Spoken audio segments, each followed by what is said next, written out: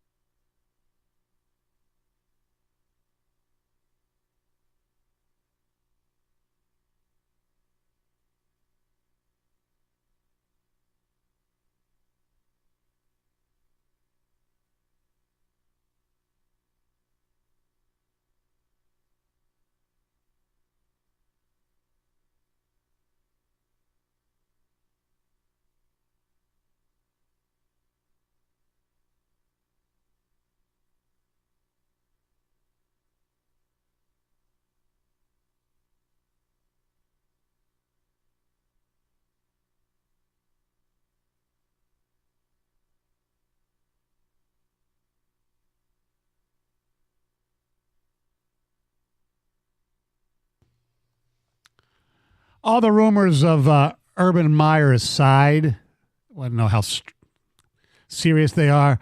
I believe that if Michigan State would take Tom Izzo's advice and just promote Harlan Barnett to permanent head coach, I think you'd have a very upset fan base just from you think the chatter. Yeah. Yeah, I mean, and here's the unfortunate part is we run into this all the time. Like we talk about Troy Weaver. We like Troy Weaver. Troy Weaver's a nice guy. Harlan Barnett, they don't make him any better as a dude. And as an assistant coach or as a coordinator, really good. But it's really hard to give him the benefit of the doubt. And it's hard to take shots at him, too, because of everything that this team and the players have had to deal with throughout the course of this year. Right. They started off 2-0. Yeah. Then all of a sudden their coach is gone. And it just, everything was just thrown up in the air. And they were better than their record. I think they were better than their record says they are right now.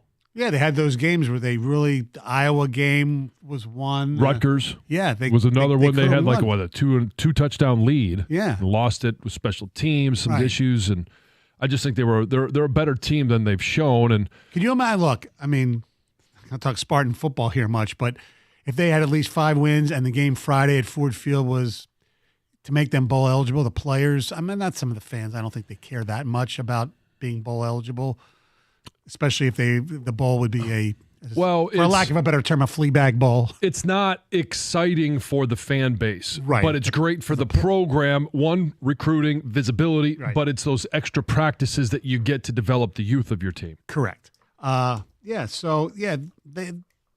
They've been bad. I wonder. Here's what I wonder: what their record would be if the Tucker thing didn't happen. How much?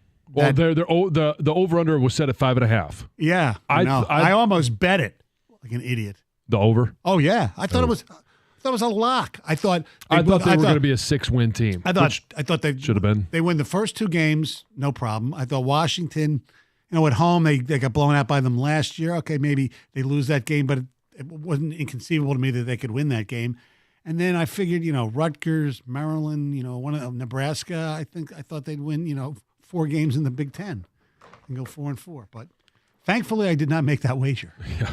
Yes. I learned my lesson last Saved year. you $5. Last year, I did the same thing. and they were under. Yeah. Now, the number was a little higher going into last year was what, 7.5? Something like that. I think so, yeah. Yes. 3.5. That is the number Saturday as of now, when Michigan will be hosting Ohio State in the game. We hear what? Charles Woodson will be. Well, he's going to be there with Fox anyway. So Yes. he'll be running and he'll be flapping the Michigan flag probably on the sideline. Yeah, we've seen him do that before. Yeah, I Yes. know. It's a good Wolverine. Yes, he is.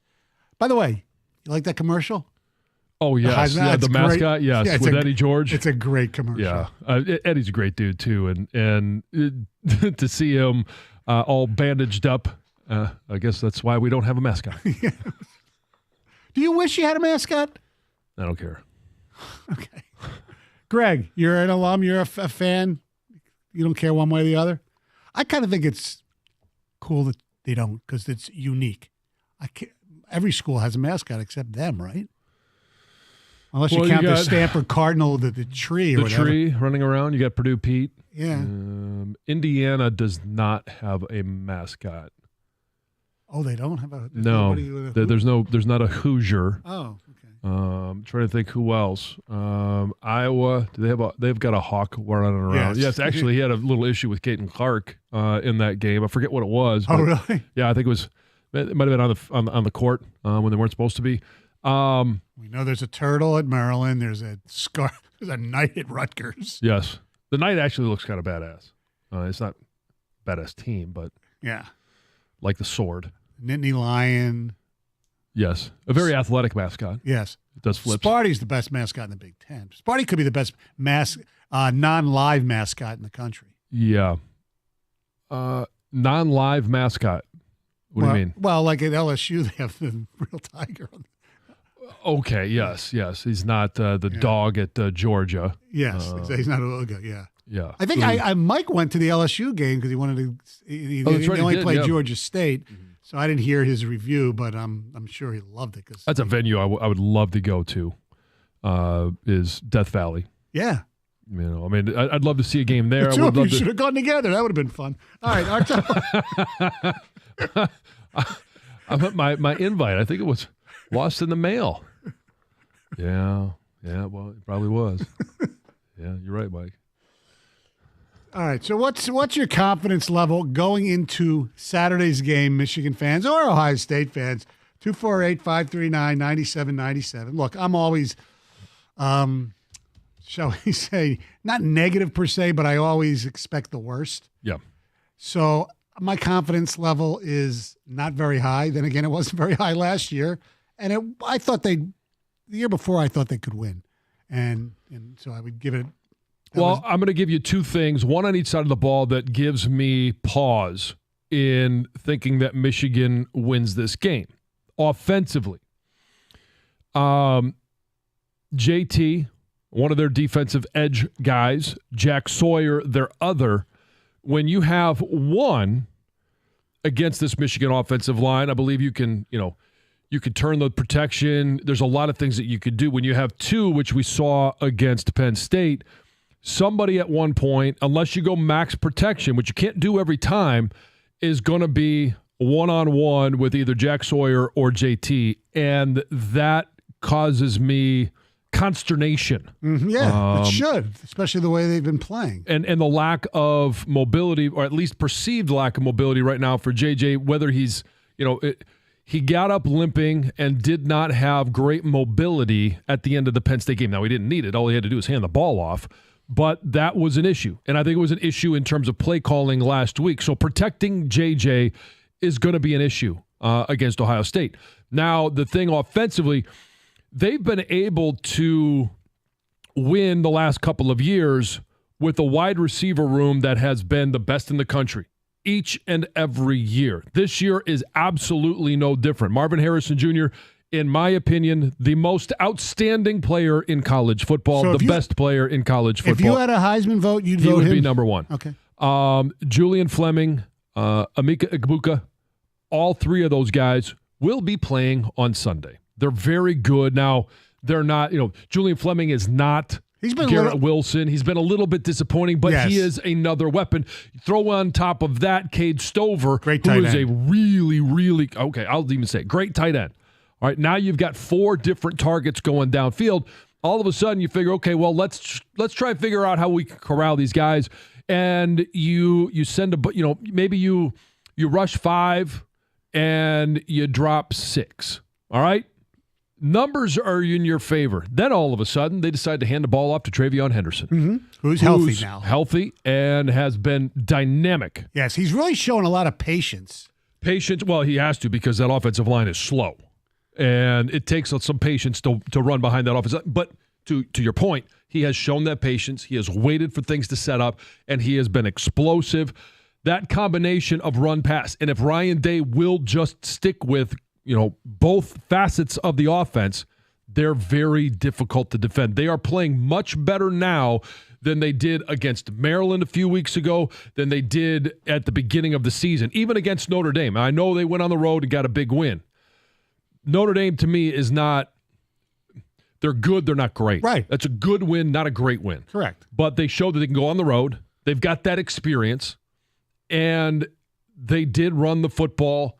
They were the tougher team. Now, they've self-proclaimed somewhat in terms of their toughness, but their ability to run and throw is very concerning. The fact that they've lost this game the last 2 years – forgetting about the sign stuff, does that extra motivation mean anything? They want to end this. I mean, look, they always want to win this game. I get all that. Well, Ryan Day wants to, and this team wants to end that streak. But Ryan Day is specifically because right now you're starting to hear he's a much better coach than John Cooper ever was. But you're starting to hear the comparisons of the eras. And he doesn't want to go down that road. Mm-hmm. 248-539-9797. We'll take your phone calls, your confidence level for Michigan heading into Saturday. 97 won the ticket. Hey, I don't know if you're aware, but football season is here. Really? Dive into the best pool in history at Stadium Swim. You could see Stoney there from time to time with his pal Vince Papali, located at Circa Resort and Casino. Catch all the biggest games at a viewing experience built for sports fans. Chill in one of the 6 pools on 3 different levels for a perfect view of the massive 40-foot tall high-definition screen I just described, Stadium Swim. It's America's favorite place to watch football. You got swim-up bars, Insta-ready selfie walls, and one nonstop football party every single time. Score your perfect game day spot with cozy day beds, private cabanas, or grab a lounge at the center of the action. Reserve your spot today. It's 365 days of sports poolside. Located at Circa Resort and Casino in downtown Las Vegas, right on Fremont Street. Stadium Swim. All sports, all seasons. Book your spot today at circalasvegas.com.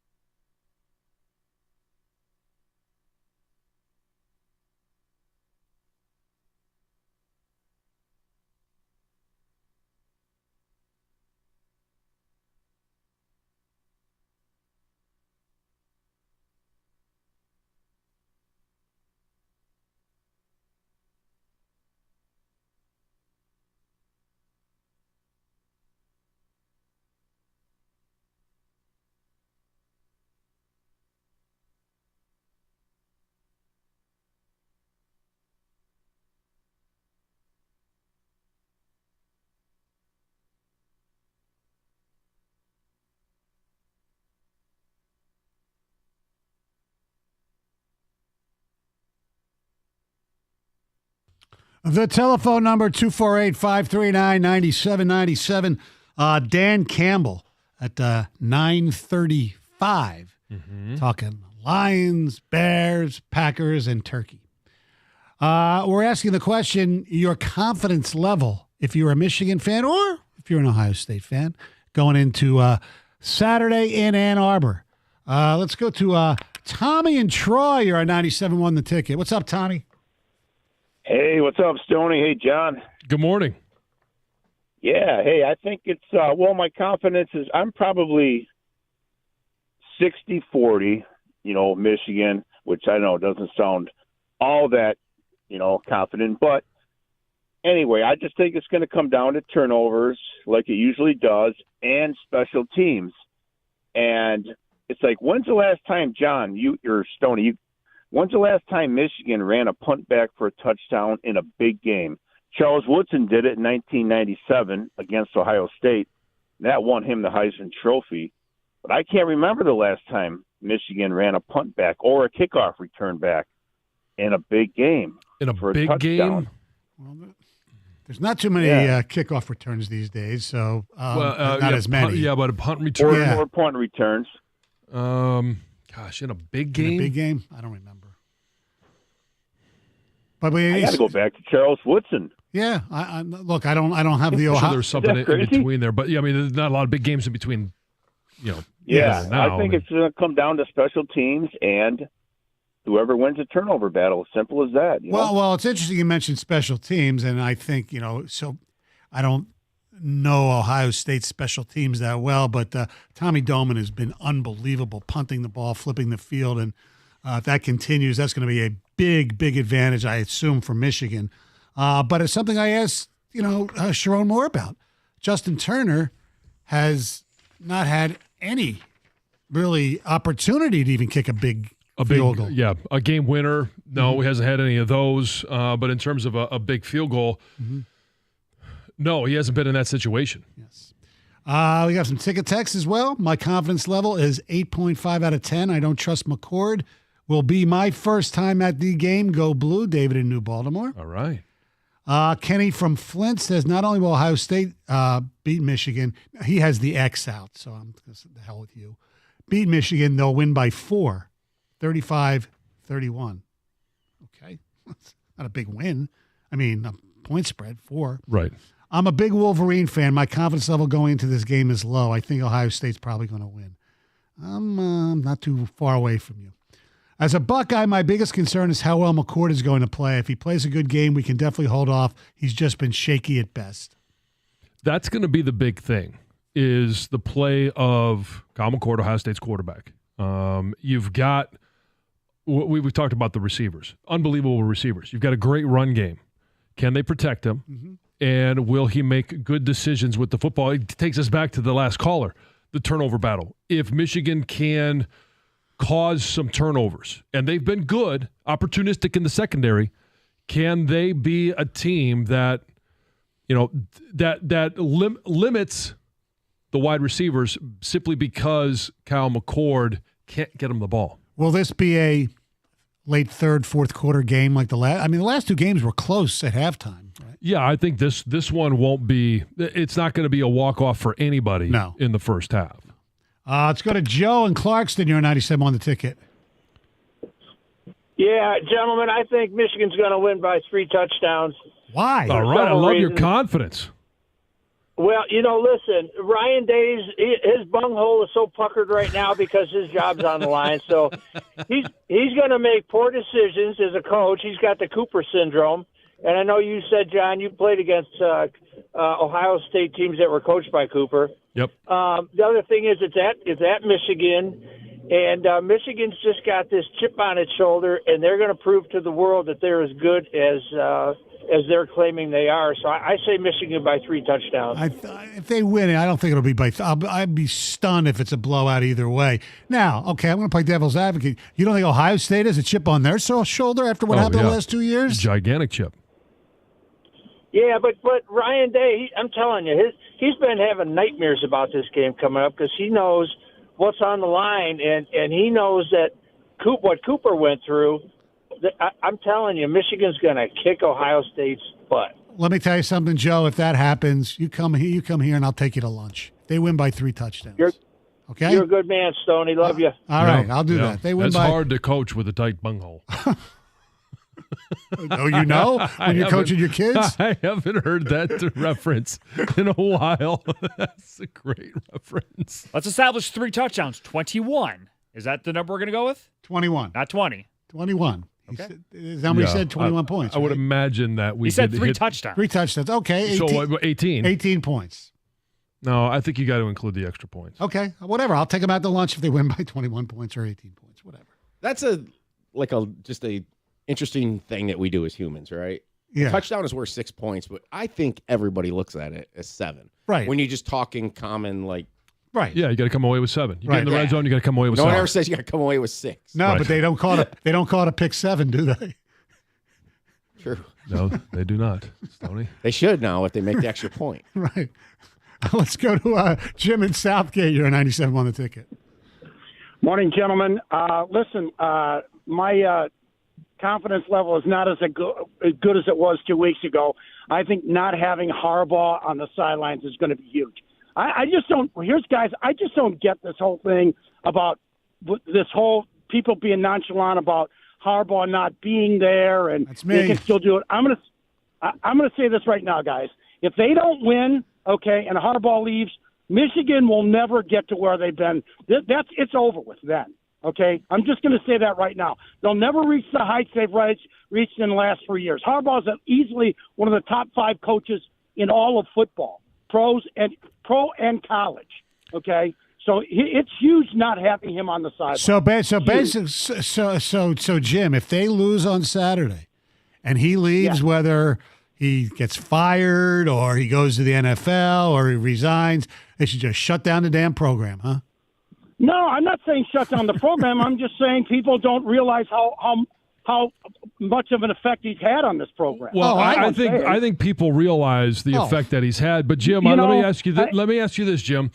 If whether it's this year or it's 2 years, 3 years from now, at some point He's going to leave. they're going to have to replace Jim Harbaugh.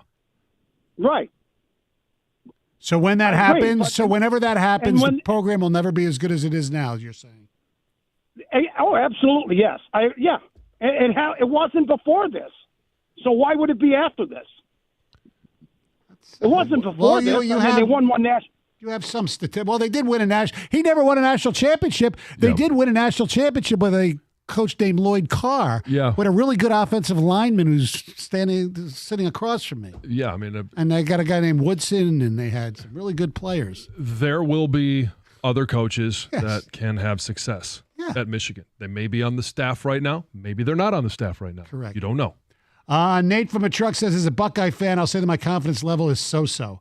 I think Ohio State's goal is going to be to try to get a lead and try to get up at least 2 scores quick because I believe they feel that they're going to load the box and force JJ to beat them again.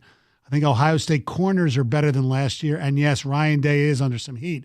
Ohio State fans, a lot of people that are influenced with money down, they've said they're willing to sell their soul to the devil and bring back Urban. Wow. So you have East Lansing and Columbus. Everybody wants to sell their soul for Urban Meyer. And College Station. And he'll be there. Oh, he will be. He'll be Yes, there. Yes, he'd probably be there as of, Thursday night. Yeah. Go say hello to him. Having his Thanksgiving in Ann Arbor. I doubt it. 248-539-9797. Let's take one There's a lot more of pubs he could go to. Yes, there are. Will in Detroit, you're on Urban at Rick's. Will in Detroit, you're on 97 the ticket. Hey, good morning, guys. Good morning, Stoney. Hey, I'm a big Wolverine fan, and before this game, with Harbaugh being suspended, my confidence level wasn't so high, but I went and watched some film. I went and watched film of Ohio this year from 2 games, Notre Dame and against Penn State. I think we're going to be able to beat these guys 38-20 with pretty much like the same game plan as last year, but we think we're going to open it up a little bit. They still get gashed running it right at them, and I think they're going to have trouble with that mammoth package, and they can't really protect Kyle McCord like against our pass rush from what I believe, from what I've seen. Are you? How big of a lunch party do you want to have? If they win by He said, I'm thinking with lunch party. yeah, No, because, I mean, because the he- last yeah. guy said they're going to win by 3 touchdowns. I said, if they win by 3 touchdowns, you come here, I'll take you out to Oh, lunch. yeah, you're going to buy him lunch. Yeah, So, I'll- yeah, we can have Buffalo. We can have Buffalo Wild Wings. Whatever you want, That Will. works 3 for me. touchdowns. You and what was the last caller's name? I forgot exactly. Anyway, come in. We'll do lunch. Yeah, I think it was Jim. Jim? Yeah. No, Jim was the guy See, like, who was. why everybody. I don't see why guys are like, don't think we can win by 3 touchdowns. We did the past 2 years. I mean, and the game is here. And Kyle McCord is no C.J. Stroud. No, I he's mean, no Marvin CJ. Harrison, You're of course, right. But he has played better than some of the games that you looked at the film on. Yeah, but here's the thing: is I don't think either team, and this was to me supposed to be the year where Michigan was the best of the last 3 years. But because the offensive line hasn't played up to the level of the last couple of years, I don't think they're as good offensively as they could be. Same thing with Ohio State. I don't think without C.J. Stroud, Kyle McCord is no C.J. Stroud. And you could say all you want about their receivers. If you can't get them the ball, becomes an issue. That's where Travion Henderson comes in. Our telephone number is 248-539-9797. Coming up next, Lions head coach Dan Campbell, Stoney and Jansen, 97-1 The Ticket.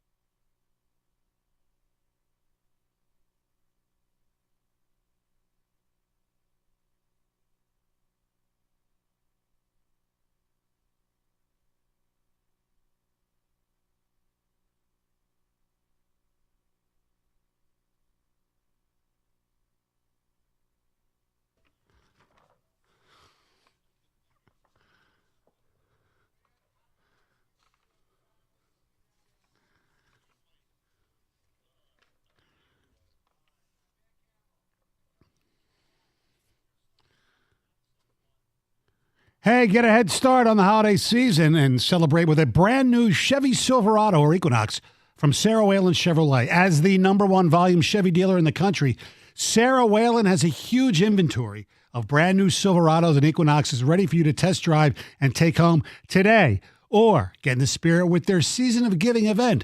Beginning November 13th, Sarah Whalen will be collecting new toys for local children with cancer. Plus, their final blood drive for 2023 will be taking place on Friday, December 1st. Whether it's great deals or great community service, hurry in today to Sarah Whalen Chevrolet, 17.5 in Van Dyke and Sterling Heights. Call 800-WHALEN-1 or go to sarahwhalen.com. Find new roads.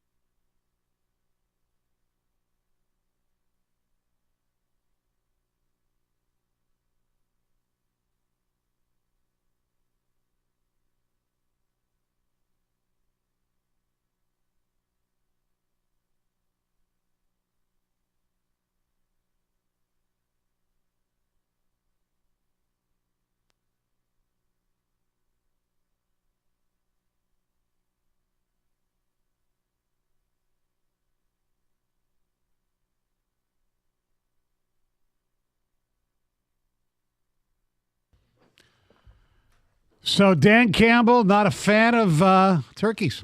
No. At least he went with some swine. Yeah, I get it. A protein.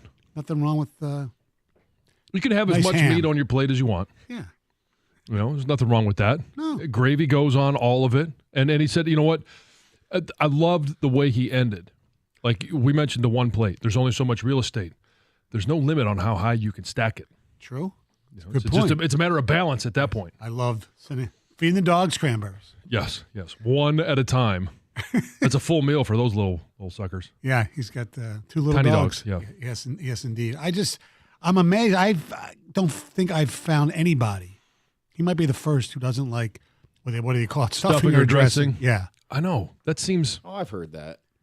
Really? Yeah. You don't like Oh, I like it. bread soaked in gravy? I know, but some people don't like it.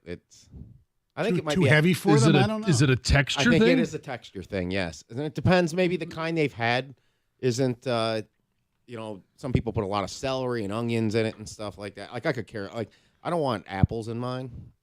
No, but people do that, John. Put apples in it? Yeah, fruit stuff. Ugh, I don't like it, but they're No. nuts. Yeah. Nuts? Yeah. Yes, That's they're nuts. nuts. That's nuts. No. Don't put nuts in my bread. No, I agree with you. Do you care what kind of gravy you have?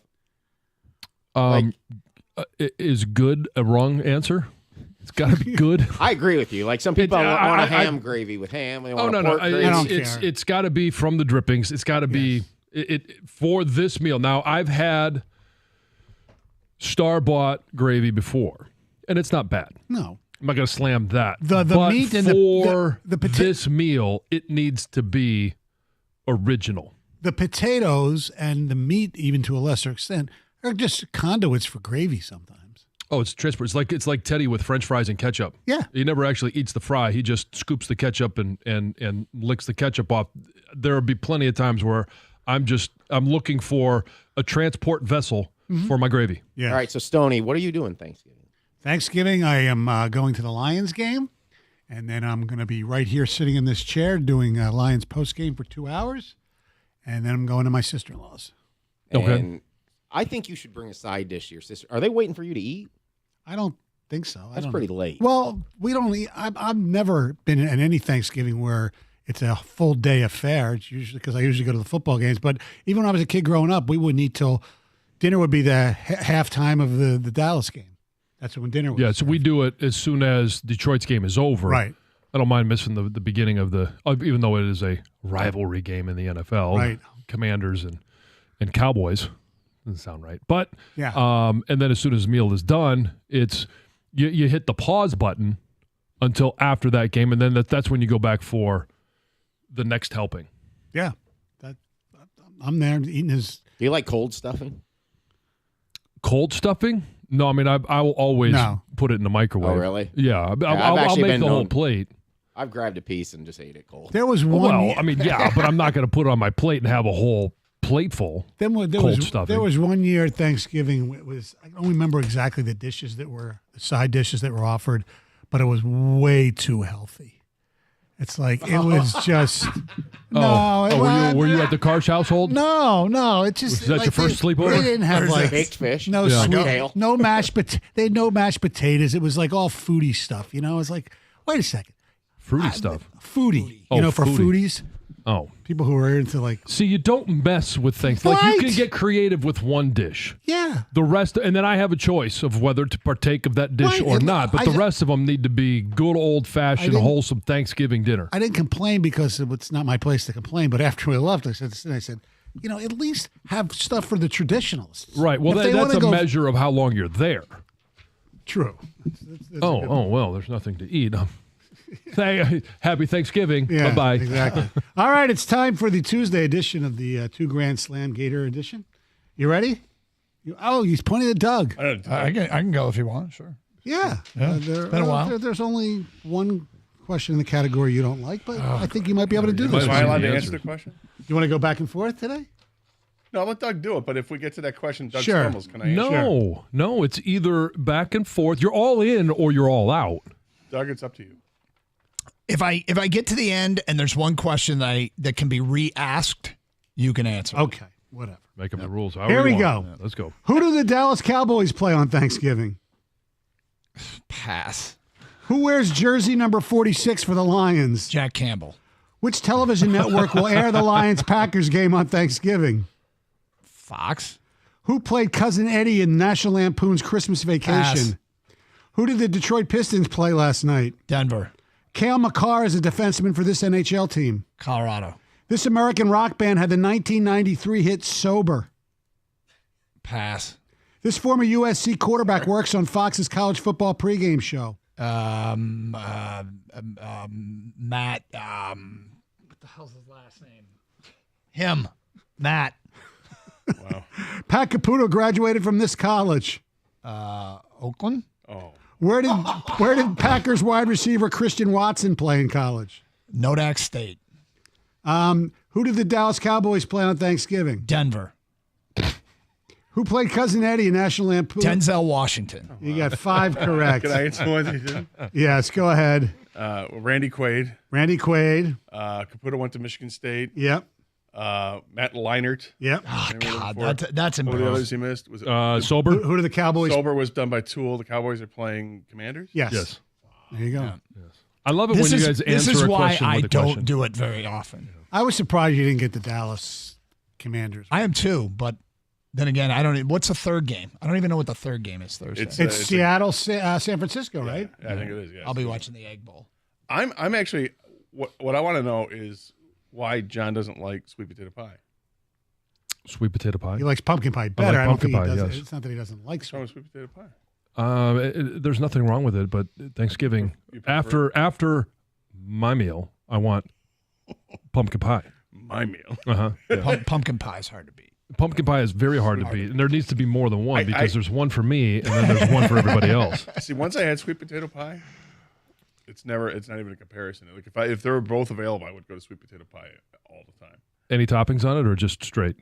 Straight, but I mean whipped cream's great with it. But if I have my choice of the two, if they're both there, I'm going with sweet potato. Me too. But most of the time, pumpkin's amazing, right? Yeah, I agree. We all agree with that. Yeah. But sweet potato, I just think takes it to a different level. What do you guys got going today? Getting to some Michigan Ohio State stuff. Jared Goff, 10:30. All right. Carson Anderson next. 97 The Ticket.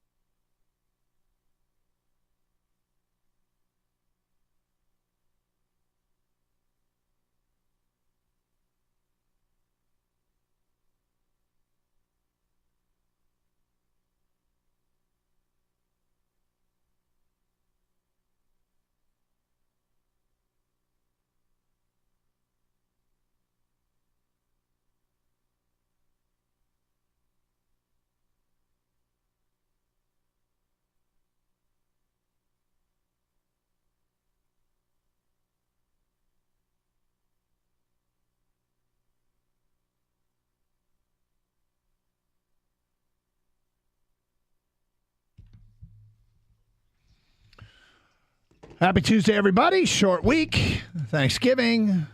Lions play. Michigan State, Penn State Friday. Michigan, Ohio State Saturday. Full, well, then the rest of the NFL games. Not all of them, I guess, but a bunch of NFL games on Sunday. So good times. Red Wings back on the ice tomorrow night.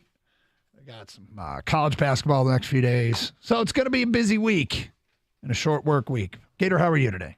I'm doing well. That's good. Doing well. Anything exciting last night? Not terribly. No? No. No. Watched, obviously, the big football game. Disappointed. Yep. Chiefs couldn't get it done. Yep. Not happy with some of those players in that team. I've never been as upset at another player's team, team full of players. I mean, I guess it kind of happened last year in the Rams-Seattle game. Yeah. I was more upset with the officiating. But when you have vested interest in other outcomes and you see the number 1 seed slip through Marquez Valdez-Scantling's fingertips at the end of the game. Well, that's bad enough, right? Yeah, but potential number 1 seed, it would have impacted things for sure. Had he caught that pass, the Eagles would have gotten the ball back with 1:42, a lot of time. But the one that really bothered me was the 4th and 25. Mahomes is ridiculous. Mm-hmm. He's just ridiculous with the arm strength. He's looking one way and then turns and just guns it before the receiver is turned around. So when a receiver turns around, the ball's literally there. It's the only way you're going to be able to complete a pass like that. It's a perfect strike. And whoever 84 is was dropping passes all night long. Justin Watson. Good God. Trust me, I screamed something before I said Justin Watson. Was there an F involved and it wasn't famous? Yes. Oh, that's famous Justin Watson. Yeah. Keep going. Famous that guy. That's fire trucking. Nice famous hands. Yeah, that guy. Just brutal. I mean, how'd you drop that famous pass? You know what's scary is because you go back to the first week of the season against the Lions and same situation, right? And Mahomes did it there too, threw like this brilliant pass on 4th and forever. It's Kadarius Toney. Right. Well, at least that guy, is going to drop it all. Well, I guess we should have known yesterday this guy was dropping passes all game long. But, I mean, I don't ever want to have sympathy for Patrick Mahomes, but I kind of have sympathy for Patrick Mahomes. They showed the stat last night, 22 drop passes that leads the league, and that was before he dropped the one at the end or before the 2 were dropped. I don't know. I can't get Valdez-Scantling. That was a tough catch to make, but it was a well-thrown football. But the other one was dropped. Kang, were you watching live that post-game thing you told me about, or did you just see it later? You talking about when he was walking off the field? Oh, no, Patrick, I saw you it saw later. it live? No, or I you saw it later. Yeah. Tell the people what else happened to Patrick Mahomes last night. It's the perfect ending to Patrick Mahomes' night. So you guys talk about the drops. Yep. I think he had 3 the final drive, 5 overall in the game as far as his receivers. He walks off the field, Gator. Yep. And dejected, of course. I mean, the end of the play, last pass he throws is dropped. He walks off the field, and fans are, at the edge of the, right on the at the edge of there. Patrick, throw me something. Right, first row or whatever. Yeah, exactly. He takes his arm sleeve, I think it is, throws it to a fan. The fan drops it. Like hit him in the hands. There you go. And I saw. Where'd he go? Did he go sign him up? Yeah, the Wetzel from Yahoo Sports tweets out last night.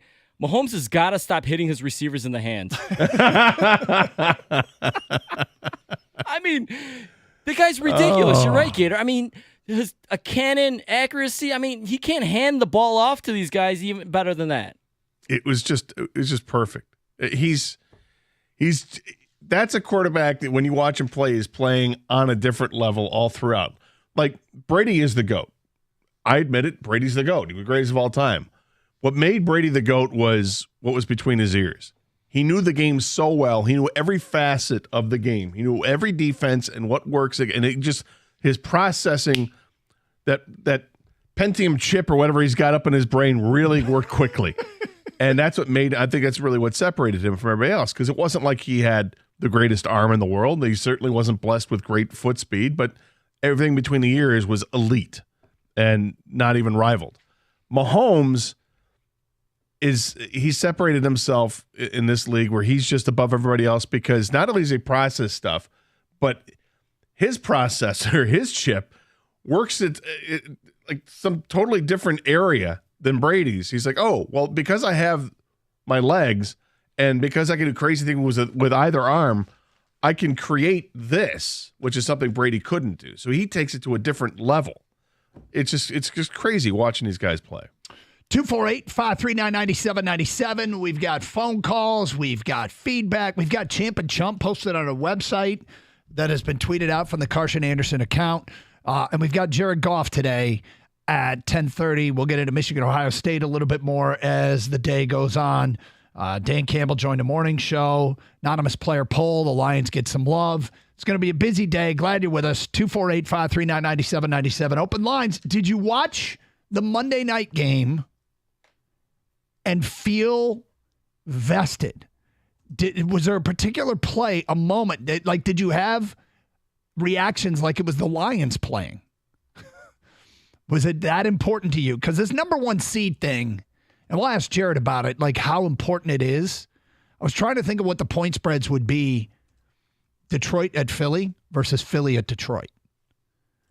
And Philly right now, number one seed, and we're getting ahead of ourselves. This is wildly irresponsible, but it's a fun exercise nonetheless. But all that coming up today. Carson Anderson, 97.1 The Ticket.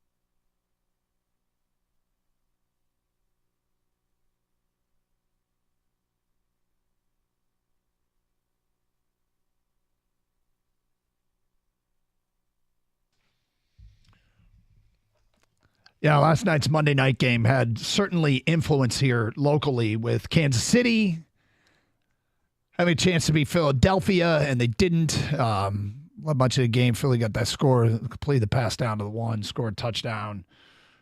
Kansas City had opportunities but dropped passes late, which sounds familiar. I mean, we can get mad at those receivers all we want and saying they lost the game, but it wouldn't be the first time that Kansas City's wide receivers have lost a game for the Chiefs because, quite frankly, they did not help the Chiefs and Patrick Mahomes against our Lions either. So, anyway, Lions at 8-2, still a game back of Philly, and Philly holding the tiebreaker, which might effectively make them 2 games back of Philly. Although when Philly does lose again, we hope it's against an NFC team because that's the tiebreaker advantage that they hold over Detroit. Meanwhile, the Lions just need to keep winning.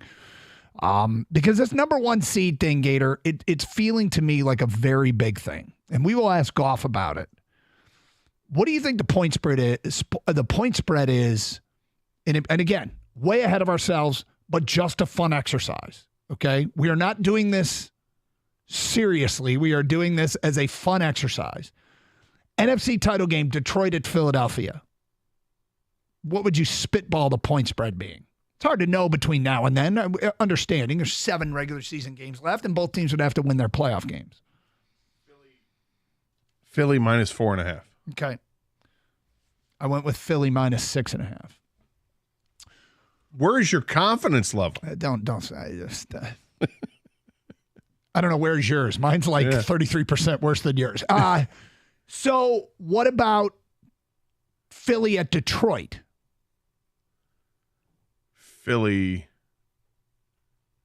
minus 2.5. Okay, I went pick 'em. Now here's another one. Detroit at San Francisco, playoff game. What do you think that point spread would be? San Francisco minus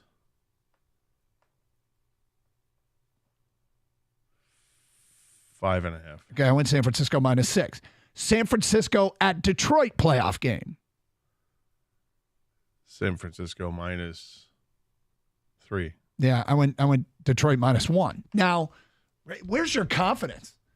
But it's a totally different feeling.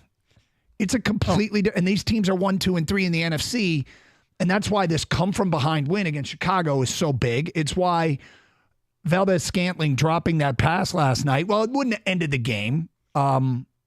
Certainly feels like it could loom large in the way this thing shakes out. Now, wins and losses come down to a play here or there, and that was just a play last night.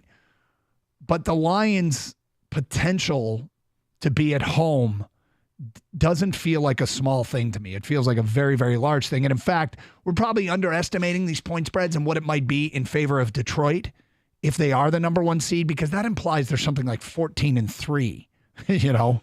Well, I guess I understand the exercise. Yep. I've participated in the exercise. I don't care for the exercise. It's not that. It's that obviously the point spread doesn't even matter. What matters is what you think the team is going into it and why you and I would both have the Lions being underdogs on the road, but in one situation you have them as a pick 'em at home and the other one you have them as a favorite or an underdog at home. I like this Lions team a lot. I do too. But I don't think they're the best team in the NFC. And I think that there are big differences defensively with how this team operates currently and how those other teams operate currently. And that's why I think there's that disparity. So this is where I have it now. What can change that? What's going to get me to be more chesty about this team as it goes forward is seeing guys get healthier. If we can see Houston come back, if we can see C.J. Gardner-Johnson come back, if they can remain healthy the rest of the way. Those are things that are going to help me out with this team. I'd also like to feel a little bit better by seeing this team dispose of the teams that you want to see. Not just beat them, but dispose of them. Right. Get it done, get it early, get a big 20-point lead and never look back, as opposed to, look, I don't expect a bunch of nail biters like we saw on Sunday. I don't expect a bunch like that. But like Kang, they are going to lose again. And they might lose a couple more games down the stretch here. But it would be nice to see them just adjust and adapt and be done with some of these guys. I think we get closer and closer to the end, those games against Minnesota. I mean, that's going to be telling because of the style of play that quarterback can do, because of the offensive weapons they have. It's about the defense. The offense, I feel pretty chesty about the Lions offense. The only thing that stops the Lions offense is the Lions. You know, when tip pass, running into the wrong guy, that those were interceptions. Just a horrible pass in general. That's what happened on Sunday, and yet it was all erased because of brilliant 2-minute play, or at least hurry up offense 2-minute like at the end of the first half, and then 2 drives at the end of the regulation. They have the ability to score almost at will. They've got a tandem of running backs that they can just rotate in and out. They're different types of backs, but they both are outstanding. And I was looking at their stats yesterday and what they've done combined, and try to do the comparison to last year with when Jamal Williams and DeAndre Swift were here. And they've got some more work to do, but the pace they're on is going to well outpace what those running backs did last year.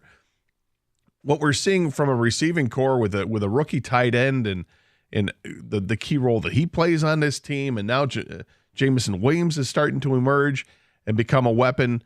I think in the weeks to come, having Donovan Peoples-Jones is going to help this team. I just really like this offense. But with the offense, it's the limitations they put on themselves by shooting themselves in the foot, or it comes in the form of an injury to somebody on the offensive line. And they've been dealing with it all season long. We still have only seen really one game where everybody's played. I mean, to get to 14-3 implies they win a game against Minnesota, and either at Minnesota or at Dallas. I mean, they'd have to go on the road and win a game against a quality opponent. Now, Minnesota's a hard team to figure out, right? I mean, they look like they are threatening and good, but their quarterback is a journeyman of like epic proportion. He's one of the all-timers. They've been playing without one of their better players. Dallas, different team, home and road. Kang, what do you think? We're trying to quantify what the 1 seed means, and last night why it hurt so much. But Detroit at Philly, what do you in an NFC title game scenario? Should the Lions be fortunate enough to get there? And I will add that caveat, and Philly as well. But if it goes that way, what do you think the point spread might look like? I think Lions obviously would be underdogs. It'd be less than a touchdown, but I could honestly see it being like 4 or 5. Okay. More than a field goal, less than a touchdown. Gator said 4.5. I said 6.5. You said 4 or 5. 4.5, then I guess would be my number. And then Philly at Detroit.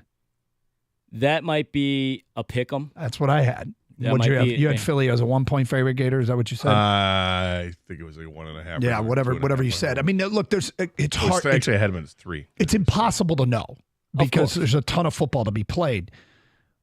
But it feels like this important part of a Super Bowl run that's looming with a much easier schedule than Philadelphia. That to make a real run at this thing, it feels like it's critical. It's a critical part of the rest of the season. Go ahead. Yeah, there it is. But I and Gator, when he yelled that, we're not wrong, right? It's no, huge. I think, honestly, we all know the Lions are a really good team. That's clear.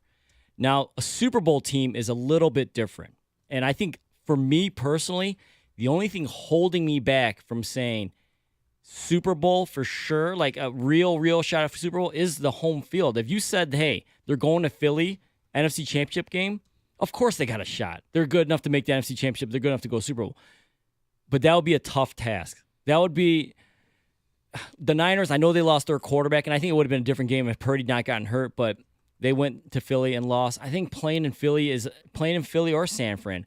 We all know the numbers with Goff at home. We all feel more comfortable at home. Home field advantage has been great, even on the road because the Lions fans show up so well. Yep. I just feel a lot more comfortable at home, and I think they have a better – this is not breaking news. They have a better shot at home. Yeah, look, yeah, right. And I've said I've spent the bulk of our careers trying to craft a path to the top of the NFC North.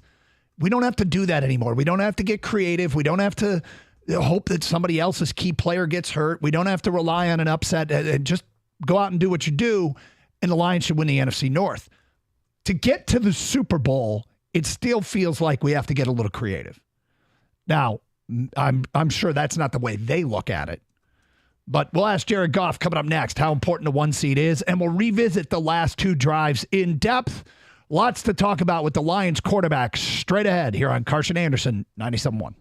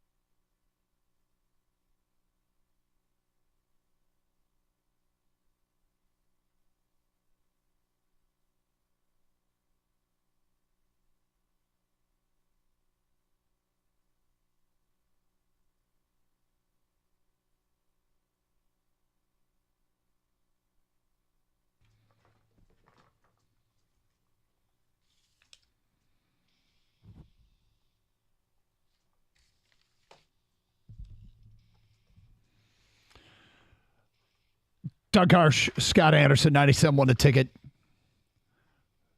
Just for the record, almost every scenario we just talked about, the Lions playing an NFC title game, part of me deep down is like, I don't get where they're playing. Getting to an NFC title game? Yeah, 100%. Can you even imagine? Just don't play it in London. I can assure you it's not going to be played. If you would you like me to confirm that it won't be played in London? We get that. We have Roger Goodell on line 1. Yeah, even if it's then, of course you're watching it. Just be in it. Just get that opportunity. That'd be amazing. Yep. Been a long time. Yep. Long time. Well, and like we're developing this home field advantage. Now, I like the false starts and the delay of games that took place this past Sunday. I feel like some of that came down to a backup center as well, but this isn't an easy place to play. And put it in a postseason scenario, and I mean, we're talking about a cacophony of sound raining down upon an opposing offense. Let's go. Look at you. I like that. A cacophony. I like it. Nice. Just the full effect of Ford Field is, I think it's powerful. It can be very powerful, and we've seen it. And what we haven't seen is what Ford Field is like in a playoff game. We have yet to experience that at Ford Field. That's part of the history and tradition of being a Lions fan, is you know these things. And yeah, we got it. It's been a long time since Detroit has hosted a playoff game. We would love to see it, but they're on their way. Well, that's for sure. It just feels as though there's the passion of the fans for sure, and it's how much they want to make noise. But it feels like the building is built to echo and reverberate sound, and it's a great facility. And let's talk to the quarterback.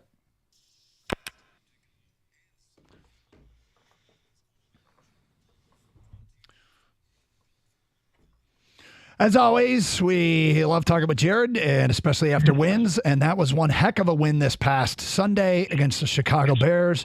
Jared, thanks for being with us. And what does it say about your team that on a day where you guys weren't as sharp, that you still won? What does it say about the Detroit Lions?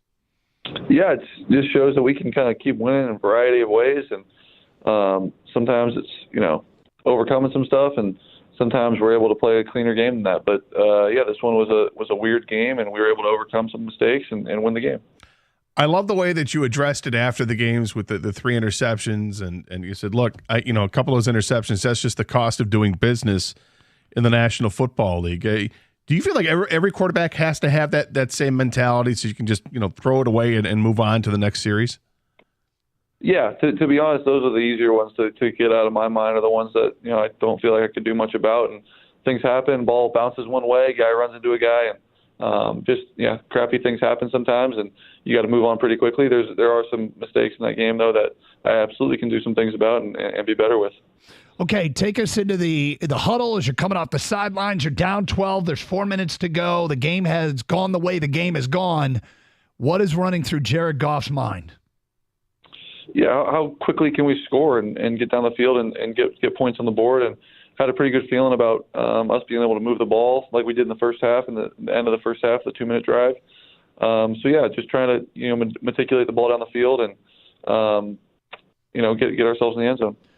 There are plays, like obviously that first drive, you want to score before the 2-minute warning. The deep shot to J-Mo was a big play. Is there anything else from that drive that maybe is underappreciated or something that was an audible or that the fans wouldn't realize just watching on TV or at the stadium that also stands out to you?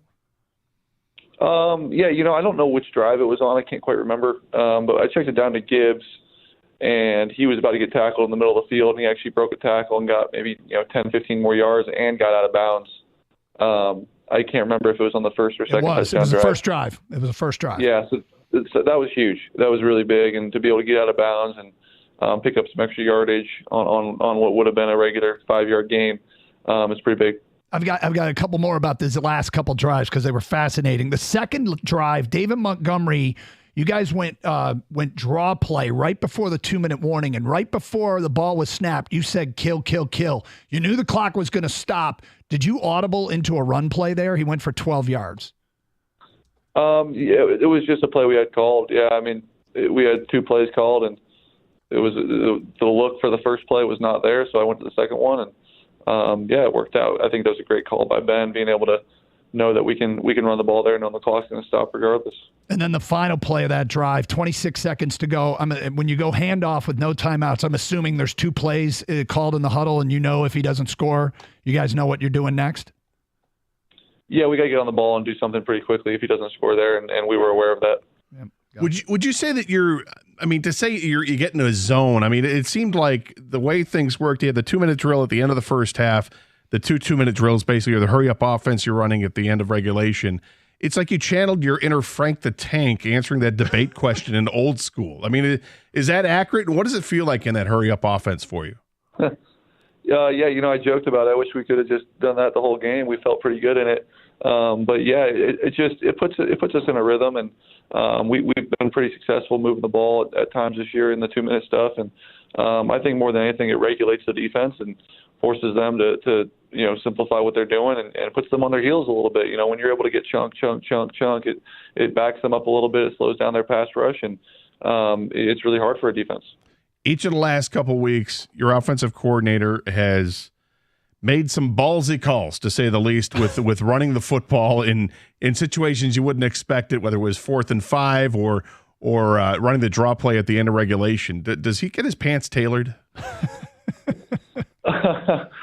No, I don't. Yeah, you'll have to ask him about that. I think he calls the right play based on the situation, and typically we've got more than one called, and if we don't get the right look, I'm able to get to the other one. But we have gotten a good look for the run in a couple straight weeks, and it's been good hits for us. I've run out of ways to ask you how good Amon-Ra St. Brown is, but it just feels like if he is an intended target, you're going to complete a pass. Is he the ultimate quarterback security blanket? Because he's just seems like he's always open and so reliable. Yeah, that's kind of how I feel. Every time we kind of target him, it seems to be caught, and it's a pretty good feeling to have. And he gets himself open. He's got a great feel for the game. He's got great hands. He's tough. He does everything right. I could go on and on and on, as you guys know. But, yeah, I love playing with him, and he's a fun guy to play with. You got drilled in that game against the Bears. Took some time to get yourself back up. Was that the hardest you've been hit all season? It really hit the ground hard. I don't know if I got hit hard. I hit the ground pretty hard. I don't know if it's the hardest I've been hit all year, but that was my own fault. Got to throw the ball away and protect myself. Is that generally what happens? It's not so much the hit, it's the impact that you make when you hit the ground? Typically, yes. Yeah, typically. Now, there's a lot of rules protecting the quarterback now where they can't really fall on top of us like they used to. But, yes, typically it's hitting the ground. The guy hitting you sometimes hurts. Most of the time it's the turf. What does a win like that do for a locker room? Are you guys getting so accustomed to winning that it's just, hey, another one and we chalk it up? Or does that even boost you even more, the way you guys are playing, and to be able to win a game like that? Yeah, I think it boosts us. It just gives us that, continued stamp on our belief in each other and belief in, it's not over till it's over type of thing. And I think, all the teams that I've been on that have been special, have been good, you find ways to win in the fourth quarter that sometimes are atypical, and sometimes it's a guy making a play, sometimes it's the ball bouncing your way, but typically it's your best players showing up when it really matters. And I thought in the fourth quarter on all sides of the ball, offense, defense, special teams, that's what we had, and it really showed. And Hutch finishing it off there on defense was huge. Short turnaround with the game coming up on Thursday. I'm sure there are advantages and disadvantages. What are the advantages of having a game on a short turnaround? The advantage is well, certainly for us, is that we're at home and we don't have to travel to it. That's an advantage, and I think sometimes the game plans get simplified and you're able to play a little bit more freely at times. And I've had some of my better games on Thursdays, so I enjoy playing on Thursdays. So clearly that's the focus. The big picture here, you guys are chasing the NFC North title, chasing Philly for the 1 seed. What would the 1 seed mean? How important would something like that be for the Detroit Lions? Yeah, I can't even go there right now. It's so far away. We're just past the halfway point. Of course we want to keep winning games and give ourselves the best chances as we move forward. But we've really got to focus on what's in front of us. And right now it's the Green Bay Packers, and I know it's cliche and boring, but it's the truth. Well, the one thing that is true that comes along with the 1 seed is home field. Is this emerging as one of the better home field advantages in the NFL? Yeah, I think so. I really do. I mean, it's the best home field I've played in front of, and it's pretty fun. I've played in some pretty rowdy environments, and it stacks up right there with all of them. And it's a whole lot of fun to see them get loud on defense, and then they're very aware when we're on offense to be quiet. And it's a really, really fun atmosphere to play in front of right now, and I know they're having a fun time, and so are we. Packers are coming off a big win over the Chargers, last-minute type effort just like you guys had. this team has really made some strides offensively, but defensively, they've been pretty stout all season long, really, with one exception. That was when you guys lit them up for 34. Do the Packers look different or better now, and why? Yeah, they've continued to improve all year, and I always think they're so sound, they're so well coached, and have great players, have a good front, have good linebackers, have good secondary. They're good on all three levels, and do a really good job of protecting shots and taking care of what they need to take care of over there. But we'll have a good plan and be ready to go. Do you bring family in for this one because it's Thanksgiving? Where do you go after the game? Family, friends, just the fiance and the dog, teammates? What happens? Yeah, I'll just be at home. Just enjoying Thanksgiving. Hopefully after a W, and it'd be my first Thanksgiving W, which would be nice, and be able to enjoy Thanksgiving dinner. Do you miss having that traditional Thanksgiving, though? I love playing on Thanksgiving. I love it. I think it's so fun, and I think it's so cool to be a part of this tradition. And it's nice having the early game, knowing you still get to enjoy the dinner and get the long weekend after. But I really do love it. My last question for you: with the long weekend, we got Michigan State playing Penn State on Friday night at Ford Field, and obviously they got the big game on Saturday with Michigan and Ohio State. Would Jared Goff attend either? I don't plan to. I plan to rest. Going to the Michigan game would be fun. I'm sure Hutch will be there, and I'm sure some of our guys will go. But yeah, that one looks like fun, and I'll be watching it very comfortably on the couch. Well, if you change your mind, let us know. We'll get you up in the booth for Michigan, Ohio State. Okay, I will. Thank you. All right, we'll see you, Jared.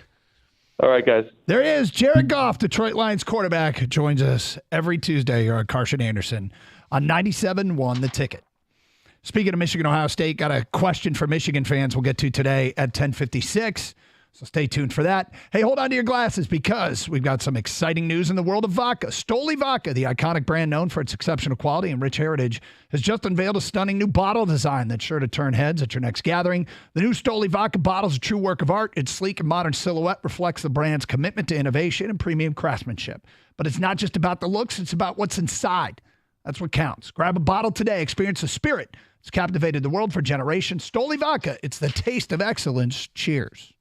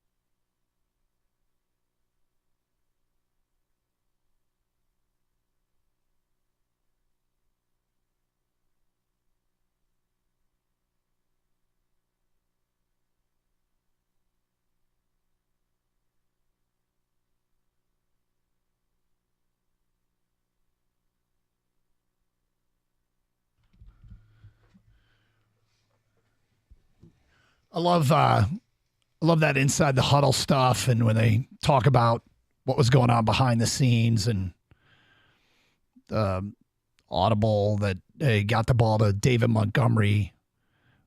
I mean, the Amon-Ra St. Brown question, I feel like we should ask it every week. Is he greater than he was last week?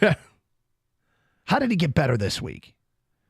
He's just really good. He's so good. He's so good.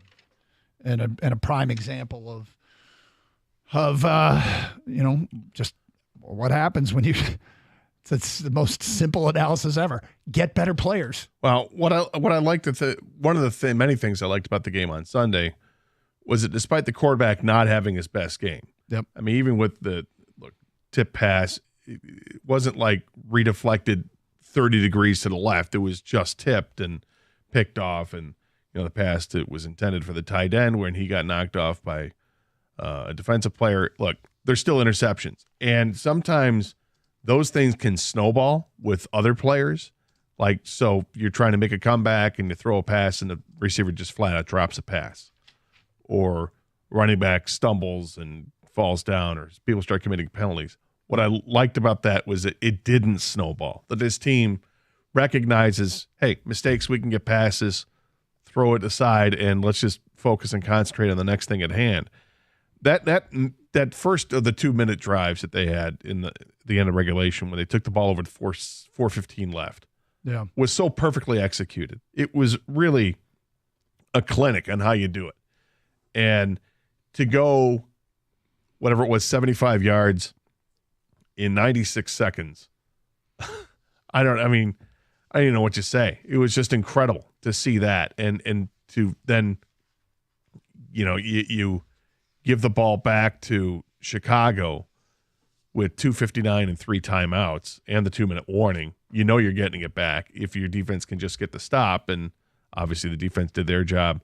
Then the offense went down and showed it again, hey, we're going to run another clinic on you. Come right back down the field, and they did. But prior to that, they'd run like 41 plays for something like 160 yards.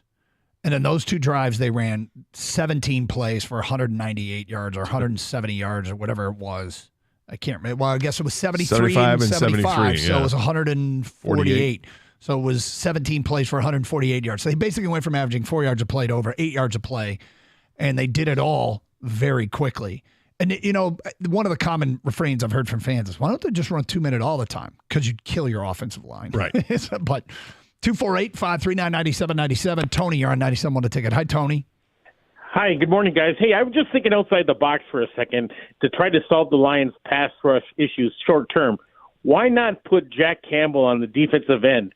Jack Campbell's 6'5", 243. Hutch is 6'7", 268. And the guy we're counting on to come back and make an impact is Houston. He's a 6'1", 245. So why not put Jack Campbell, teach him a few moves, and just say, go get the quarterback on the opposite side of Hutch, just for the short term? Do you think it's easier said than done to turn somebody into a pass rusher that isn't generally a pass rusher? They did that with Houston last year. Well, Houston was a pass rusher in college. Houston racked up like 25 sacks his last year. Number. It was a ridiculous number. Jack Campbell's got some great speed, and maybe just a couple moves here and there just to send Campbell up opposite Hutch.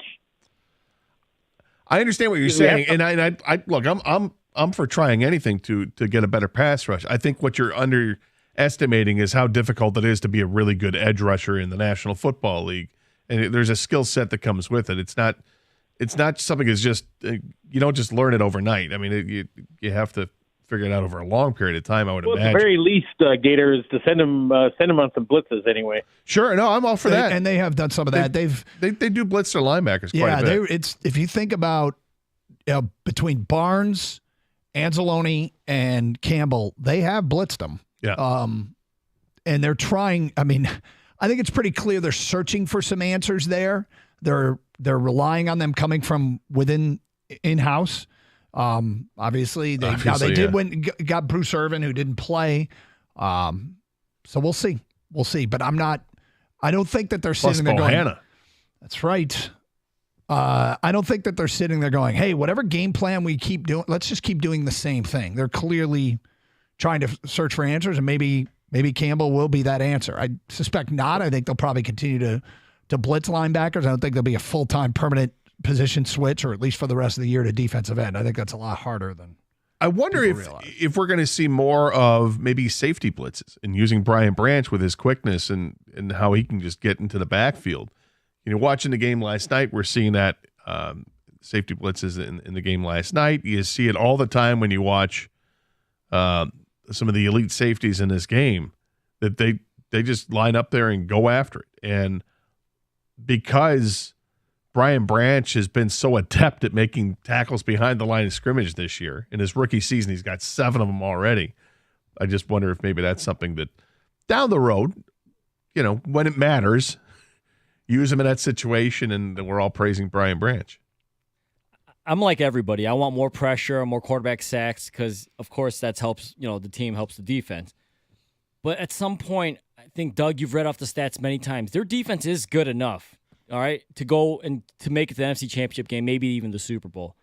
It's all about timely stops, and they did it with the Bears. They were getting their asses kind of kicked right throughout that game. It was kind of a bend but don't break, but when they needed it the most, the defense came up with stops, and that's what football is really generally about, whether getting that turnover, and sacks are part of that for sure. Third down stops, a turnover. You're never going to really stop a team from scoring in this league. It's really hard to. There's a few inept offenses, and their coordinators seem to have already gotten fired. But right. As far as it's concerned, everyone can kind of score points. It has the ability to score points. So making that timely stop, which the Lions did Sunday. I know you like statistical anomalations. Mm-hmm. I don't know if this is a statistical anomalation or not, but the top 3 tacklers for the Lions in the game against the Bears, were they all the linebackers? They were all linebackers. Yeah, I know Anzalone had a ton. What was he at? He had 15. Jack Campbell had 9. Derek Barnes had 8. Yeah. And then Brian Branch creeps in, then Aiden Hutchinson. What's weird is that would tell you it was a good day. When you start getting into guys in the secondary, that's when it gets to be problematic. Except you look at that and you see 15, 9, and 8. So that's, what we got there, 37 tackles between the 3 guys. Mm-hmm. It's a lot of tackles between 3 players, and they're all linebackers. And then you look down and you see there were 80 total tackles in the game because the Bears they ran a bunch of plays. So I guess it's not solo tackles, but bunch of tackles in the game because the Bears ran a mess load of plays. 248-539-9797. Matt in St. Clair Shores, you're on 97 on the ticket. What's up, Matt? Hey, boys. Happy Tuesday. You too. Same to you. So I think we're on a collision course for Philly, and I think we need to embrace going to Philly. I just think that if Philly plays at Ford Field as loud as we are, that's just too clean of an environment. We need the climate. We need the elements to kind of muddy up that game for us to really have a shot. I think, we need rain. We need snow. We need something to help us slow down Philly. And I think if we just have the racetrack that is Ford Field, like I said, regardless of how loud we are, I just think they're too clean of a team to be on a clean field like this. Aren't you worried it would slow down the Lions too? Yeah, to a point, but I feel like, if the elements bog down both teams, I think we remain in a puncher's chance. I feel like if we're both at Ford Field, I think Jalen Hurts is going to run all over us. I feel like A.J. Brown and Devontae Smith are going to have a field day, like kind of similar to what we had with Miami last year, where you had Waddle and Hill just running all over the place. I feel like we need that cold, that snow, that's something that's going to introduce a third party that could maybe even the playing field a little bit. I think that's going to help our defense, which for the last 4 or 5 weeks has been kind of on the struggle bus against that kind of offense that otherwise is just going to have perfect conditions to kick our backside. I don't hate the way you're thinking, and I given the choice, I'd rather be at home. But if they go to Philly, bad weather can be an equalizer, and Philly would probably be favored. But Detroit's strength is the offense as well, and it could muddy things up for the Lions too. All right, Michigan fans, it's Michigan, Ohio State. What's your biggest worry? What's the thing you can't shake? What's bothering you, Wolverine fans? What scares you? What's at the top of that list? 248-539-9797. We'll get the phone calls and feedback on that. You want to keep talking Lions? Go for it. It's Carson Anderson, 97.1, The Ticket.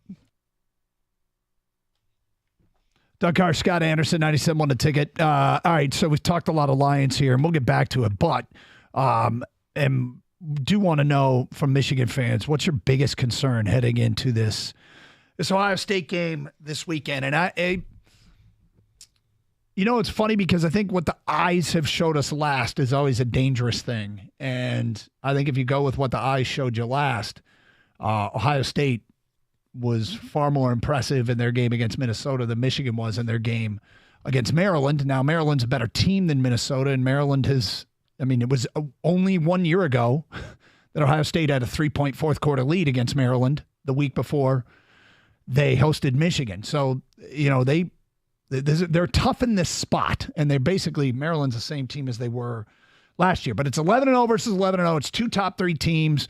Michigan, maybe the biggest concern should be they're a better football team all around when Jim Harbaugh is there coaching.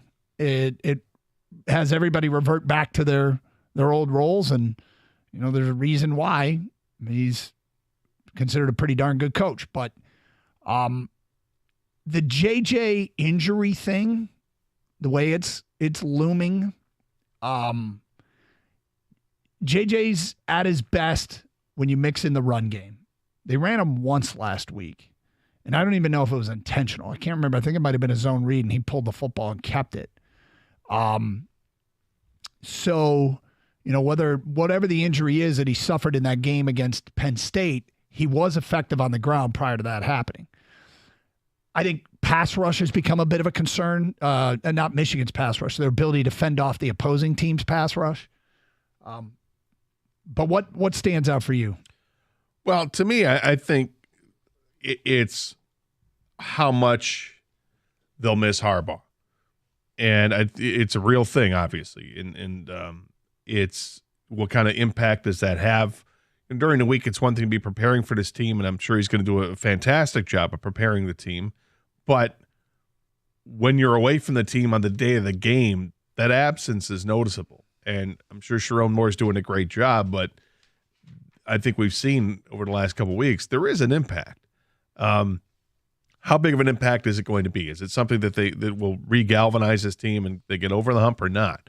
But from a X's and O's standpoint, I would be concerned about Travion Henderson and his ability to run the football, because there have been times this year where Michigan hasn't been able to completely shut down the run like you think they would. There have been drives. It's not like it hasn't happened over the course of a game, I don't think yet this year.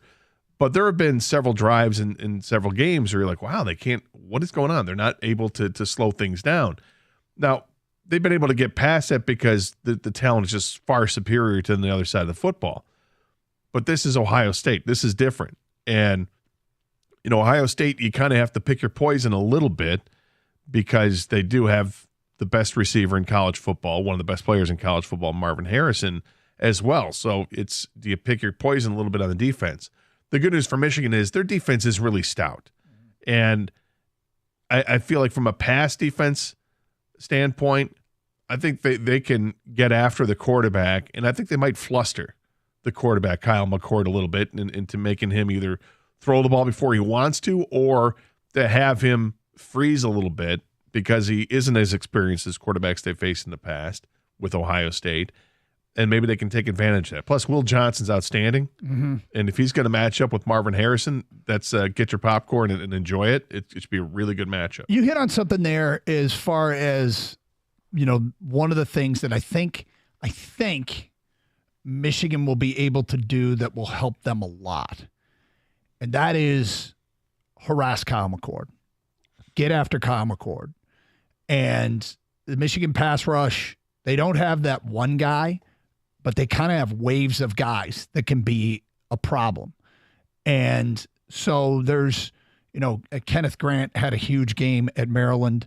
We've seen Josiah Stewart have big games. Braden McGregor, Derek Moore, Graham, Mason Graham is a horse in the middle of that defensive line. They've got guys, but it's a matter if they can harass Kyle McCord. So and Will Johnson versus Marvin Harrison Jr. feels like a future NFL matchup, and you just match them up and try to make Ohio State one-dimensional because, TreVeyon Henderson being healthy and running the way he's been running, Gator, is definitely could be a factor. And this is starting to feel more and more to me like a bit of an old school, lower scoring Michigan-Ohio State game. We've seen 60-plus points in the last couple of years, and I think this has more of a 20-17, 21-17 kind of feel to it. Kind of grind it out. I'm with you on that. I look at this, and it's the other thing to worry about with Ohio State is their tight end play. And Michigan's got good tight end play too. So both of those can kind of be equalizers. But I don't know if Michigan's advantage, I think, is on the defensive side, and I think Ohio State's advantage it does come with the running game. But again, you're playing to Michigan's strength, which is that defense. But what does Michigan have offensively into Ohio State's defense? Sharon Moore or Jim Harbaugh, I guess, has said that the JJ's healthy as he's been over the last couple of weeks. He's ready to go. That's good news for Michigan fans because he does need to make plays with his feet to extend it and perhaps just take off and go. And that could be a problem for Ohio State. They do have talent at tight end. They do have a solid core of receivers. And, of course, their running back tandem can go off at any moment. They haven't really done it this year, except for like one game. But they are capable. We've seen them do it. It just – is it going to happen against Ohio State? I don't know if it's going to happen against Ohio State. From an unnamed texter, you guys think they need to be more creative on offense? In my opinion, they will lose if they're not more creative. All the games Harbaugh has missed are the worst offensive games this season. Why don't they have JJ run more, reverses use tight end more? Well, I'll start with this. JJ was running the ball quite a bit and quite effectively in the Penn State game. And I felt like that was part of their game that they were saving for bigger games. And he got hurt. So if he is truly closer to 100% or at 100%, that'd be huge for Michigan. As far as, reverses, I mean, they've run some of that, and they're getting Samaj Morgan the football. Samaj Morgan feels like he is a developing weapon, giving early, Ronnie Bell vibes. But I think he might even be better than that long term. And maybe there's a better comparison. Use the tight ends more. Man, they use their tight ends a lot.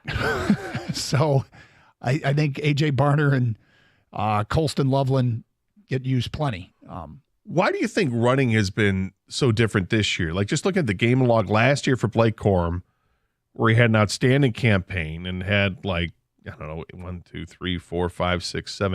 games of 100 yards or more, including a 243-yard effort against Maryland last year. And he's had 2 100-yard games this year. What's the difference there? Well, some of it is chalked up to not playing more than 2.5, 3 quarters, but it doesn't look the same. And I don't know what it is. The running game is good, but it felt like they went into the Ohio State game last year with a great rushing attack. And I'm not sure this is a great rushing attack. It just feels like it's a good rushing attack. It feels like it can get them yards, but I don't know. It's a great question. The bar's been set so high, back-to-back Joe Moore award-winning offensive lines, but the Michigan has done a lot of damage through the air and put up some gaudy numbers through the air. So I don't know. It's a very valid question. Yeah, because the Big Ten schedule, he's got 2 games where he's averaged more than 5 yards a carry. He had the game against Minnesota, which is only 9 carries and 69 yards, and then the big game against Penn State, 26 for 145. That was a 5.6 per carry. But otherwise, 3.4 against Maryland, 2.9 against Purdue, 3.9 against Michigan State, 4.0 against Indiana, and 4.6 against Rutgers and Nebraska. They don't have a ton of big runs. Like this year, they don't. There's not that different. 60-yarder. There's not that 50-yarder. They have a couple, but not enough. 248-539-9797. More of your phone calls and feedback coming up. Michigan fans, what worries you the most? Got some Lions stuff we'll circle back to. It's Open Lines. Carson Anderson, 97.1. Well, it's a great tailgating weekend here, and it's a great holiday weekend. Got Thanksgiving as well. Do yourself a favor. Show up to Thanksgiving. Bring over a bottle of Flying Ace Spirits bourbon. Everybody at Thanksgiving dinner is going to go, oh, I've heard about this. Where have I heard about this? Oh, that's right. Gator keeps talking about a 97 on the ticket. Yeah, it's great. Try this bourbon out. You're not going to be upset at all because it's got a fantastic taste. Hints of vanilla, ripe stone fruit. It's extraordinarily smooth. You're going to want to come back for more. And you can drink it any way you want. Look, you don't just have to have it neat or on the rocks. You can mix it up with cola or ginger ale if you want. You want to do shots before a big party? Go ahead and do that. And hey, if you're going to a tailgate for the big game, Friday night at Ford Field or perhaps even Thursday at Ford Field, or maybe you're going to the big house on Saturday, bring it to the tailgate. All your friends are really going to appreciate it. Look, Flying Ace Bourbon is made in Holland, Michigan. It's part of the Coppercraft family. You know that it's quality, absolutely. So there's nothing pretentious about it. It's just real approachable American-made whiskey for the maverick at heart. There's no gimmicks at all. And at only $30 a bottle, it's not going to bust your budget at all. Follow them at Flying Ace Spirits on Instagram and stay up to date on all of their upcoming releases. And as always, please drink responsibly and never drink and drive.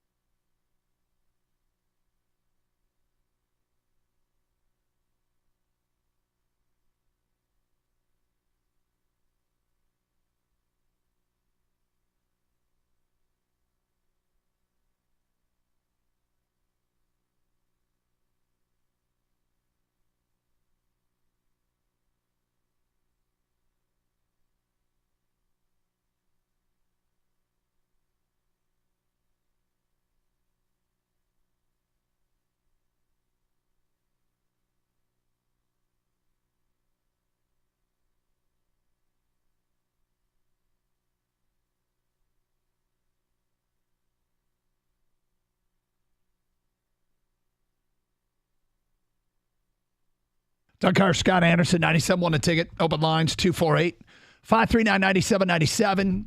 From an unnamed texter. I'm sorry. This is Mikey in his office. My bad. I think the biggest thing these past couple of years is Ohio State not have a mobile quarterback. In the past, having to account for Ohio State's grade A receivers, running backs, and quarterbacks, that could throw and run was overwhelming. Stroud and McCord being pocket passers has helped take the pressure off. Stroud showed he could run a little bit in that Georgia game, but he didn't do much. Didn't do much against Michigan. No, but he was mobile enough. He could move around and buy himself some time, but it wasn't like, Justin Fields taking off and going. But this Michigan team doesn't have, I guess they did. Hutchinson was there a couple 2 years ago. Yeah, he was the 2021 at a monster game. Yep. But they don't have a player like Hutch. They've got good defensive linemen, no question. But they don't have that special guy like Hutchinson or even a Jabo. I mean, their special guys are probably their defensive tackles. Yeah. And they impact the game and they can sack the quarterback, but those aren't big stat getters. Are they better than Mozzie Smith? Or are they comparable? I think that the collective defensive tackle position is better this year than it was a year ago. Now, coming off the edge, it feels like it's been a different guy. It can be a different guy half to half, game to game. Derek Moore, Josiah Stewart, Jalen Harrell, Braden McGregor have all had the game, right? A game this year where you're like, that guy's a stud. And but they don't have a guy like Hutch. No. 248-539-9797. Jason, you're on 97 on the ticket. Hi, Jason. Hey, good morning, Doug. What's Scott, up? thanks for taking my call. Sure. I'm pretty excited about the weekend. I'm going to be attending my very first game. So, pretty excited. But I'm extremely, extremely nervous right now. I'm worried about the offensive line. I've watched the struggle throughout the year. Something's not clicking, I don't think, and they haven't been able to protect JJ, and that to me is very concerning. And if they can't keep him on his feet, and if he can't scramble and get out of trouble, I think it could make for a long day. So, but I'm pretty nervous about the game this weekend. Oh, it's all that you said there is true. I mean, they've got to be able to protect JJ. JT Tuimoloau wasn't much of a factor last year. I'm sure he's going to be especially motivated to make an impact on this game. He's had huge games in his career. And Michigan at the tackle. I mean, Chop Robinson in that Penn State game was What a great name. Chop is a great name. But Great. When that ball was snapped, he was in the backfield. And I think as that game went on, Sherrone Moore thought, well, I don't think they can drive on our defense. Our run game is doing enough. And just didn't ask much of the passing game. But they need to be able to protect the quarterback. Well, he's only been sacked 13 times this year. It feels like the last couple of weeks have been a little bit more stressful. Now, given Penn State's a damn good defense. I was gonna I say. don't want to discount anything there because Penn State's really good defensively. You've obviously been doing a little bit more of a deep dive, and you'll continue to do that this week with Ohio State, but you've got a pretty firm grip on it. Is this the best defensive line they'll go against, or is Penn State the best they've gone against? It's a great question. I think they're very comparable. But both present a lot of problems. I'll have to circle back, Gator. Okay, fair enough. To answer that question accurately. Just the other side of it, Michigan's defense has racked up 27 sacks this season. I know we're talking about concerns, on the field, but outside the sidelines, Jim Harbaugh's not going to be there. And he's obviously coaching practice and helping with the game plan and everything like that. How much of a concern is that, Doug? Because Sherrone Moore, he seems to step in fine, but Jim Harbaugh's the coach for a reason. Yep. Now, when Moore has decisions to make, game day decisions, does he think like Sherrone Moore? Does he think like, all right, this is what Jim Harbaugh does? What do you think about that, Doug? Well, first of all, he said everything's collaborative. And that was a great question. Kang asked me to ask Sherrone Moore a question. And it was, when you are coaching, is this Sherrone Moore head coach? Period. End of story. You're the head coach. You're making the calls. Is it Sherrone Moore sitting there going, what would Jim Harbaugh do? It's a great question, Kang. Or Thank you, Gator. is it all kind of determined before you get to the game? I love it. And his answer was, it's a collaborative effort. It's all determined before we make all the decisions during the week collectively as a staff. But here's the difference is in the moment, you have to interpret things and the reasons why they're going the way they're going and maybe make some in-game adjustments. And that's probably where Jim Harbaugh's absence is most felt. I guess that answer that he gives tells me that it's more they're thinking, what would Jim Harbaugh do? as opposed to what would Sherrone Moore do. I mean, if they're collaboratively putting the Because if they're talking during the Yes. week, you can talk with Jim Harbaugh. Yes. He's actually part I of think you're and there's one in those conversations with the coordinators and the coaches, there's one person whose voice matters the most, and that's the head coach. And the head coach is so I do think you're probably right that it's a little bit more of a Jim Harbaugh type of deal. Well, because obviously Jim Harbaugh. WWJD. Yeah. Jim Harbaugh and Sherrone Moore and the whole coaching staff are probably pretty closely on the same page. But just to take it to the NFL real quick, do you guys think Josh McDaniels and Antonio Pierce were on the same page? Nope. Like, I feel like, if Pierce was like, hey, McDaniels is sick today, he can't coach, you got to step in, I think he would do something totally different than what McDaniels would do. I feel like he would be making calls. I don't know. And I mean, you don't obviously, think so? well, because I say I don't know because you're putting two different situations there. Obviously, when you take over for a coach because that coach is gone, Well, that's you gone. need Yeah, to yeah, change. Yeah, exactly. Okay? But if you're just taking over for the guy because the guy's sick and the guy doesn't have anything, he's not being fired. He's not there for the team's game doing day, okay. yeah. I don't think you want to rock the boat necessarily.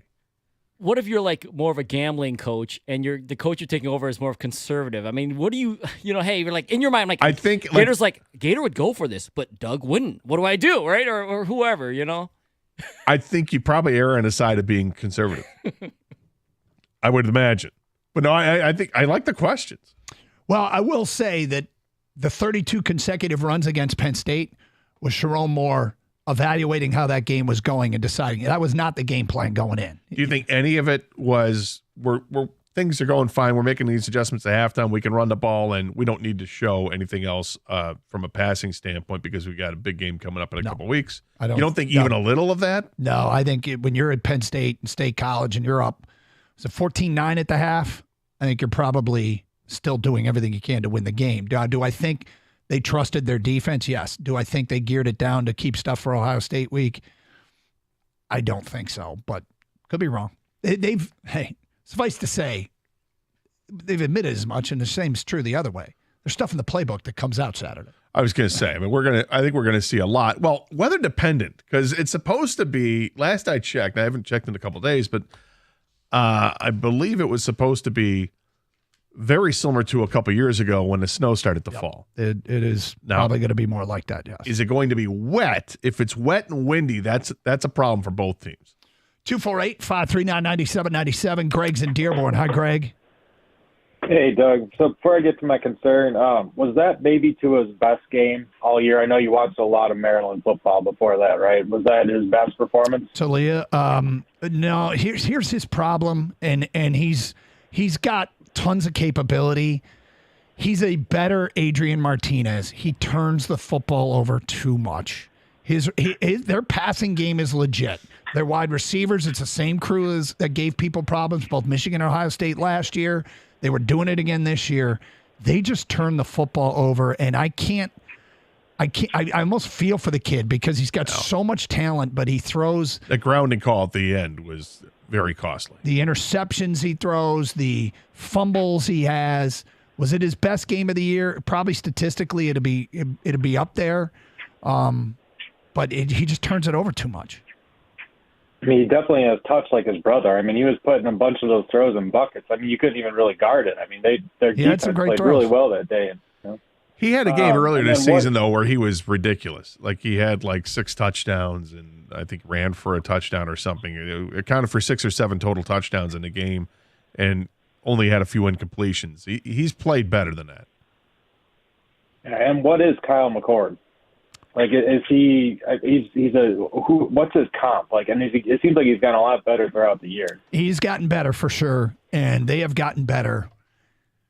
But that question you just asked is the $1 million question. That is a $1 million question. What is Kyle McCord? I think he's clearly got talent. I think he has gotten better. He's been better at home on the road, but that's not unusual. And it's a great question. He's thrown 4 picks all year, and they came in 3 different games. This thing's a whole different animal. Yeah, and Ohio State hasn't had their entire arsenal together for a whole lot this year. they played without Ibuka for a bunch. They played without Henderson for a little bit. Then now they played without Mayan Williams for the last, how many weeks it's gonna be for the rest of the season here. They've been nicked up here and there. They played without the tight end for a little bit, but they seem pretty healthy going into the Michigan game. Tight end's healthy, receivers are healthy, the running back is healthy with Henderson. Did you see that hit McCord took late in the first half against Minnesota? I did not. It looked awkward. He limped off, but he played in the second half. Anyway, 248. Well, though, just one more thing. The biggest difference between this Ohio State team and I think the other previous Ohio State teams with the quarterback, McCord is absolutely zero threat if he's flushed out of the pocket. He is immobile as it gets. He is zero threat. 248-539-9797. Michigan fans, what scares you about this matchup on Saturday? It's Carson Anderson, 97.1.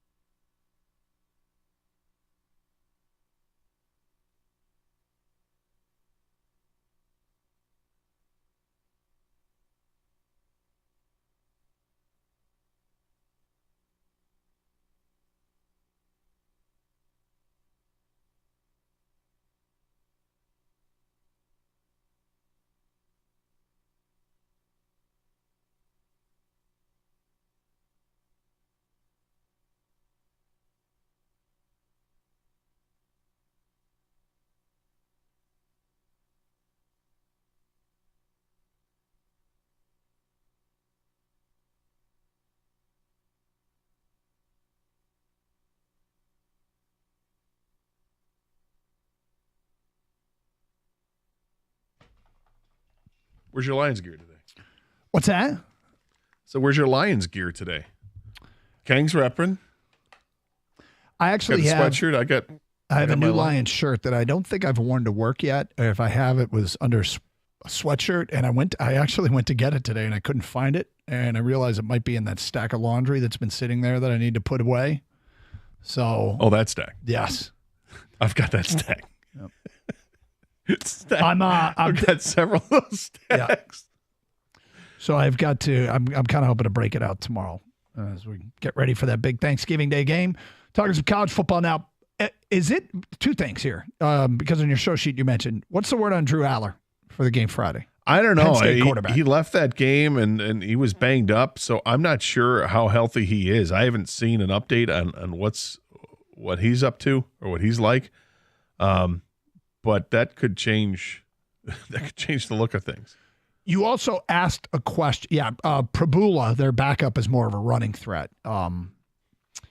So that's something that needs to be accounted for. But, I mean, Aller's been the start all year for a reason. So I suspect that if he's healthy, that's who they want in there.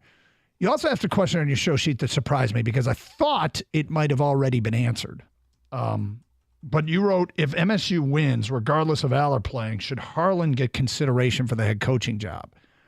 I thought, am I wrong to think he'd already been told he's not under consideration? No, I think he has interviewed initially, and I think he is under consideration. Is he? And he reaffirmed this week that he would love the job, and he thinks he's the right man for the job. Okay, then I stand corrected. I don't know look, I don't expect Michigan State to beat Penn State on Thursday. I think they have a chance, but I just don't expect it. So it'd be hard to give him the job. A lot of dominoes would have to fall for him to get that position. I mean, I think they've got their sights set on some Power 5 coaches, and if those happen to fall through because they take other opportunities rather than Michigan State, I think I think there's a fallback candidate, and perhaps Jason Candle from Toledo would be a fallback after looking at 3 or 4 other options, and then you would consider a Harlan, I guess, but I just don't see it. I love the guy. I think he's awesome with Michigan State. I think he's gotten his team to really compete week in and week out despite the mounting circumstances that are there. The team that went out there to Indiana, that's not. I mean, Indiana's a bad team in the Big Ten, just like Michigan State's a bad team. Michigan State went into that game with like 50 scholarship players. That's a pittance of a roster. And those kids battled their hearts out and ended up winning that game. That doesn't go unnoticed. I think that's impressive, and I think he's grown as a coach. He's made better decisions as the season has gone on. But I don't think he's head coach material. I think he's a guy that you want part of the university for sure, because of who he is and what he represents, and he can coach obviously, but I just don't see it as a head coach. 248-539-9797. Jack, you're next on 97.1 The Ticket. Hi, Jack. How you guys doing? Good morning. Morning. Yeah, so just kind of chiming in on, let me put it out there first and foremost. I'm no Michigan fan, far from it. Everyone who I know is they know where I stand on this. But from a player's perspective, as a former college athlete, one of the concerns that sticks out to me, and it's pretty glowing, especially to me after Maryland, they're not playing their best ball in November, which is ideally you got all these teams that are, taking up a lot more of the national spotlight, like teams like Alabama, who a lot of people kind of thought this isn't the same type of Alabama we're used to. They're playing their best type of football, and they're one of those teams to watch out for going into the next couple weeks leading up to the playoff committee making their decisions. And then again, on the opposite side for Michigan, you got Ohio State, who they've been playing consistent. It's kind of been talked about before. This isn't the exact same Ohio State team that everyone's used to, but they've been playing consistent. They've been playing well, and they're not exactly on that. And to Michigan's credit, it's not like a horrific downward trend, but just timing-wise, it's not the best thing for a situation like this. Jack, where'd you play? I played over at Grand Valley State University, one of the more higher-ranking D2 universities in the country. What position did you play? running back. Okay, gotcha. So, yeah, last week Michigan struggled with Maryland, and Ohio State rolled Minnesota. And the week prior to that, Michigan went to Penn State and won by 9 in a game at State College against a pretty good team. That I don't think style points really matter there or what they looked like. That's one that you just try to go get the win. Technically they won by more points than Ohio State did against Penn State, and they did it at their house when Ohio State played them at home. However, the eye test from a week ago would tell you that Ohio State's kind of rounding into form and coming into this game. And if it comes down to the run game, is Ohio State's run game peaking more than Michigan's is my question. Blake had a really good game, effective game, but he's not the run game just doesn't seem like it was as good as it was a year ago. And quite frankly, the last 2 games, Michigan-Ohio State game, Michigan ran the ball really well. Can they rely on that this year? I'm not as sure, but we shall see. 248-539-9797. Daryl in New Hudson is next here on 97 Won a Ticket. Hi, Daryl. How you guys doing, man? It's been a couple of years since I talked to you. Well, we missed you, Well, Daryl. yeah, I missed you, yes. Yeah. Anyhow, you know where we're going, right? This is going to be a 14-win season. I should have made this prediction a long time ago. The passion that this team has. We're talking about the Detroit Lions now? Oh, yes. Okay. I was going to say. Oh, yes. So Michigan falls I'm short, sorry. is what you're saying. But anyhow, yeah. And I made another little roaring fight song for you here, if you don't mind me giving it for about a second. Okay, hold on for a sec. Hold on for a sec here. I'm putting him back on hold. I think we absolutely should do this. am I allowed to have my finger on the button? Yes. Kang, how you feel about this? I want to hear it. Okay. Daryl, we just wanted to have a quick show meeting. This is just a little thing about Detroit, man. Okay, let's hear it. We are fans from Motown. We are fans from the Motor City, too. We are thankful for the Detroit Lions and what they're about to do. Now they take the field, and the fans begin to roar. Go Lions! I mean, not awful. I didn't cut you off. Your voice had a little. Thank you very much. I've got a few things I want to talk about. That's all right. I was going to say. I'm not sure we care. We just want to talk about the song. The singing stylings had a little bit of Tino Gross from Tino G's Dumpster Machine. That's what I was thinking. I was, Woo! just saying that. Whoa, man! Bob Seger, baby. Tino's a legend. So Smolak89 says 6 out of 10 on Twitch. Better than half. Are you guys still with me? Yeah, we are. And we're up against the clock, so real quick. All right, listen. I'm sitting here with a cutting board that a friend of mine gave me. Now, get this. The cutting board says 40-plus years as a season ticket holder. Get a cutting board for 40 years. Huh. Yeah, I'm telling you, this is a shame because I think they've seen one playoff game in that 40 years. Yeah, it is a shame. Yep. I wonder if that's is that a Rod Wood special? Wood giving wood? Pardon me? Yeah, well, of course. It's got the Lions logo on it. It's got everything. Right. Anyway, Daryl, real quick, the point is? It's been a while. Yeah. The point is Campbell and the team have the grit, the attitude, the passion to take this team all the way to the Super Bowl, and I look for it there. All right. Thank you very much. It'd been 2 years, huh? Only? Thank you, Daryl. Carson Anderson, Open Lines, 97.1 The Ticket. Hey, I want to talk to you about Hall Financial. I've got a unique perspective because I had the opportunity to work with Hall Financial myself. See, remember what it's like when you buy a house or refinance a house and there's all that paperwork? Here's the thing about Hall Financial. They make it as quick and easy as possible. I got a short checklist from them, sent it all over, and thought, what's going to happen? Well, what happened is they said, we're ready to close, and it was that easy for me. Hall Financial is committed to their client's best interest. If a refi or other mortgage solution doesn't make financial sense, they'll let you know. Chances are your home equity is at an all-time high. It's an ideal time to utilize your home's equity to pay off high-interest debts or make home improvements.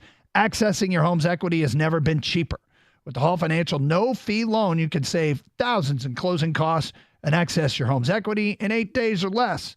Start saving with Hall Financial's Cash Out Refi today by calling 866-CALL-HALL or chat with them online at callhallfirst.com. That's callhallfirst.com.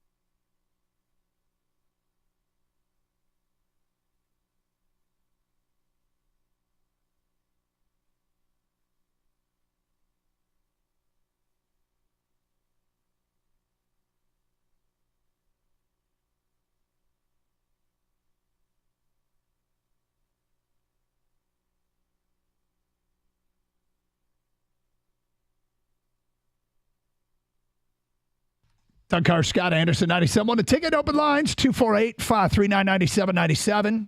Let's get back to your open line calls. Hey, there is a NFL anonymous player survey. Questions like, what's the toughest place to play? Underrated player? Coach I'd like to play for? Biggest jerk? Well, one of them is who's the biggest trash talker? Oh. All these 85 players answered these questions anonymously, and the Lions got quite a bit of mention. We will get to that today at 12:05. Back to your phone calls. Rod is in Ann Arbor, and he's on 97.1 The Ticket. What's up, Rod? Hi, guys. Listen, happy Thanksgiving for you guys. To you guys. Thank you. Doug, I remember especially you talking about your babies and now you got a grown-up family. Oh, it's crazy. It's crazy. Yeah, I want to say what we're afraid of, my crew is afraid of, is that the magic is gone. Last 2 years, we can't explain how Michigan won. We didn't expect it, and we were shocked, and we figured we've had magic the last couple of years, and I'm not sure. I hope that it continues because I think it's going to take magic again. I just don't see that we have the players. You mentioned, for instance, the high bar that the offensive lines have set. Well, I don't think we had a real tough offensive line, and the NFL kind of backed that up. They didn't pick anybody out of the guys that have graduated. So I think that the last 2 years have just been amazing, remarkable. And, we kind of felt maybe it was phony. In this last month, I've been fearing that it's been corrupt, not phony. But hopefully I'm going to pray, I guess, that the magic continues, and we're going to be watching it and hoping, wishing and hoping. How many roll in your crew, Rod? There's 4 of us that pretty much every week we get together and watch the game, and we used to get. We haven't done it recently, but we used to get on Monday nights for Monday Night Football, and what we do is we break down. We get together for pizza ahead of the game, and we break down the game. One of us would record it, and we rotate where we meet, and we break down the game on Monday evenings. Yes. We haven't done that as much, but we still do that. We've done that twice this year so far. A couple things. First of all, it sounds like it's a good crew, and I kind of want an update. I want to know how the crew. I want to know how these parties go. The offensive line, right? So Oluwatimi was a pretty high draft pick last year, and Zinter and Keegan will probably go relatively high this year, and those guys were a part of the line the last 3 years. The tackle spots have rotated a little bit, and this year they still seem to be searching for answers. The problem, of course, last week was they suffered a number of injuries, and that can take its toll. Yesterday, Sharon Moore said people will be back. So tell me more what it's like to have a good offensive line. Think how you feel about the Lions. Asking for a whole group of friends that wear green and white. Yes. Think about how you feel about the Lions O-line. You don't have to work that hard. No, I guess. Well, yeah. NFL's different. 248-539-9797. Otis is in Northville and on 97.1 The Ticket. Hi, Otis. Hey, guys. Doug Gator, what I'm excited about this year is obviously where they're at right now and where I think they could go. But what I'm more excited about than ever, I'm 68 years old, and you know how long that's been around. Mm-hmm. What I'm more excited about anything, guys, is where I think they can go over the next 3 to 5 years. I think they could win the division straight up next 5 years in a row. I think they could get a playoff home game and a playoff win, maybe a couple. But I think they'll be challenging for the NFC Championship game for the next 3 to 5 years. I'd love it if that were the case. It's really tough to do. It's really tough to keep a band together for that long and have a run like that. But I like where your head's at. I think certainly for the next couple of years this team is going to contend, but they got questions to answer. Are they going to hang on to Jared Goff after next season? Are they going to be able to sign all the players that they want to re-sign, when it comes to offensive linemen and Hutchinson and St. Brown and and all the others? I mean, it's tough to keep teams together for a long period of time, the whole core of players. I got to tell you, I've moved beyond the way I process Lions success. Like, I feel like there's a term that gets used in this town that I don't even think of anymore. Yep. There's a little part of me, though, that I have to admit, I heard this back in the early 90s. This is sustainable. The Lions and Cowboys are going to be battling for the NFC for the entire decade of the 90s, and the Lions never got back. And so part of me, I just want to enjoy this year because, honestly, everything about the way they're operating, Otis says to me, it's sustainable. But I thought it was sustainable with Barry and the crew and that team that went to the NFC title game, and it wasn't. I think it's all because of the front office, don't you? Yes. I'm excited about the moves that they can make every year.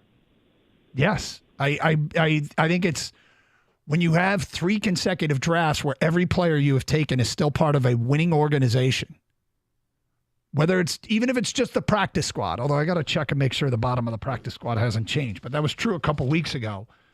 Every player Brad Holmes had drafted was still in the organization. That's 3 full drafts. Those players, not only have many of them been very good, they're very cheap. And that allows you to maintain success underneath the salary cap. But some of those aren't going to be so cheap. They're not going to be so cheap anymore as they get older. And you're going to have to let some people walk that you don't want to let walk. But it looks like the running back from Oregon State might not be on the practice squad anymore. Was it Jefferson? Was that his name? No, he is. I'm sorry. Jamar Jefferson's still on the practice squad. Never mind. Yeah, so it does feel sustainable. It does feel sustainable. 248-539-9797. Jerry is next here on 97.1. Hi, Jerry. Hey, how are you guys? We're good. Good. Hey, so something that's been mentioned over the past couple of weeks is that, guys, we got to win now, because you got to realize that next year the schedule is going to be even tougher.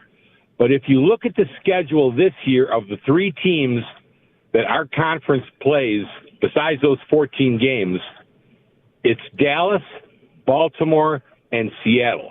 3 pretty good teams. Yep. So I really don't see it getting that much tougher. Next year we will all play the NFC West, so that's a wash.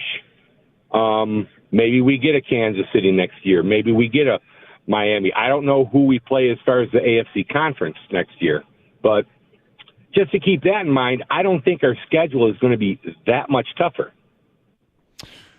I haven't gotten that far down. I trust you that they're playing the NFC West. I don't know who they play in the AFC. I haven't done that research yet. I'm focused on this. Yeah, we played the NFC East last year, and now we're playing the South. So we're definitely going to play the West next year. Well, I know they're playing the Packers on Thursday, and right. And I hope that's what they're thinking about too. But look, future schedules, who knows? I mean, each year. You think some team's not going to be good, and they are, or you think some team's going to be great, and they're not. You never know. Playing a future schedule game, I don't think is necessary at this point. But trying to keep this team together, that's a task for Brad Holmes and for the whole crew that runs the salary cap. It's going to be a balancing act to see how they do it. Thanks for the call, guys. Thank you for calling. 248-539-9797. Boy, we've gotten sustainable and next year's schedule, and there's still work to be done this year. And a fight song. Have you guys looked at the 2025 possible schedule? 'Cause I'm a little worried about that one, too. Yeah. I mean, we're going to be coming off back-to-back Super Bowl wins. I mean, our schedule's probably going to be tough. Well, I know that the Michigan State game in 2025 is going to be at 3:30. Oh, you've got that tweet pinned. Yeah, right? it's pinned. That's at 3:30. Is that on Peacock, Hulu? I think we need to be a little bit careful that maybe we should take that down because people might actually believe it. No. If they believe, come on, man. Even if it's when the ones are wrong. When you got the 2032 game in London at 10 o'clock in the morning, I think people might understand. Well, it can't be much later than that because it gets to be pretty late at night. So it has to be 10 in the morning. Yeah, and they don't want to play this game at night, typically. Even though you've got the 2026 games at 7:30, the 2030 games at 7:47. Long pregame show. Plus, there'll be a slide. That's an industry term. There'll be potential kickoff times before a game. This game could start at 7:37 or 7:45. Right. And it depends on what the 3:30 game is. That's right. It's called the slide. Do we have a slide? We don't have a slide. No slide. So 7:37. Oh, no, we have a slide. 7:45. If the 3:30 game goes long, they invoke the slide and the kickoff gets pushed back. Juggling. Yeah. That's an announcer. It's an industry term. Doug, we need you to go an extra 17 minutes. Well, kind of. What? That's kind of what happens. All right. We got anonymous NFL players answering questions about the league, and the Lions get quite a few mentions. We will get to that today at 12:05. Plus, what are the odds that the Lions get the first-round playoff bye and the number 1 overall seed? There's data. I don't know if it's data. There's a stat out there, a prediction that we'll get to at 12:02. 97.1 The Ticket.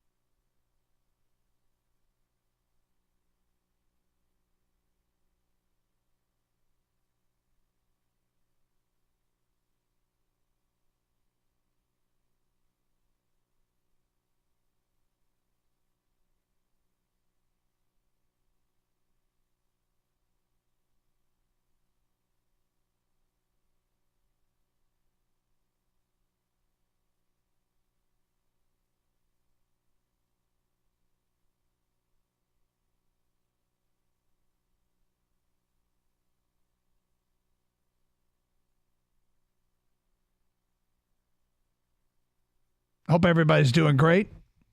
248-539-9797. It is a Tuesday here on Carson Anderson on 97.1 The Ticket. Okay, so a few things here, and we will keep taking your calls, Michigan fans. You want to get into your biggest concern for this game Saturday, what it might be. I promise, though, I get to something here after the break, and that is the percent chance that the Detroit Lions host get the number one seed. What's the number one seed look like? Chances for the Lions. Right now, ESPN has their football percentage index or whatever the hell they call it, FPI. Mm-hmm. I think it's football percentage index, a statistical prediction of what's going to happen. The chances that these teams make the playoffs, okay? Every team in the NFL has been given a percent chance to make the playoffs.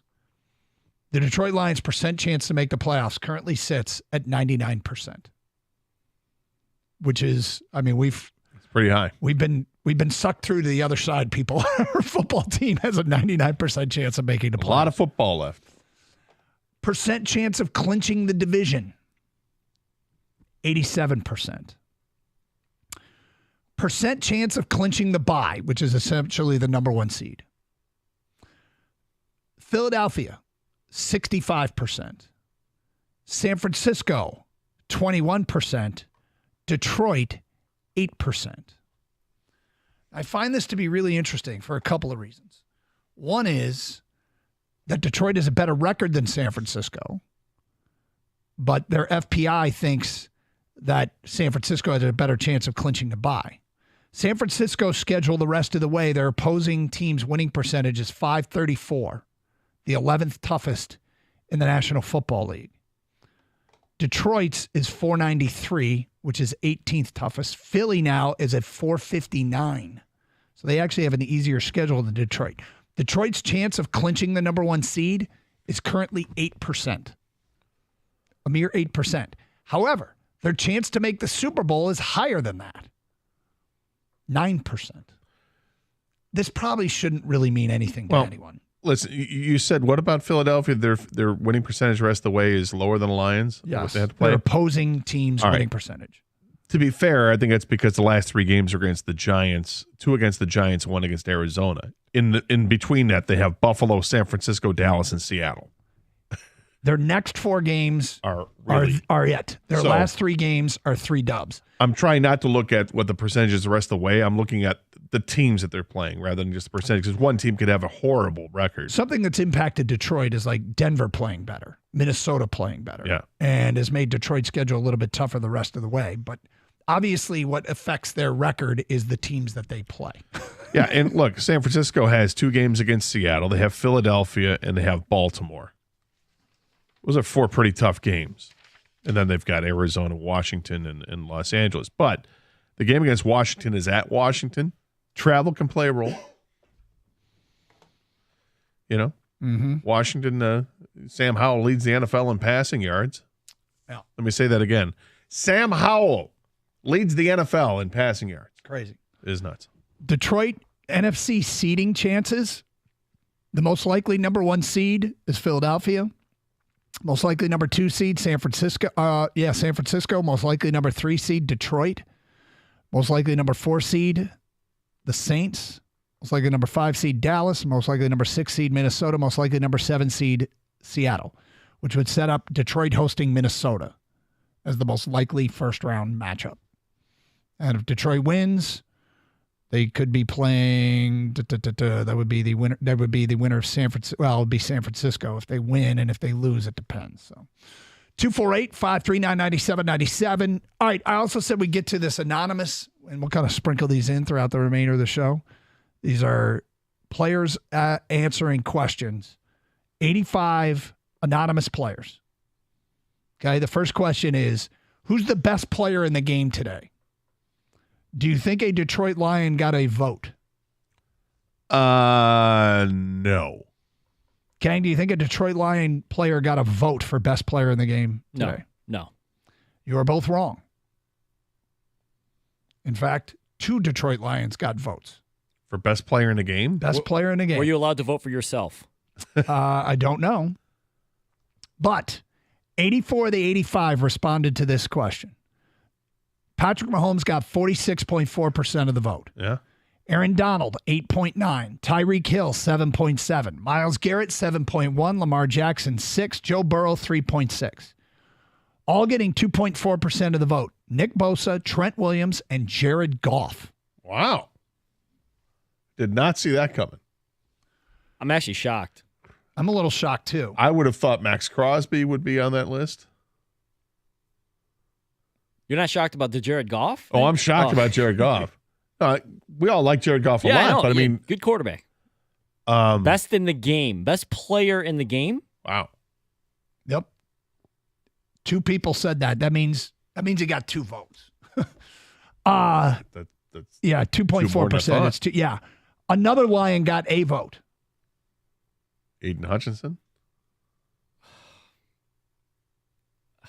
I honestly, I'll go Frank Ragnow. Let me change it.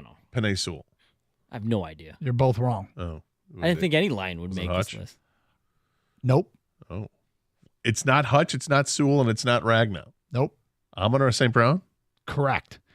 So I'm thinking about these answers, and I'm going, if you're a corner and you've tried to cover St. Brown and he's turned you inside out over and over again, and you can handle other people, you might say that. You might, because that's your world. It seems surprising. If you're equanimous, St. Brown. That's who I think voted. And you know it's not you. Would you vote for your brother? No, we all love St. Brown. He's been fantastic for Lions since the day he stepped on the football field. He's gotten better and better. He's worked his way up to being maybe one of the top 5 receivers in all of football at this point. I mean, we had a caller a few weeks ago say that, and I bristled at it. But at this point, I'm not bristling or bristling anymore. He's earned it. He's been fantastic. He's consistent as hell. He's always open when you need him. Need that 3rd and 8, he's there for 9 yards or more. All right, next one. This one got 71 responses of the 85 players that agreed to do this. Biggest trash talker. I did not hear the update. I know Falar had it in the update, but I didn't hear what. Oh, didn't you hear it? No. Okay, then this is probably losing. Did you hear it, Kang? Yes. All right. C.J. Gardner-Johnson, number 1 in the league, 24.6% of the vote. The only Lion. He's played like 2 games. Yep. He did enough talking in those games. Does enough talking outside the game, too, when he's not playing. Yeah, he's still talking. He's talking. He probably is. It's funny. We've got more coming up. How many more of these did Falar give up? I missed the update. That was the only one. Okay. Yeah. All right. We got more, and we'll get to that. Coming up at 12:20, 248-539-9797. Back to your open line calls. We go to Gabe. You're next. Hi, Gabe. Yeah. Hey, how you doing, guys? What's up? Hey, great. I just wanted to give a call in response to my biggest concern for the game this week, and as a lifelong Michigan fan, is the weather, because I don't want to be cold and wet. Gabe, I just checked the weather. I've got it in front of me right now. Saturday in Ann Arbor. It is, according to weather.com, it says 38 degrees during the day with only a 4% chance of precipitation. Winds are light at like 5 miles an hour, so not a factor at all. Mainly cloudy, high of 38, winds light and variable. That is good football weather. This screams like classic Michigan-Ohio State football game. Yep. I can deal with that. It's going to be a good day to celebrate afterward. Well, hope so. Stay warm. Stay warm. So I got kids that never listen to that advice. 2 of them are students at Michigan. To dress warm, they never listen to that advice. And I'm like, you guys, it's like 30. It's a high of like 38. You're going to have to dress warm. And I don't think they're going to. They like roll their eyes at me. And did we do this as kids? Were we this dumb? Where we didn't want to put on a winter coat? Yeah, every kid was dumb like that. 100%. Yeah, kids don't. Why don't kids want to put on winter coats? Because they're not cold. Ask a young Doug Karsh. You were probably the same, man. Why was I dumb? You know what I was like? Don't tell me what to do. They're going to be so stinking cold. But I'm going to try. They're out of the house. We've let them loose in the real world because they got to learn their own lessons. But it's one of the weirdest things that kids like never pay attention to their parents. There's all kinds of stuff, but one of the strangest is they'll go outside wearing slippers in a foot of snow. And they're like planning on spending the day, like they're going to school. Yeah. And they're going to have to do walking and they like a sweatshirt and slippers. Those are kids, man. It How is- they are. It is one of the oddest things as a parent I've had to get used to is they refuse to prepare. They don't care. If they're warm in the house, they think they're going to be warm out of the house. Well, because they are, and because they know they're not spending much time outside. They just don't care. They don't. No. And they run hot. Kids run hot. Your kids run hot. No. Your youngest really runs hot. Yeah, I guess. It's probably the kid even wears a shirt to school. Sometimes I'm surprised as well. But I consider that a success each and every day. Oh, wow. Look at him. He's got a shirt on. All right. We win as parents. All right. Step in the right direction. The only time I'm wearing flip-flops in the snow is when I'm taking the garbage out. That's it. No. You know, that quick little, like, run to the, take the garbage out to the curb, and you'll put on whatever is there. Like, you know, if you need shoes, like, it doesn't matter, right? It's just so funny to me. They just refuse to even think about the fact that they might get cold when they're outside. Cold? Yeah. Ah. You know what you never did as a kid? Unless it was like Halloween. Did you ever even check the weather? No. As a kid, never. Yeah, you know, right? I think I Nope. probably did the same thing, and it's a weird part of the way kids respond to parental advice. They like roll their eyes at this, and then I'm cold. Well, no crap. Carson Anderson, 97.1 The Ticket. Hey, great week for sports. In fact, overall, it's one of the best weeks of the year, and Twin Peaks is about to make it better. They have the biggest bar night of the year on Wednesday, and Twin Peaks is the perfect restaurant to pregame at or before you make your way out. And here's the best part. The Twin Peaks girls, decked out in their finest black lingerie through Saturday. Take advantage Wednesday, Friday, and especially Saturday. And they're ready to have the doors wide open and invite you in for the game. All lodges are opening early at 10 a.m. Make sure you're in between 10 and 11 for your chance to win a Jordan or Nike brand jersey. They will have swag and giveaways all day long, courtesy of Miller Coors, as well as $15 buckets all day long. Following the big game, head to the South for rivalry games, and there are all kinds of Iron Bowl and the Sunshine Showdown. And stick around late night for a dynamite boxing match to undefeated two-time middleweight world champion El Monstro will defend his interim WBC title against the unbeaten and two-time world champion Demetrius Boo Boo Andrade. Make sure you mark your calendars because you won't want to miss that Saturday. Twin Peaks, Eats, Drinks, and Scenic Views. To find a location nearest you, go to twinpeaksrestaurant.com. That's twinpeaksrestaurant.com.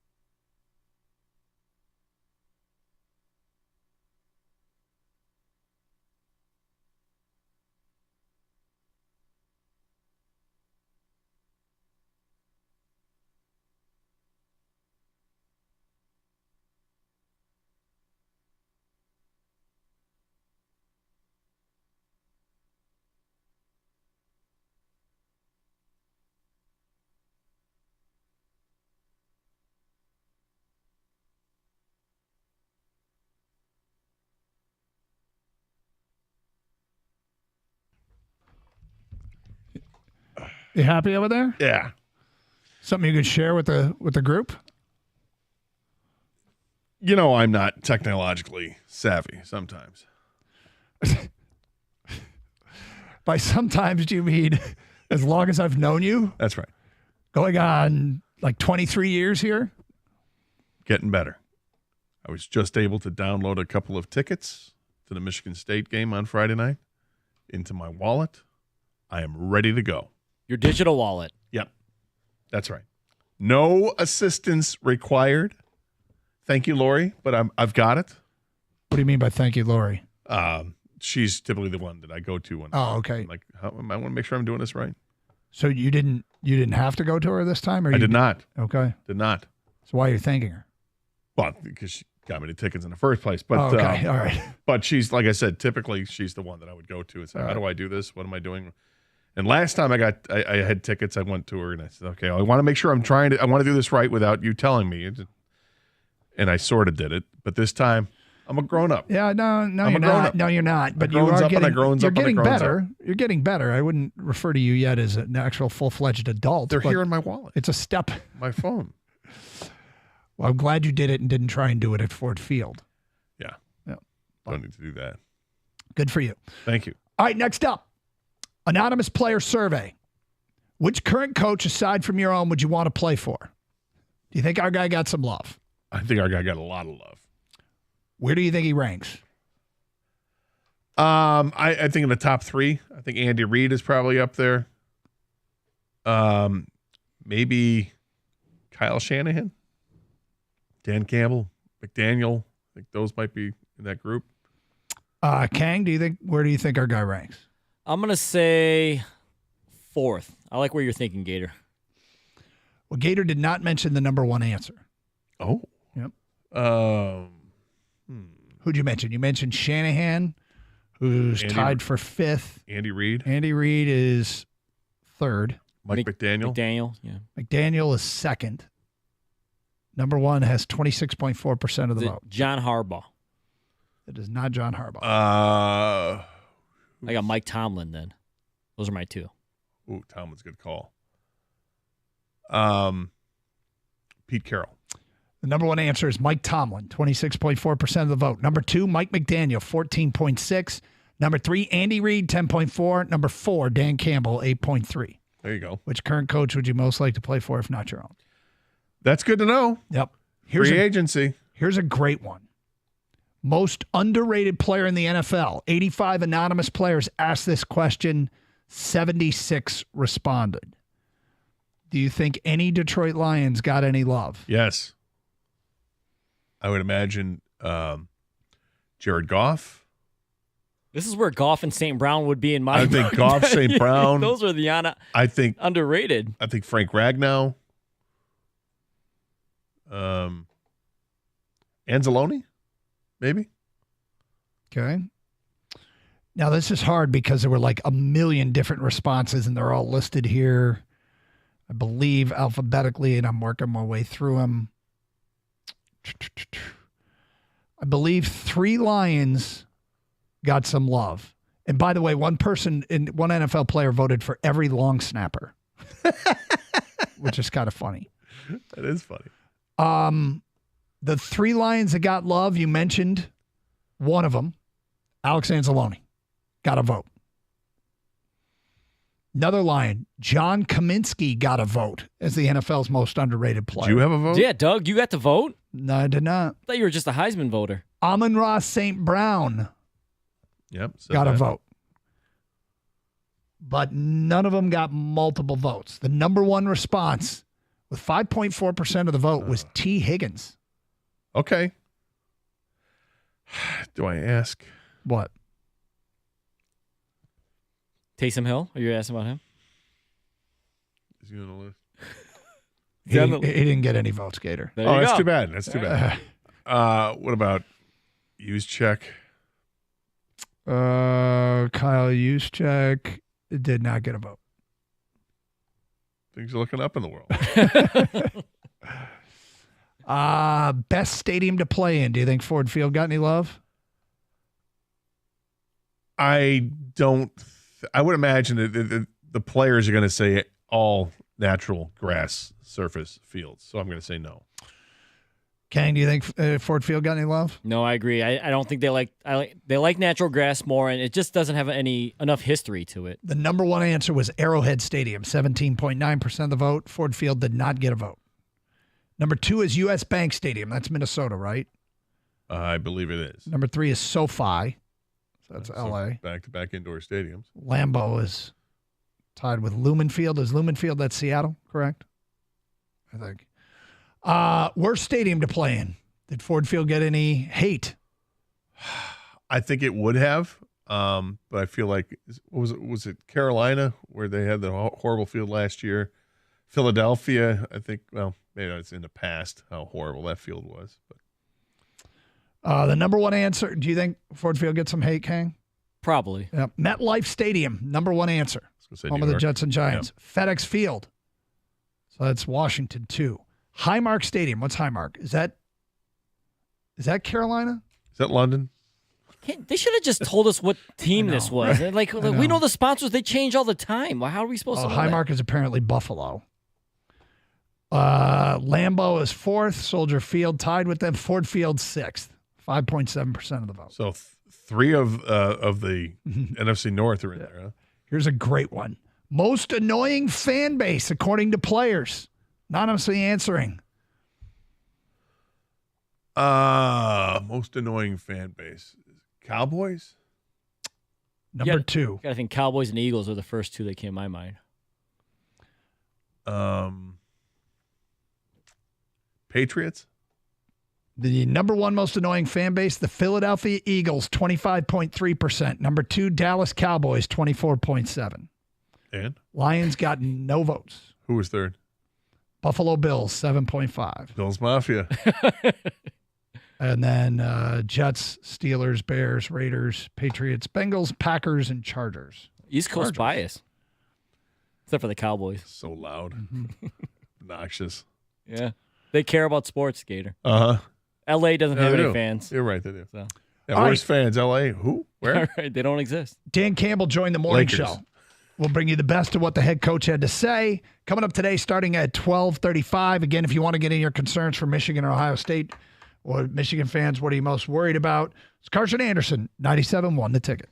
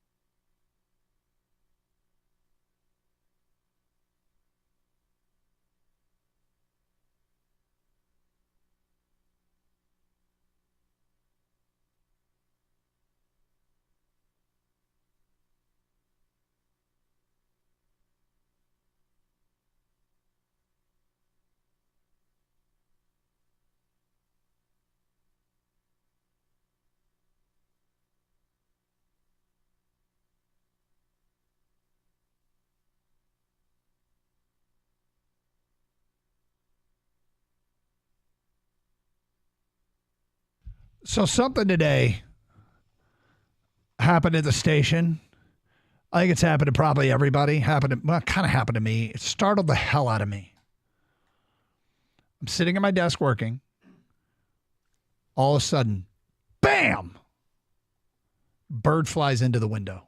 I mean, I'm just sitting there, and look, was it scary? I mean, no. Did it startle the hell out of me? Yeah. I jumped smack into the window. Now, the first thing I started thinking about, of course, once I realized what it was do we got another dead bird situation? Oh, a dead bird girl? Yeah. And dead bird girl who this happened in the studio behind Kang years ago. There's a big window behind Kang. Those of you watching on Twitch and YouTube can see it. Apparently a bird flew into that window, and one day a girl that became known to us in the building, well, to us it's a show. Yeah. She became known as Dead Bird Girl because she started to nudge it with her. She walked past and saw the bird laying on the ground and started to kick it with her foot to try and come on, pretty bird. See if she could resuscitate it with a pump. Yeah. It's just a bruise. Get up. So I stood up and looked down and saw the bird on the sidewalk in front of my window. Is it resting? Just kind of chilling, and then it flew away. Oh, okay. So it survived.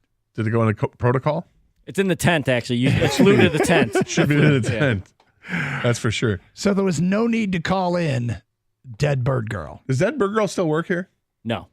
But did she find out? She found out, right, later that we called her Yeah, Dead Bird so. Girl? Eventually. Did she find it funny? I don't care. I mean, it's nothing against her character. She was just there, Dead Bird Girl. Because you didn't know her name. Yeah, still don't. Yeah. So when we were at the building, Back in the parking space guy. Yeah, people at the building, you don't know their names. So when we were at the other building, the one on 14 Mile, remember when we had our area to prep, we had this room kind of like the size of the studio, basically. Yeah. And it was surrounded by It was two glass sides of windows. glass It windows. was- There was that bird that would show up every day. Yep. And repeatedly, every 30 seconds, would ram into the glass. It was disturbing, and yeah, it was weird. It did not stop. Nope. I think it ended up killing itself because it just kept doing it. It Yep. wasn't like it would, fly from a great distance. It was literally hovering, boom, hit the window, hover, boom, hit the window. I think about Dead Bird Girl and Back in a Parking Space guy. There's Don't Flush guy. There's people in the building that you don't know their names, but they get a tag. Get high as a kite guy. What? You have somebody labeled like that? I don't know who it is. I'm just saying it could be a visitor. Although who knows? People that work here park and visit a lot now, so I don't know. And if there's a response, but there have been times, King, you know this. You go into the bathroom and you're like, jeez. No, but I think Doug's talking about specific people that you see. You just don't know the name. Oh, do you know who? Yeah. Do you know who Back in the Parking Space guy is? Yeah, there's a bunch of them. There was just one guy. I mean, there's I know there are guys that do it. I do it too. Rico does it every day, and he does it in a part of the parking lot where nobody ever is, and sometimes he's actually even between the lines. But well, he's not bothering anybody. That's no, why. he's not. Sometimes he's actually between the lines. But it's where he parks. There's never any cars there, so it really doesn't matter. No, I suppose you're right. Yep. No, there is weed guy. There's definitely there's a guy. But come on, I mean, man. sometimes. Well, anyway, bird survived. I got startled, and it just made me think of Dead Bird Girl. So, I understand. I hear you. Made you think about her? Yeah. Well, if you saw a dead bird laying outside of one of these windows, who would you think of? I wouldn't try to think of anybody. Yes, but if a name were, come on, Kay. I wasn't trying to think of someone. I just thought, where's Wow. Dead Bird Girl? This bird just What? ran itself into the window and now it's dead. We need someone to nudge this bird. Where is she? Yeah. Where's Dead Bird Anybody? Girl? I wasn't going to go outside and start nudging the bird. Well, it's all the way over there. No. Well, You and know it was, I'm not. And it was raining.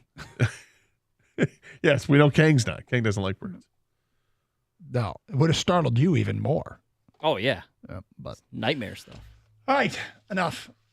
So Dan Campbell joined the morning show before all this stuff went down. And we like to take the highlights of what he said, the most interesting stuff that he had to say. And we start with this. This is him talking about Detroit Lions quarterback Jared Goff's performance Sunday against the Bears.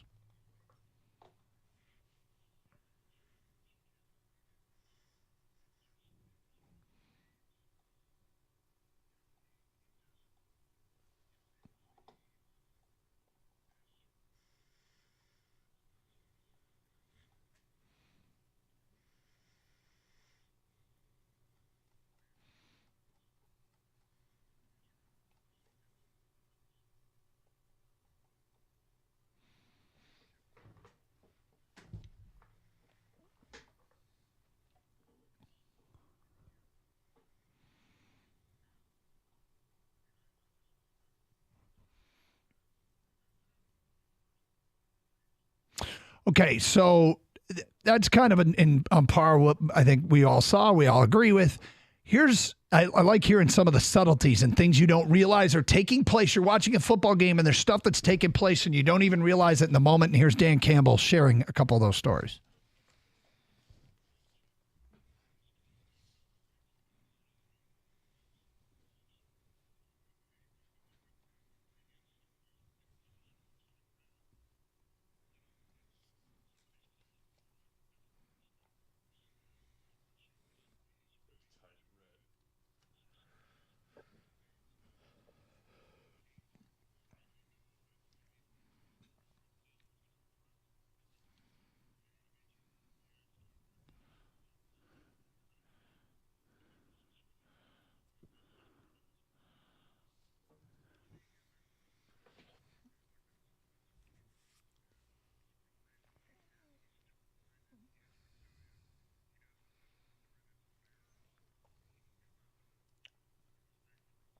I like that stuff. You're talking about the wrong personnel on the field, but you're in 2 minutes, so these people have to be on the field.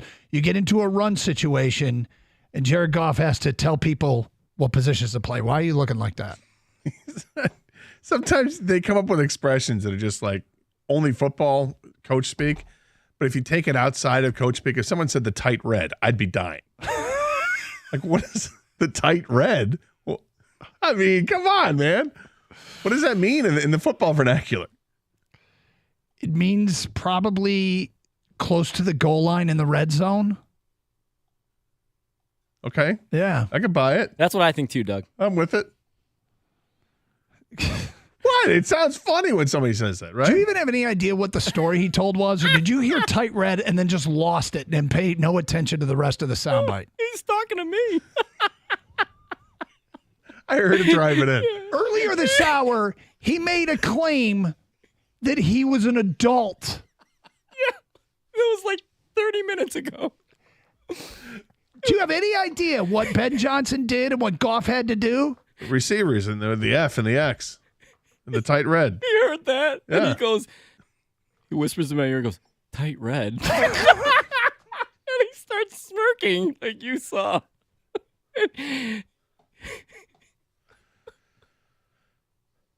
You know, he's talking about Goff and his work with the receivers and being able to find those spots. And, you know, it's not at all what he was talking about. You lost him, Doug. Stop paying attention. Down the distance. Keep going. What else? Tight red.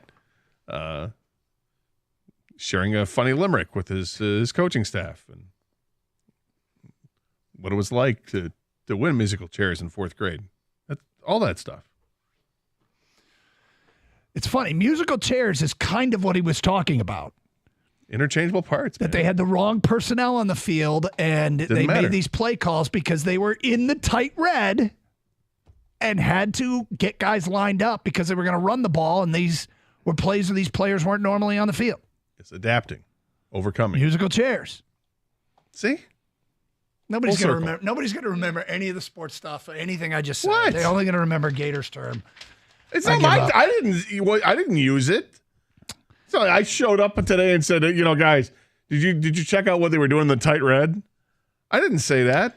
If you're tired of dry and itchy skin in colder Doug. weather, get a Connecticut water purification system installed by CGC Water. And if you're tired of running out of hot water, do what I did. Call CGC Water and ask Running them out about of hot the water, that's a Navien- tight red right there. Navien tankless water heater. We're no longer out of hot water in our house. All the kids are home, and it's great. We Loose don't red. run out of hot water. We're reducing our energy consumption. We're saving money monthly. Call CGC Water and tell them Car sent you. And CGC will offer you 10% off the installation of a Navien tankless water heater. Plus, it saves floor space in that storage room because the water heater hangs on the wall. Call 855-339-4242 or visit cgcwater.com. CGC Water Treatment and Plumbing, your authorized independent Connecticut dealer.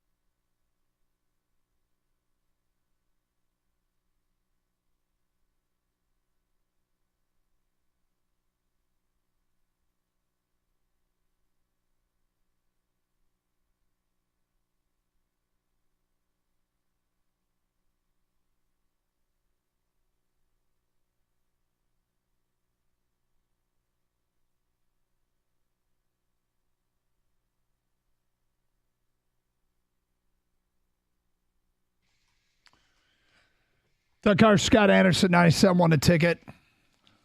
Back to your open line calls in a moment.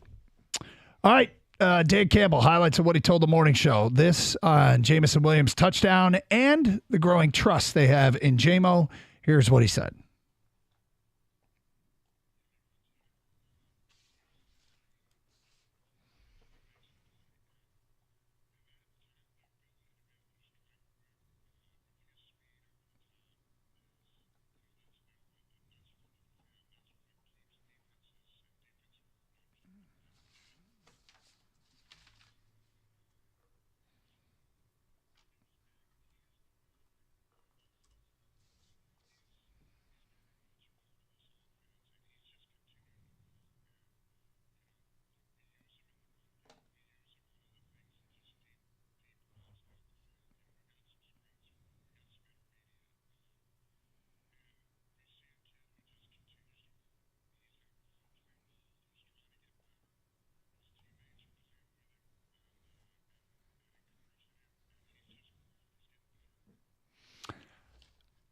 It's actually a great development, of course, for the Detroit Lions to see J-Mo coming around like this. And what's interesting is the way he's first made his mark is with the little things, the subtleties of the position, the blocking, hustling downfield, the never showing signs of frustration because he's not getting the football. Like he's doing right now on the field, it looks to me, for a guy who's coming out of a deficit, whether it be injury or suspension or whatever, he seems to be doing all the right things. He is. He's absolutely doing the right things. He's seeing the field more. And when you do those things like distract the defense because you're running deep routes and the safety is coming over on you, that opens up things for other players. And it's brilliant the way it works. When you're doing things like blocking downfield and not just going through the motions, but you're actually blocking downfield to give the ball carrier an extra couple yards or an extra 30 yards, it's huge. It's not like his targets have gone up significantly over the time. I mean, the first game he played back in October against Carolina, he had 2 receptions on 3 targets. The next game, 2 receptions on 3 targets. The debacle in Baltimore, he was targeted 6 times, no receptions. Vegas, 2 receptions, 3 targets. The Chargers, 2 for 2. The Bears, 2 receptions on 3 targets. He still hasn't been targeted any kind of crazy way other than the Baltimore game, and that was a lost cause. We haven't seen that game yet where he is, not I don't want to say the focal point of the game plan, but where he is perhaps option 2 instead of option 3, 4, or 5. So, and look, Goff, you think about his interceptions, none of them are thrown to Amon-Ra St. Brown. If Amon-Ra St. Brown's a target, he's not throwing an interception, typically. If they could develop a second receiver like that, the offense, which is already great, would become virtually unstoppable. But I heard that soundbite this morning, and then I was reading about him in The Athletic, Jamison Williams, and there's 3 notes here from this story in The Athletic, 1 quote and 1 fact. Colton Pouncey wrote, on a day when the Lions struggled offensively, and Williams had just 1 target through the first 57 minutes of action, there was no bad body language or frustration. And that's something, Kang, that you've always pointed out, is that this is a diva position, and he shows no diva tendencies. Then there's this quote from Antoine Randall, the Lions receiver coach. It's just a matter of time because he's getting better, and he's excited about not just catching the ball. He's excited about being where he's supposed to be, when he's supposed to be there, about blocks for his teammates, stuff like that. The selflessness is coming out. He wants to do more for the team. And then Ben Johnson. Really, since he's been back, it's meetings. He's attentive. He asks good questions, walkthroughs. He's on his stuff. And then in practice, he's practicing really hard. We're still working to get him on the same page in some ways in the passing game, but we see improvement each and every day, each and every week so far. I think the more reps he continues to get in the game, it's only going to accelerate his process. He's doing everything right. He's done some stuff wrong, okay?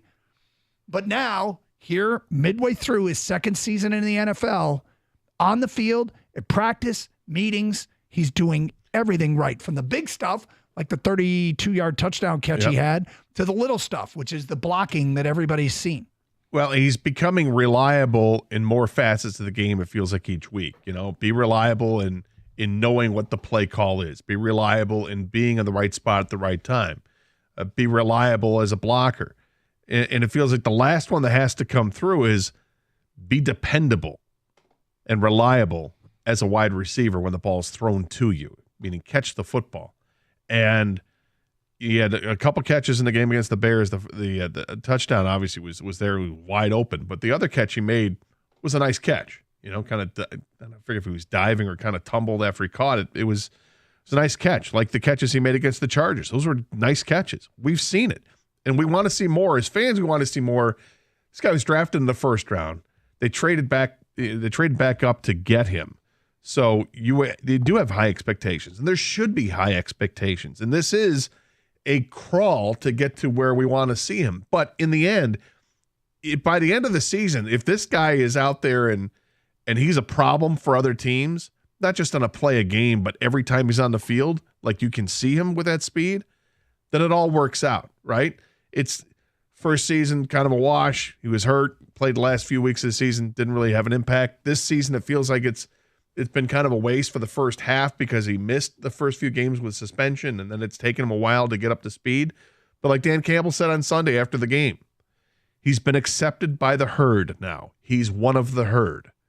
And that's a big compliment to Jameson Williams, and it's because the hard work has paid off for him. But he still has a long way to go to be that guy that was drafted in the first round that you expected to make a monster impact and maybe has the 6 catches for 124 yards and a couple touchdowns. 248-539-9797. Let's get back to your phone calls. We go to Wayne. You're next on 97.1. Hi, Wayne. Hey, what up, guys? I'm finna change the subject. I know the girl that tried to say the Bird was more important than the Pistons. I'm sarcastically saying that. But when did you guys get rid of the Pistons? I mean, you won't talk. We only a record losing streak. Troy Weaver has made so many boneheaded moves. He's almost getting up there with Matt Millen. It's like somebody's in our neighborhood stealing and nobody calls the police. We got Bogey coming back, Bagley, Wiseman, Stewart, Hayes. You give Monty Williams $13 million when Phoenix told him they didn't want him to coach. Kevin Durant and Booker didn't want that guy.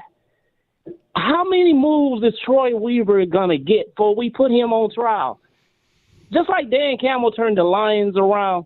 If you guys don't get on the radio and talk about it and let fans vent, there's a lot of fans out here. We don't talk about it. Wayne, we're not stopping anybody from talking about it. You feel free to vent. We're letting you go. Yeah, we have open lines. Give us 10 minutes of the real deal. He's the one that really knows, but he knows no interest in there. This is the only team that won championships for us. Not the only team, but that was a proud franchise. And we're letting Troy Weaver and our owner just run us in the ground. It's not getting any better. Yeah. Well, Wayne, in a week where the Lions are playing 2 games this week, and that's a team that's worth talking about, in a week where you've got the Michigan-Ohio State game, which is a pretty big game, I think that might take precedence over talking about, the Pistons that are off to a horrible start and that lead the NBA in man games lost due to injuries. I mean, there'll be a time that it'll be front and center. So Jokic get kicked out the game last night. These coaches are seeing that Troy Weaver has not brought in talent. It doesn't matter who you put out there. There's no collection of talent. How long will he run scot-free? Can we get 20 minutes?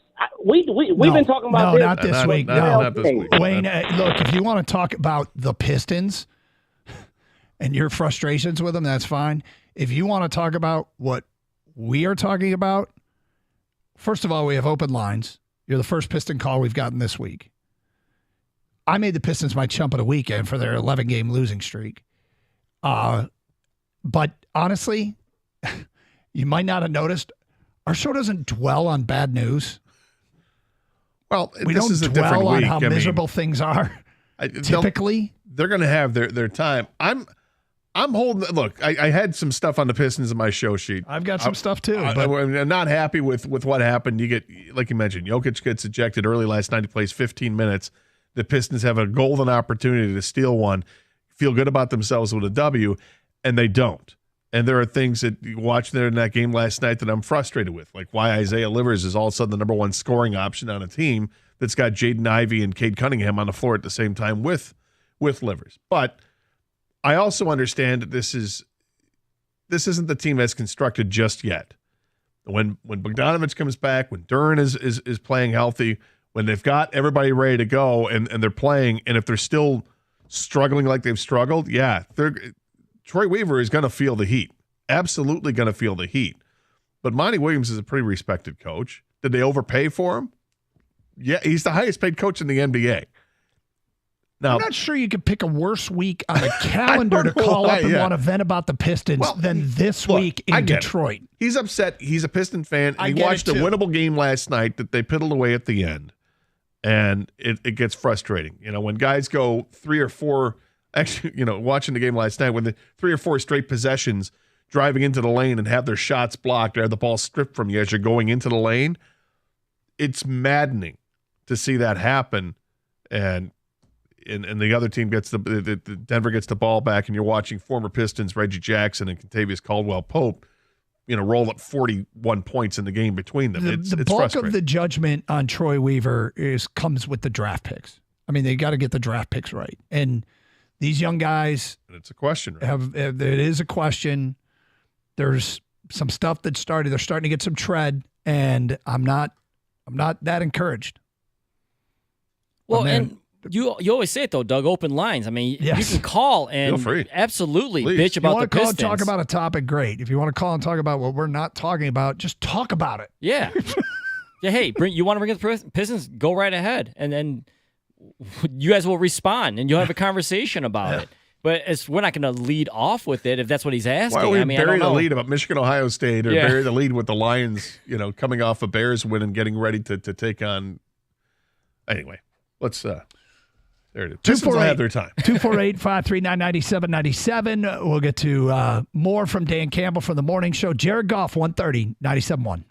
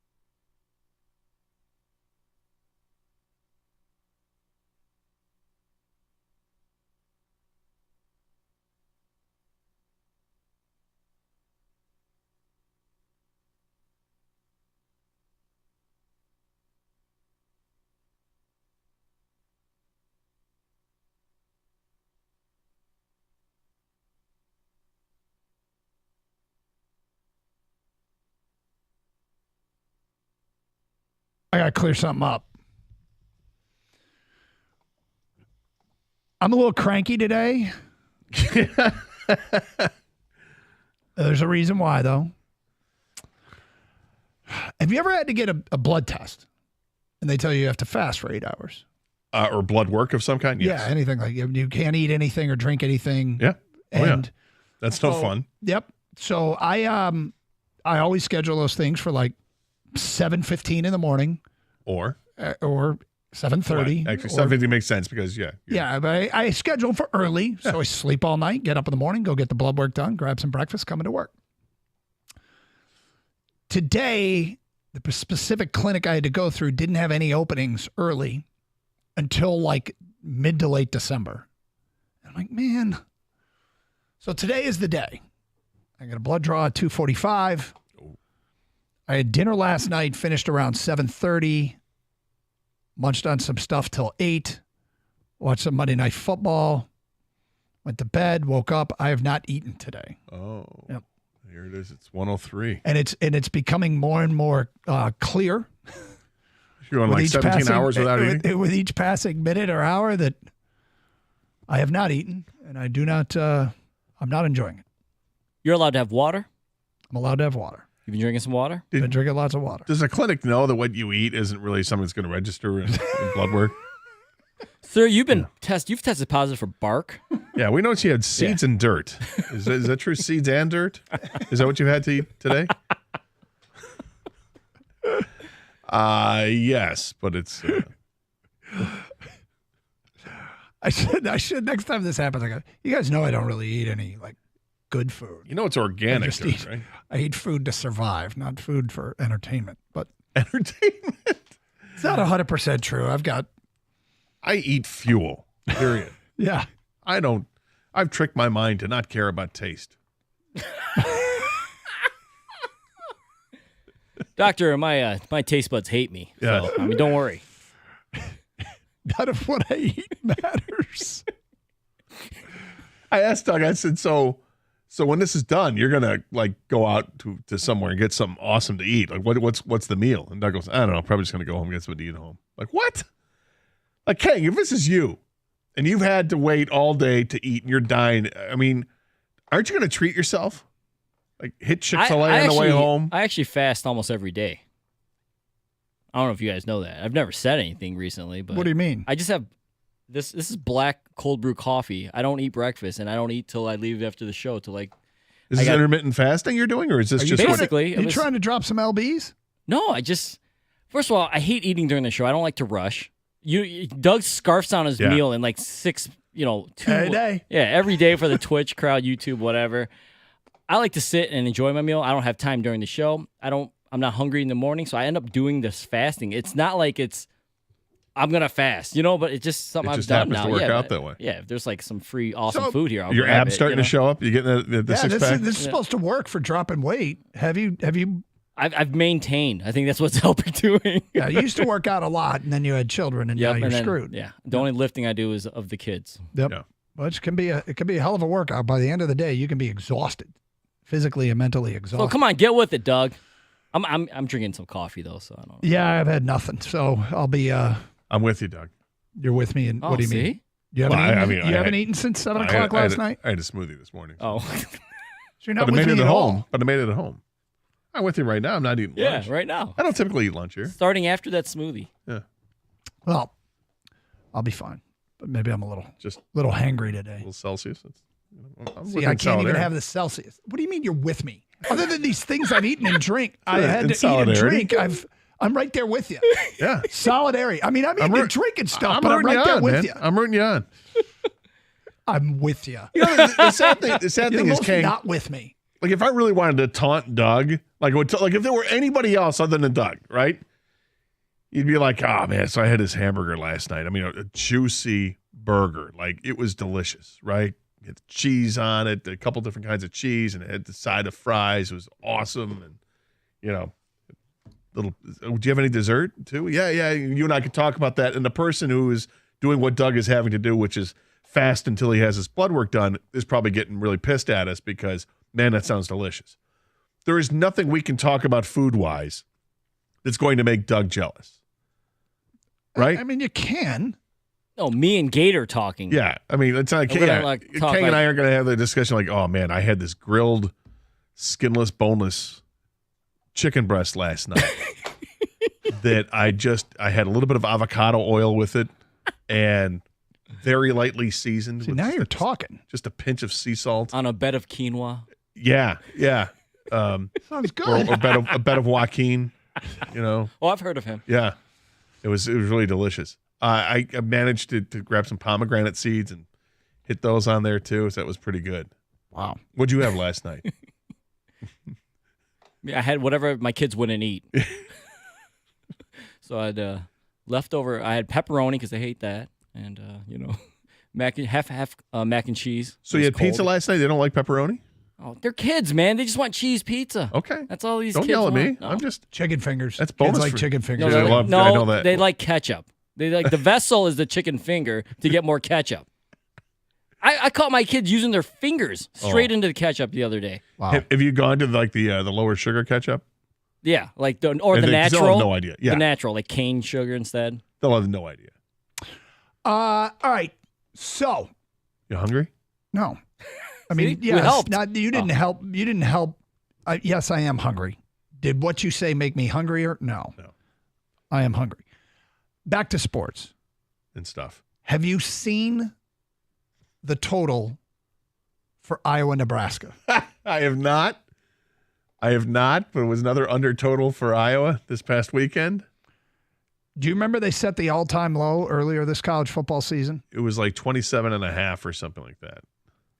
What do you think the Iowa-Nebraska total is currently on FanDuel? 29.5. Kang, higher or lower than 29.5? I'm gonna say lower. I like that number, Gator. Kang is correct. Lower than 29.5. What do you think it is? 28.5. I'm going to go lower. Gator, you're correct. It's lower than Oh, my 28.5. 27.5. Yeah, you gotta have the hook. Yeah. It's lower than 27.5. Come on. Is it 27? It's lower than 27. Oh, my God. Is this a primetime game? It's a Friday game. It's a Black Friday noon kick in Lincoln, Nebraska. Oh, my goodness. I know where I'll be. I know where I'll be. I'll be right here watching it, doing the show. Is it 26.5? That is correct. Iowa, Nebraska, the total is 26.5. Oh. And I mean, honestly, I'd lean towards the under. Because Iowa's most reliable offensive weapon, defensive back and punt returner Cooper DeJean, is out. He's out? Yeah, he's out for the no. year.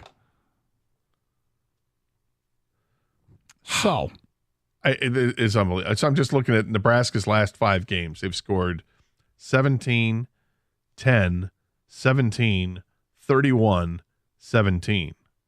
Iowa's last 5 games, they've scored 15, 22, 10, 10, 15. And this is a team that's 9-2. Yep. They're going to go 10-2, play in the Big Ten championship game. Now, that's where I want to see what the over-under total is going to be.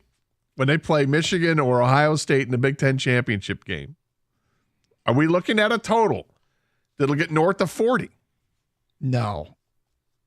No, I doubt it. This one's 26.5. Wow. We should come up with some side bets for that game because it's going to be fascinating. Lions quarterback Jared Goff, how important is the number 1 seed? One of the questions you will hear him answer today at 1:30, 97.1 The Ticket. Man, that's some kind of pathetic football. But we got some really good football coming up, though, right? You got great football coming up with our professional team on Thursday. Maybe you're going to tailgate for that one. Maybe you're going to tailgate Saturday in Ann Arbor for the big game there. If you're getting out on Friday night out to Ford Field, there's another football game going on. Lots of football at home. In fact, all 3 teams playing home games. And tailgating means bring something with you. Don't show up to a tailgate empty. Show up with a bottle of Flying Ace Spirits bourbon. Everyone's going to be happy that you did. It's made in Holland, Michigan. It's part of the Coppercraft family. I'm telling you, it is serious quality. No one has turned a blind eye to me when I say, hey, you want some Coppercraft or you want some Flying Ace Spirits? And they're like, What's that? Like, well, I've been talking about it for a year. Yeah, you have. Let me try it. And they're like, that's pretty good. Like, I know. It's only $30 a bottle. It's not going to bust your budget. And have it any way you want. No one's going to look at you side eye. You want to do it shots with it? Go ahead. You want to have it straight? You want to have it on the rocks? Go ahead. You want to mix it up with some cola or some ginger ale? I think it's great with ginger ale. No problem whatsoever. Have it any way you want. There's nothing pretentious about it. It's just fantastic. The flavor's great. It's got hints of vanilla and ripe stone fruit. It's also extraordinarily smooth. You're really going to enjoy this bourbon. Try it yourself and follow @FlyingACespirits on Instagram. Stay up to date on all of their upcoming releases. And as always, please drink responsibly and never drink and drive.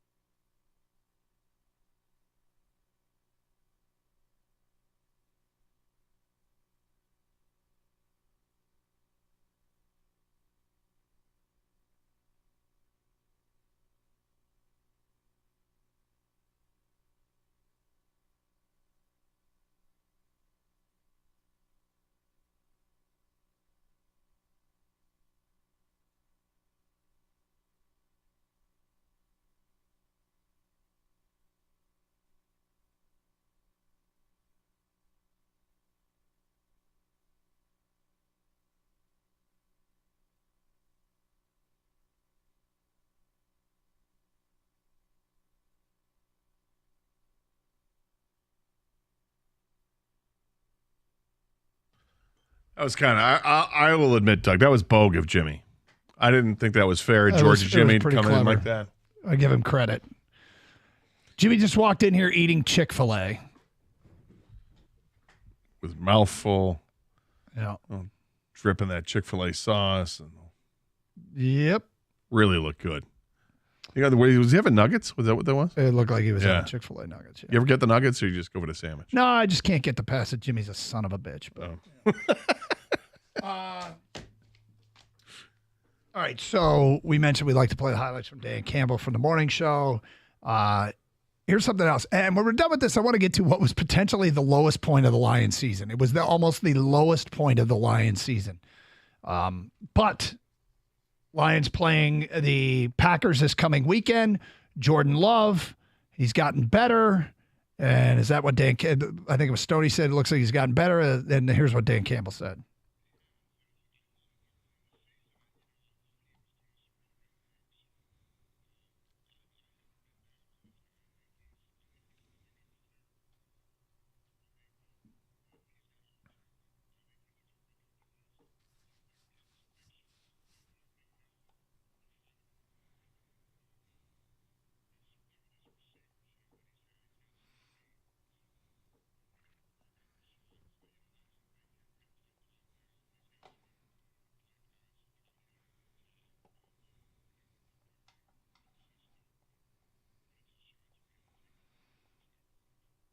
His quarterback rating has him in the lower half of the NFL at this point. Jordan Love, 16 touchdowns, 10 picks. But I remember I went through a little preseason panic when he was looking great because I didn't want the Packers to do it again. But I'm pretty comfortable with where Jordan Love is, and by that I mean he's not a bust by any stretch of the imagination. It's too early to make that call, but he's not trending to be elite right now. No, he's not training to be elite, but he's got talent, and he's working with young, very talented receivers. 2 of his last 3 games, he's had quarterback ratings in those games of 108 and 115. So put up the 108 against the Chargers in that win, and 115 in a win over the Rams. The young receivers are really good, but that team is, I feel like the passing game is set up by the running game, and the running backs have been banged up. Mm-hmm. So how healthy are they going to be going into this game against the Lions, I think is a fair question to ask. Yep. We should mention something, kind of a sad day here in Detroit, as news has spread that former Tiger pitcher Willie Hernandez has passed away. He was the closer on the 1984 team, won the Cy Young Award, won the MVP, and was as dominant a relief pitcher. He was a 3-inning closer in a different era.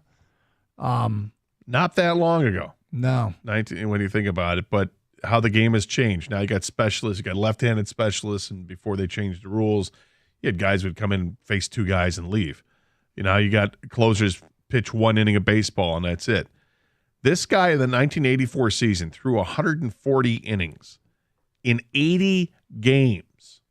He pitched every other game, literally, on that team, and did so a couple innings at a time. I mean, it was absolutely insane what he did statistically with that team, and with Aurelio Lopez as well. Between the 2 of those guys, you think about like setup guy and closer, but really they had 2 closers on that team. Aurelio Lopez pitched 137 innings and had 14 saves. It was a different time, and Willie Hernandez, who was traded to that team prior to the 84 season, really, solidified what they had as a roster, and that team was so good. And I know some people are tired of hearing about it because they want the next team to win. Right. But for people like us, I mean, it was right in our wheelhouse as kids, and you see that team, and they were so talented, and he was unbelievable that season with the Tigers. Yep, and a big part of the only Tiger championship season I've seen in my lifetime was the acquisition of Willie Hernandez. We've tweeted out Champ and Chump of the weekend, so check it out. The people voted who the Champ and Chump are. Go see it by following the link on our Twitter page at Doug and Gator 971. Okay, we didn't get a chance to talk about this yesterday. You kind of asked Goff about it. When he got slammed to the ground by Montez Sweat. It was Montez Sweat. And the camera dwelled for a second on Goff laying there. Mm-hmm. And then they flipped to something else, but Goff wasn't moving. And I was like, okay, first of all, it's the longest 2 seconds ever. This is the terrible scenario that all we want to do is to avoid, and that is we need our quarterback upright and healthy. It cannot be Montez Sweat. Right. Yeah, we don't need to see that. And what he said, what Jared Goff said today was it was the it was getting hit to the ground more so than the hit itself, but it was getting thrown to the turf. And I was watching the game, sitting next to Stoney up in the press box, and he's lying on the ground. He was down for like 2 seconds before he moved, and I think we both said at the same time, "Oh God, get up, just get up." And then offensive lineman went over there, I forget who it was, and just like picked him right up, and he got up and he was fine. And then you see him after the game in the press conference, and he's fine. Yep. And talked to him today. He's fine. Yep. However, that brief moment in time, I was like, oh, God, no. Yeah, not Montez Sweat. Don't be the guy they just traded for. It's crazy because Jared Goff isn't like Kyler Murray or like Bryce Young. He's like he's 6'4", he's like 220. You know, like he's got size to him. Montez Sweat threw him around like nothing. It was like a small little rag doll, right? And then he got up and didn't even check on him because he was just like, whatever. Not that he has to go check on him, but I don't think he even thought that he was hurt. He's just like, I threw him down, whatever. Celebrate my sack. And I'm like, dude, that's our quarterback. He's still laying down. 248-539-9797. Let's go to Shelton. You're next on 97.1 The Ticket. Hi, Shelton. Hey, good afternoon, guys. Hey, what's up, Brother Gator? Hey, man. Hey, listen, like I said, as far as Jameson Williams is concerned, I'm hoping that maybe this Thursday, I'm hoping Ben Johnson might have something cooking that he would be the main ingredient. You got to use that kid's speed. Maybe throw like jet sweeps, reverses, and then maybe wide receiver screen, something like that. Yeah, and maybe sometimes, send the kid in motion or something like that, that way. And with his speed, as soon as they snap the ball, like I said, that kid, his speed, who can catch him? He's literally at times the fastest person on the field. I want to see it too. And I have a feeling that, I don't know if it happens on Thursday, but later this season, we're really going to see them utilize his skill set in those plays that you're talking about. And I wonder, because you're watching the game against the Bears, and the safety was absolutely cognizant of where he was, and he's coming over on that. And I think that maybe he's going to start to get more of a cushion at the line of scrimmage. Once that happens, this wide receiver screen that can turn into a monster play. And remember Gator last year against the Bears when they kind of did that reverse, and at first, even the Bears last year, they was unaware of his speed, so they actually saw it, and they was like, "Well, wait a minute, we better get on our horse and catch this kid before he goes into the end zone." So they already are aware of his speed. They need to just utilize it more. So there's a couple things here. One is I think they give him what he can handle. Two is this past Sunday was a weird game in that the Lions had 4 drives wiped out by turnovers. One that never took place because they fumbled the kickoff. 3 others that were cut short because of interceptions. At one point in the game, the Bears had run 67 plays to the Lions 41. And so sort of you get to stuff you might be planning on using that you never get around to it. It's like the Ravens game. It was the same way. Yeah, you're just not moving the chains. You're not able to dip into the entire playbook. And then the other thing is you got to remember, okay, I'm always a fan of looking at other ways to utilize your weapons. Who do you utilize less? Because you have to take those opportunities away from someone. And the most likely candidates are probably like Josh Reynolds or Khalif Raymond, although I don't think they use Khalif Raymond enough. Josh Reynolds only got 2 targets. Carries, as far as carries are concerned, but David Montgomery, 12, Jahmyr Gibbs, 8. It's not like I want to take away from their touches. So, you always have to consider, I think he's onto something. He could be right, but that's why somebody has to earn it. You don't want to take away opportunities from somebody else who's proven it, done it, and is proving it more frequently. Eventually, you hope your guy just earns it. Well, the Packers are a top 10 defense against the pass, and they are a bottom 5 defense against the run. Mm-hmm. They give up 135 yards a game on the ground. The Lions are pretty good at running the football. I wouldn't be surprised to see the Lions just go ahead and try to rack up as much as they can on the ground and take their chances when they want to in the passing game, but control this one. Yeah. All right, Jared Goff takes us through the final 2 drives. Next, 97.1 The Ticket.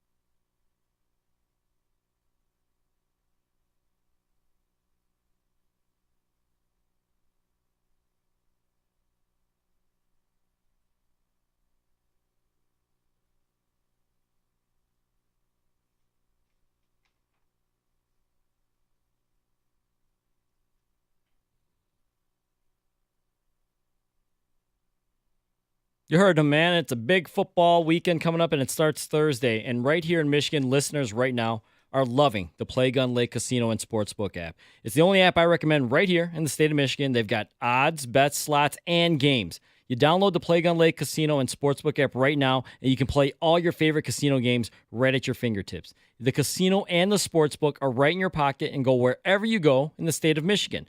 Play popular online slots like 88 Fortunes, Cleopatra's Gold, and Wheel of Fortune. New slots like Atomic Meltdown, Imperial Wealth, or you can play with a live dealer on your phone. Enjoy blackjack, roulette, baccarat. Check out Ultimate Texas Hold'em on the Play Gun Lake Casino and Sportsbook app. They got a great offer right now for new users. Download the Play Gun Lake app right now and get up to $1,000 casino bonus back if you're down in the first 24 hours. Try something new like the Play Gun Lake Casino and Sportsbook app. It's your time to play. New users only. Casino bonus must be wagered. Terms and conditions apply. See website at playgunlake.com for details. You must be 21 and in Michigan. Gambling problem? Call 1-800-GAMBLER or Michigan Problem Gambling Helpline at 1-800-270-7117.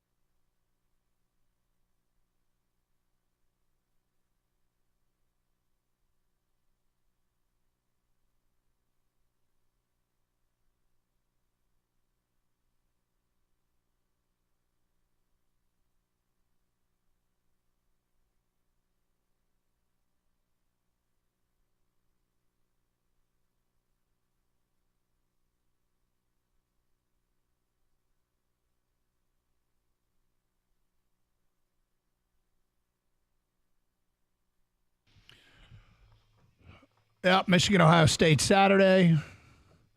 Got Lions, Green Bay on Thursday. Michigan State, Penn State on Friday.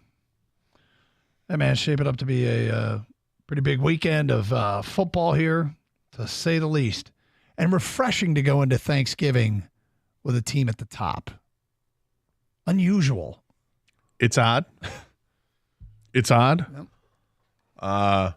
It's unfamiliar territory, but it's fun. You're playing on Thanksgiving Day. You're in first place in the division by a couple of games. You got a chance to vanquish one of the rivals, a national spotlight. I like the word vanquish. This could be fun.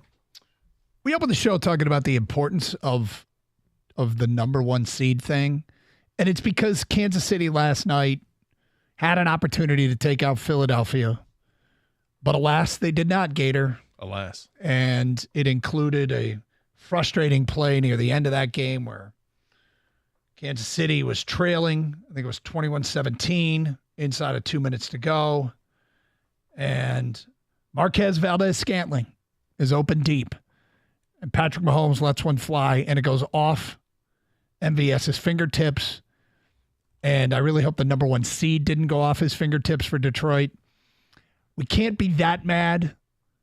Kansas City dropping passes is one of the reasons why the Lions beat Kansas City in the opener in the first place that put them in this position. So dropping passes against Philadelphia is just turnabout as fair play. But that number one seed thing, you start thinking about the difference of the feel. And again, it's a careless and it's an irresponsible but fun exercise, although you admitted you didn't care for it.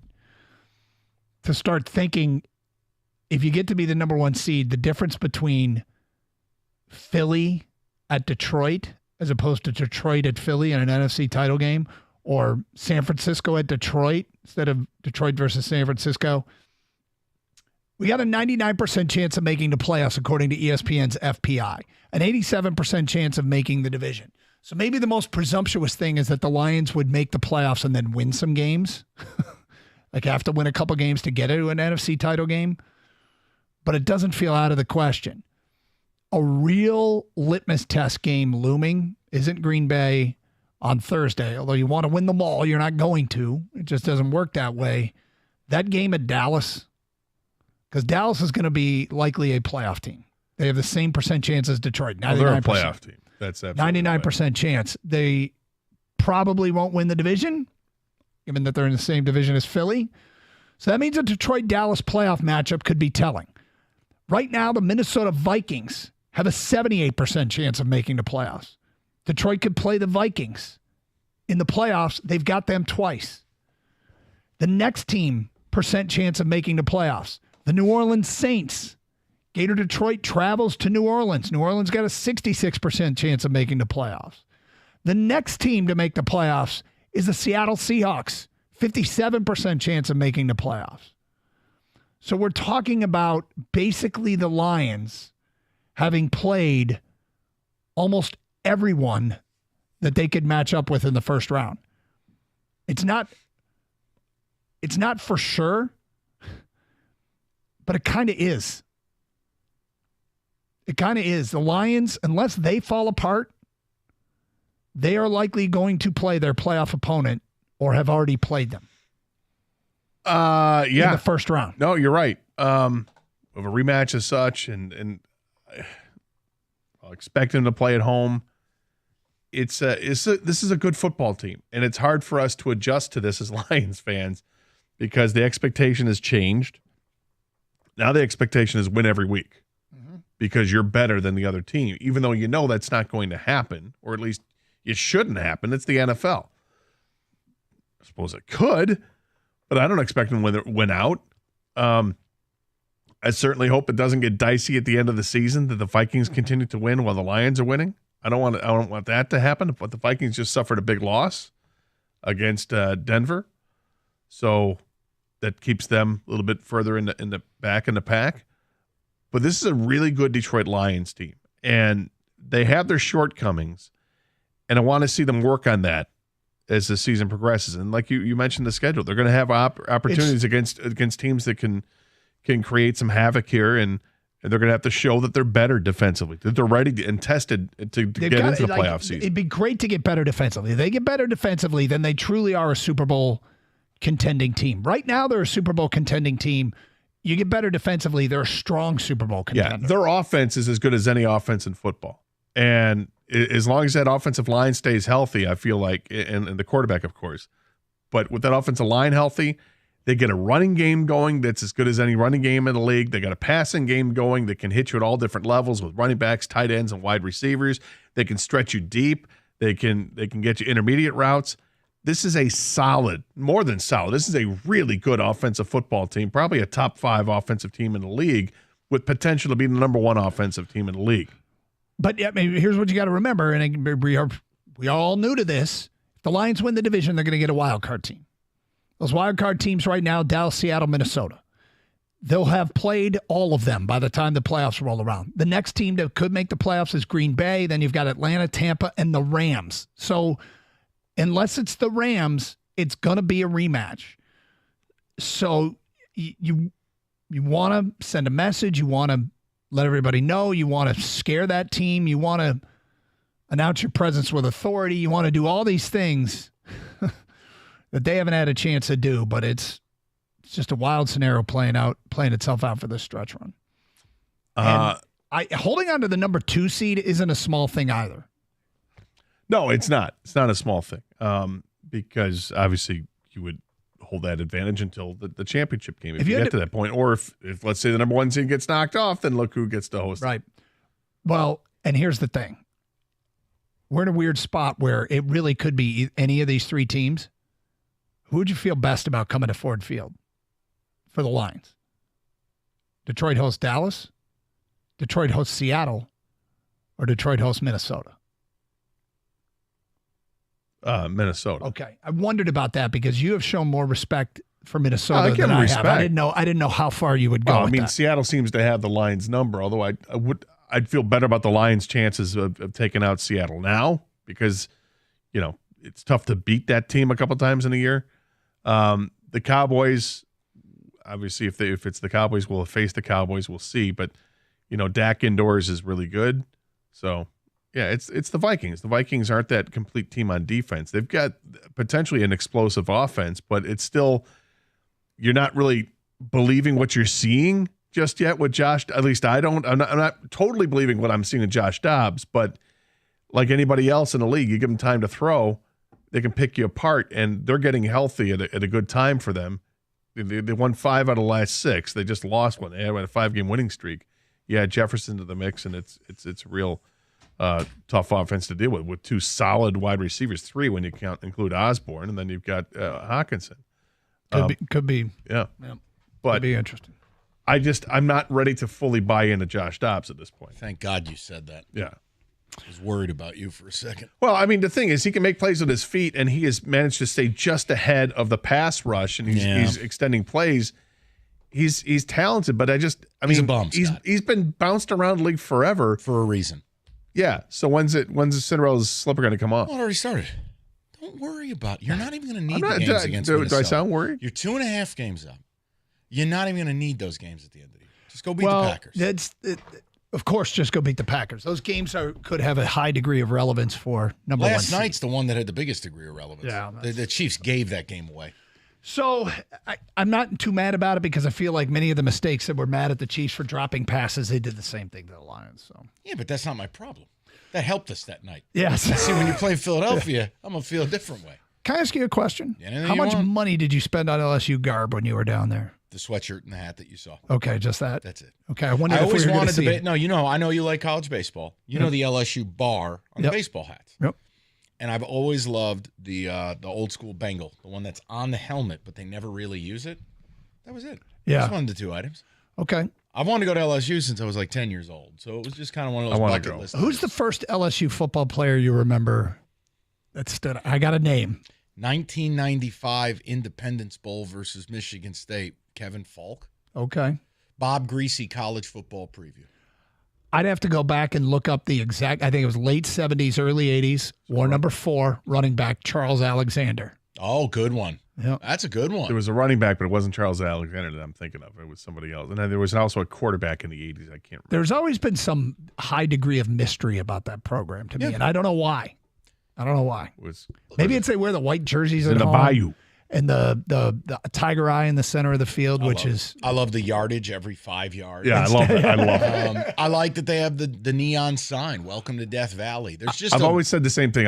That's the one place if I can go anywhere to see a college football game, I want to see one in LSU. I would bet that 10 out of 10. It would be on brand if that was the last program in college football to get rid of the H goalposts.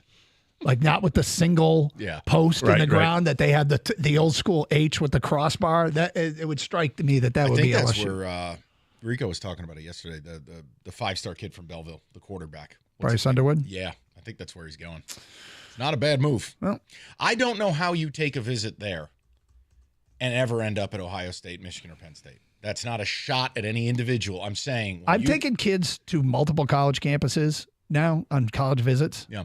And I'm like, there are some amazing, like Mistakes Washington, Wisconsin are unbelievable. Yeah, I can admit this. I made a terrible error. You think? Yeah, look at my program. Yeah. I'm just saying, like, you go around the country and you go, ooh, man, I wish no one in my family had ever gone to college. I didn't have any guidance. My daughter was really into Maryland. Then she went to a Maryland football game and said, I can't go to school there. And I said, why? And she said, did you see that student section? I'm like, oh, okay. All right, what do you got planned coming up next? We're going to bring up Pistons to start because the clown car. I know one person will be happy. The clown car is now on fire. Yeah, I don't know. It might be a ratings killer, but it's a story. And I mean, it's just reached a level of embarrassment. I want to highlight look, it might be time something's got to happen. I didn't get to give my thoughts on U of M last week because Red Wings were playing in Bolivia or wherever the hell they were. It was Sweden. We'll do it at 3. And I think I know who MSU's hiring for head coach. And I'm going to lay out positives, negatives, and see if it moves the needle for anyone. What time is this? 4 o'clock. 97.1 the ticket. Stay safe. Treat each other with respect.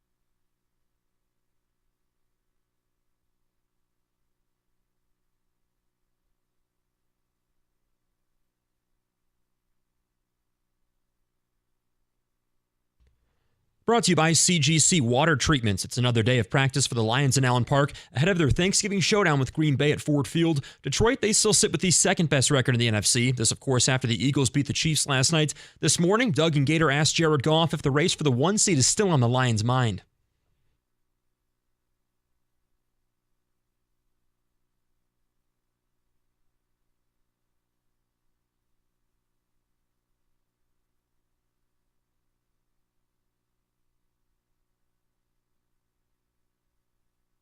We'll get another look at the Lions injury report this afternoon as they get ready for the Packers on what is a short week. Jonah Jackson was once again out yesterday, but Isaiah Buggs did return. Detroit 7.5-point favorites over Green Bay, looking to beat them for a 5th straight time. Michigan and Ohio State will find out their updated college football playoff rankings tonight, of course, ahead of Saturday's showdown in Ann Arbor. The Wolverines still working through some injuries. Roman Wilson is expected to play against the Buckeyes, but the status of offensive lineman Darius Henderson and Miles Hinton still both up in the air. As for quarterback J.J. McCarthy, he says his ankle is feeling great. Michigan, a 3.5-point favorite.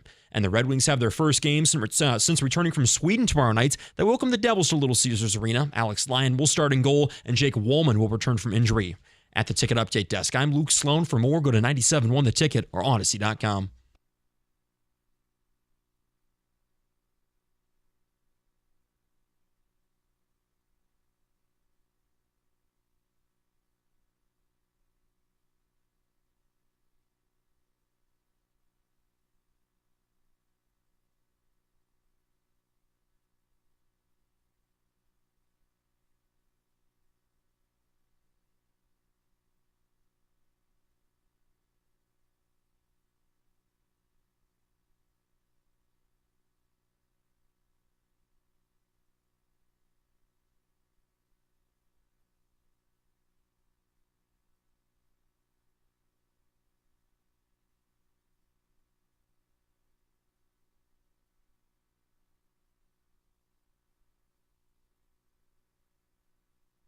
There you go, Kenny. I know how much you enjoy that. We're going to have a hell of a good show today.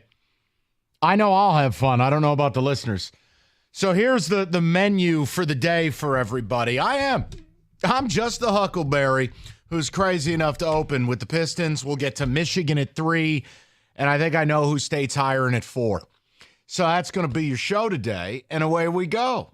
And the Lions will return to the main stage tomorrow. But I have to address this because it's becoming a story. Last night, the Detroit Pistons lost their 12th straight game. Now, you can go your lifetime as an NBA fan, never seeing your team lose 12 games. The Pistons have done it 3 times since last February. 3 times. The Detroit Pistons, since the beginning of the 2019 season, are 82-235. 82 wins, 235 losses. And that is not only the worst mark in the NBA, it's the worst mark by 20 games. 20. But you know what's really worse about all of this? Last night was a realization for me. It's something I've always talked about in spots, but watching last night, because I did. I don't think it's fair to shred their ass if I'm not going to watch the games. But last night, the Nuggets, Jokic gets tossed early. I don't think he had any designs on being in Detroit. He looked like when he got informed the parade was going to keep him here. I have to go home. He got tossed early. Malone gets tossed early. No coach and the greatest player in the world out. Pistons still lose. And I want to tell you something. You can think this is radio hyperbole. If they had a real owner, somebody'd be without a job today. And you go, whoa, wait a second. Let me explain to you something. Let me go top down at what a clown show the Pistons are. And clown is the word I use because really it's just this incestual Nepo baby routine. I mean, look at the people that run this team. You think Tom Gores is a respected owner? Get the hell out of here. All right? Is Tom Gores even alive? He may as well be the mystery owner in Florida from Slapshot. Clown. Arn Tellem. What? Arn Tellem was an agent. What the hell? Why does Arn Tellem get a say? Even worse, how about Eric Tellem? Yeah, that's your director of player personnel. That was your pro player scout director. Arn's kid. Nepo baby much? Then you go to Troy Weaver. Guy can't complete a sentence. What the hell's Troy Weaver done? Troy Weaver has created, along with the help of Eric Tellem, Troy Weaver has created the most senseless, random, ill-equipped doesn't fit in any era, but sure as F doesn't fit in this one roster in basketball. You have maybe one player who would start for a play-in team. One. Not a championship team. You have one player who might start for a play-in team. That's the results of what? 4 years of work? You don't have any draft capital. And now you got a head coach in Monty Williams who, look, I never made fun of the move, but let me tell you what I watched last night. For about the third time this season, Monty may as well have been asleep on the couch.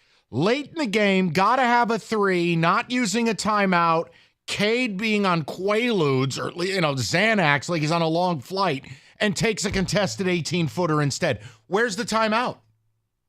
But then the post game, let me tell you what Monty looked like, and you're not going to like it. This is my opinion, not some official report, okay? Monty looked like a guy who went, you know what?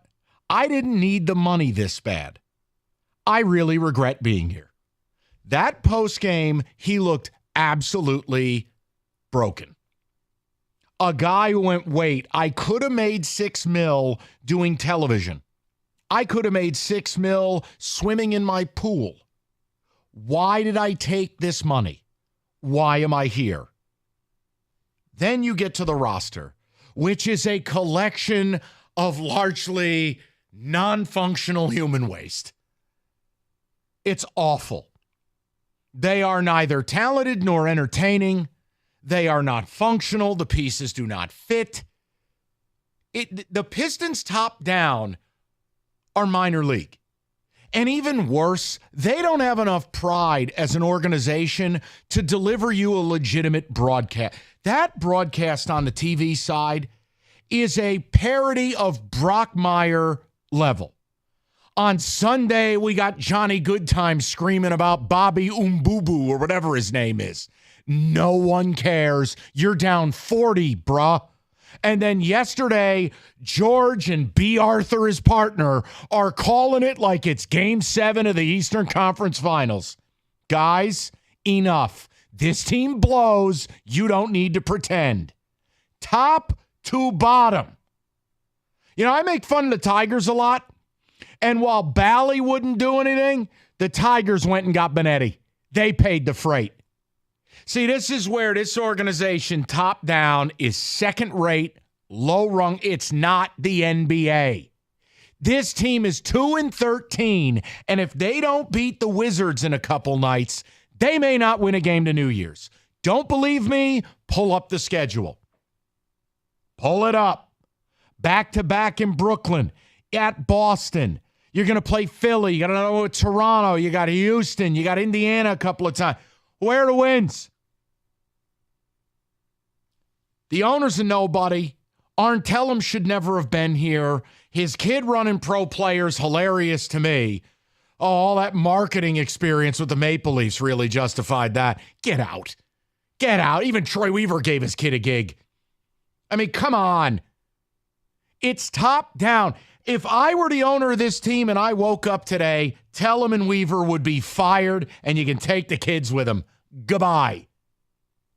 At what point do you dead cat bounce and do something? I don't want to hear about the injury. I don't want to hear about a 34-year-old wing player that wouldn't start for a playoff team in Bogdanovich. I don't want to hear about it. Oh, now all of a sudden Jalen Duren is Bill Russell. Stop. You cannot, it is impossible to be 2-13 in this league in year 4 of a rebuild. It's impossible. It's insanity to me. And now, with every loss, you're devaluing the worth of any of these players. I'm almost at a point. I'm not quite there, but I'd be lying if I didn't say it. By February, I might be shopping Cade Cunningham. Why, you say? Because I will tell you this. If I were Cade's representatives, I would lay down in his driveway and make him run me over before I ever signed to play here. Ever. I'd be the first player in league history to turn down a rookie extension. You people are blaming the wrong guy. He is out there with no help. None. It's like that commercial we play with Travis Kelce, a new member of the Lowe's team. Cade would be better off having Bob from Tile, Bill from Electrical. Pick 4 people from Lowe's. It's a disgrace. And my question to you as fans is, at what point do you just say, you know what, until or unless there is new ownership, we're done? I would beg Goris to sell. You already made your money. You're not here. You bought it for $300. It's worth at least $1 billion. Can you please cash your chips? I'll have one of your club shirts made for you. I'll send it to you. Get that. Just please leave. Please. Because this has been a clown show from the day this guy and his platinum equity henchman walked in the door. It's an embarrassment. It's embarrassing. It's not the NBA. I say it about the Pelicans all the time. That's not an NBA franchise. That's a soup kitchen. There are certain franchises that are not professional, top down. This is one. And when you look at the organizational structure, luckily one of the cooks in the kitchen left town to help run another team. But I'm done. Troy Weaver's got to be fired. And you could say, what will that do? I don't know. Make me sleep better. Make me feel better. Because the reality is, what has this guy brought here? All offseason, we wanted to move. What did he give us? The dead body of Joe Harris. What help has he brought in for Cade, who, by the way, is extension eligible this summer? What help has he brought in? Who? Don't tell him. Jaden Ivey, Monty Williams doesn't even like him. Who? I would love to know. Because I want you to understand what you're watching that's not the NBA. That is minor league, second rate.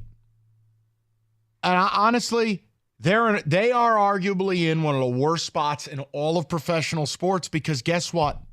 The Lions are good. The Red Wings are at least interesting and on the up. I think there's a lot of optimism with the Tigers. And then there's you. You. And you don't even look like you're serious about what you're doing. From your broadcast to your players, to your coach, to your staffing, to the C-suite, the whole bit. It's something out of a movie. It's a parody of a basketball team.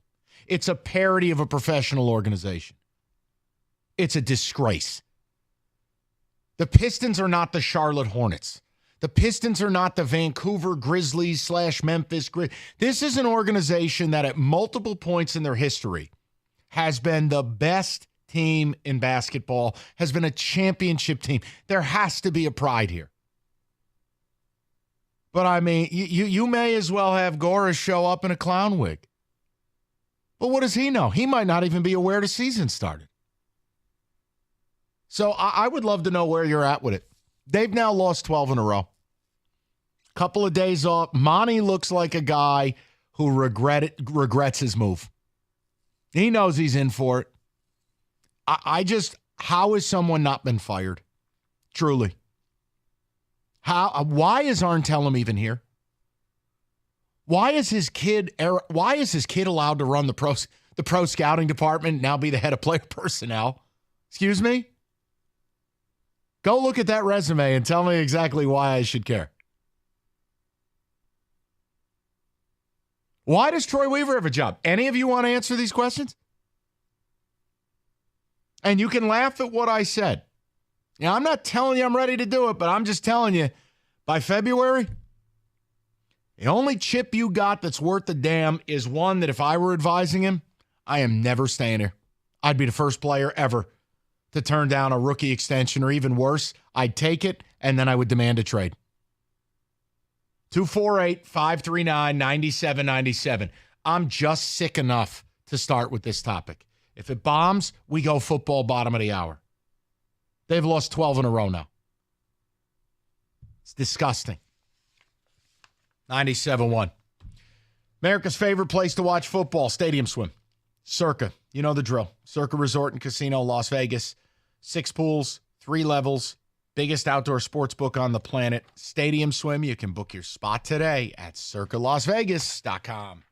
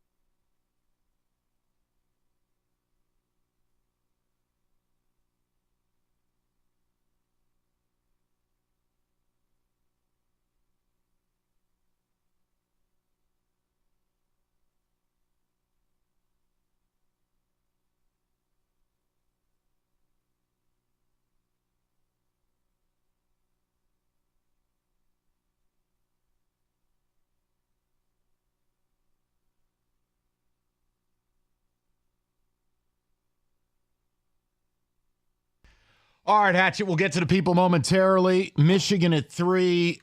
I think I know who State's hiring at 4. We're going to have some fun today. Lions will get back into it tomorrow. David, first of all, your thoughts, because I know you've taken the kids down to a couple of games. You're doing God's work. Tell me where I'm off base. I'll hang up and listen. Ticket text, your opinion, whatever you like.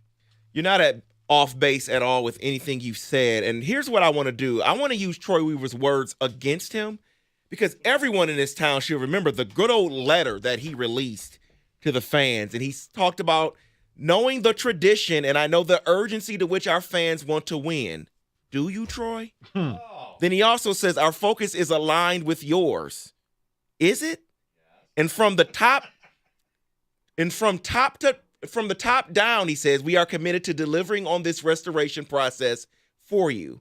Are you? Because everything I see from the offseason on has not been a commitment to delivering on the restoration process.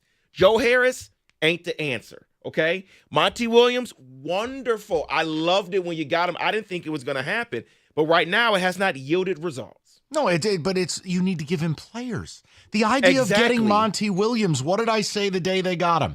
This can't be the biggest acquisition of the offseason. And it was the biggest acquisition of the offseason. Now he looks like a guy who regrets the house he bought. I shouldn't as a fan. We are, a couple days away from Thanksgiving. Mm-hmm. I shouldn't in my head say, you know what, I can't watch them anymore the rest of the year. It's Thanksgiving. I need to at least give them until the beginning of the year to say, oh, they're good or they're bad. No, they're trash. They are. That's what I see as a fan. When I watch day in and day out, it's a struggle. And yes, I watched last night, and there was a great football game on TV. But what am I watching? The Detroit Pistons. Well, you can watch multiple things. And I did. Exactly. But it was a struggle watching them. And what I want is I want to see that commitment, Troy Weaver, that you told us in your letter that you were going to bring. Don't see it. No, there's nothing here. There's no war chest. There's no. Look at your core. What is your core exactly? What is it? It's a joke. It's a total joke. It is a joke. And Cade is trying his best. He's got no help. He's out there trying his best. But when I go to games and I watch the games and everyone's staring at him, looking at him to make a move or a decision, no, that shouldn't be. What are the ticket texts coming in? Ticket texts are saying, thanks for the rant, Mike. Dead on. Someone says, I hope they lose 70 games and get screwed by the lottery. Agree 100%, Mike. Not sure how anyone goes to these games. Everyone should be fired. Another person says, I'm not a huge basketball guy, but Mike sounds like the Pistons would lose to Bishop Sycamore. It's not far off. Not far off It's at not. all. Someone says, this product is gross. I'd rather be watching Will Ferrell and the Flint Tropics. Yeah, and again, if you want to play, well, they got some injury. Okay, well, first of all, welcome to the NBA on a night-in, night-out basis. You don't know who you have. But second of all, that does not allow a 12-game losing streak. So why don't we just save that talking point? And someone says, don't forget about this, Mike. They lost Jokic last night, Mike Malone, and Jamal Murray also wasn't playing. There you go. Which means they lost to Reggie Jackson and KCP last night. Correct. It's an embarrassment. Top down. Straight joke. Christ. Someone else texts in says, you have an absentee owner, a GM in over his head, and a one-dimensional team. Yeah, what could go wrong? Well, that's my whole point. If Goris actually was aware the season started, tell him and Weaver would be gone. I would launch this organization into space. All this money I spent, this is what we have. But again, you have to know the season started. Go to Kurt, 97.1. What's up, Kurt? Oh, wow, man. Thanks for taking my call. A long-time listener. Hadn't called in a long time. But, man, Mike, you spot on with everything you said, man. I was at the game last night for the first time. I almost wish I had a paper bag with some holes in it. Not only and I don't know if I would have threw up on it before or after. It's just straight horrible, man. It's a clown show, as you may mention.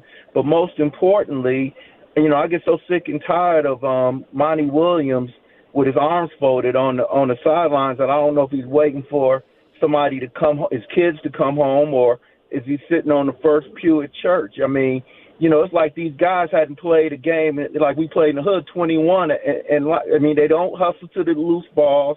They lose every rebound, and they're in every game, but they're going to lose. I mean, how do you stand that? And I see Troy Weaver, all he does is walk around and he's on his phone, and obviously he's not talking to other managements because we're not getting any good players in here. And the only professional basketball player that's playing every night that is a seasoned veteran would be Alec Burks. I mean, I don't think we would have won a game if he got hurt. No, and look, my problem is, I mean, Kurt, guys like Burks and Bogdanovich don't belong here. You know, they don't. If you're going to sell me on carrying on, you need to have two types of players. Young guys that are a part of the core and veterans that are going to shepherd this process. Players. Absolutely. Alec Burks is the ninth guy off the bench on a playoff team. That has no value to me. Yeah, you made my point. They try to get longer, but they still not bigger. It's like everybody bounces off of it, and you know, Beef Stew, he's the heart and soul of the team right now. Him and a 19-year-old. And again, let us not forget, Troy Weaver decided to not only acquire but pay Marvin Bagley. Okay? Yeah. I mean, how Weaver's got a gig, I'll never understand. Ever. Let's go to Doug, 97.1. Doug, what's going on, buddy? What's going on, Mike? Appreciate you taking the call. Yeah, man. Hey, I think this segment is long overdue. I don't, and the reason I call is I just want to ask your thoughts on where do they even go from here? I mean, they have Blaha to the front office. Like at this point, it's a joke. It's a joke. The best thing they could do would be to raise George's 3-button blazer from the Claymore up to the rafters. George, it's been a blast. Smooth Johnny, have a nice day. You can go broadcast games in a Mac. B. Arthur, send Special K out. Like they clean that broadcast up because it's reached parody status. You want to talk about your team? Yeah, I agree. Well, it's like, where do you start? No, I'll tell you where you start. Without an owner, you're going nowhere. I mean, Doug, that's the problem. You're held hostage by this guy. Look at who he's allowed to infiltrate this once proud franchise. Look at what he's allowed. How many cooks in the kitchen? The Arn Tellem thing has never made sense to me. Now you got his kid as your head of player personnel? I agree. Come on. Is this as bad as the Lions in the Millen years, or even the Tigers when Avila 100% was kind of on the outs? 100%. How bad is this going to get? I mean, well, first of all, how much worse can it get? You won 17 games last year. You haven't won a playoff game in 15 years. And there's no one to tank for either. It's just you're in this black hole of there's nothing. There's nothing. There's no hope. You're 4 years in, and what do you really have? Tell me right now, if you said, all right, my life depends on this, who are the guys that are actually going to be here when this team's ready to win a championship? Who would it be? I don't think anyone. And I think Asar Thompson, Stanley Johnson 2.0. Like, I don't see anyone that maybe Cade, but to your point, they should ship him out while they can before he. No, I mean, Asar. Listen, the problem with Asar is he's exactly who we thought he was. Absolutely, 100% no offensive game. A complete nothing on the offensive end. Now he'll guard and he'll rebound, but could he eventually develop a shot? Sure, but that's years away. How much more time do we have, Doug? Cade's rookie deal is about to run out. I agree. I completely agree. I wish I had better news, man. And look, I know I'm probably crazy bringing it up, but it's a story. It's a story.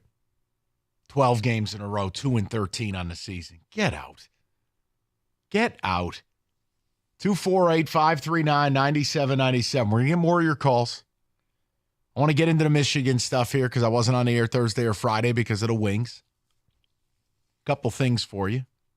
Couple things on the horizon for you. We got a lot to do today. 97.1. Listen, the amount of big truck accidents that result in a fatality in this state, staggering numbers. The attorney you choose, it's the most important piece of this. They need specialized knowledge. They need expertise. Injury attorney David Femininio and his team are exactly the people you need to call. 25 years of experience. If you've been injured by a big truck, call 855-65-CRASH or go to that website, getdavidgetpaid.com.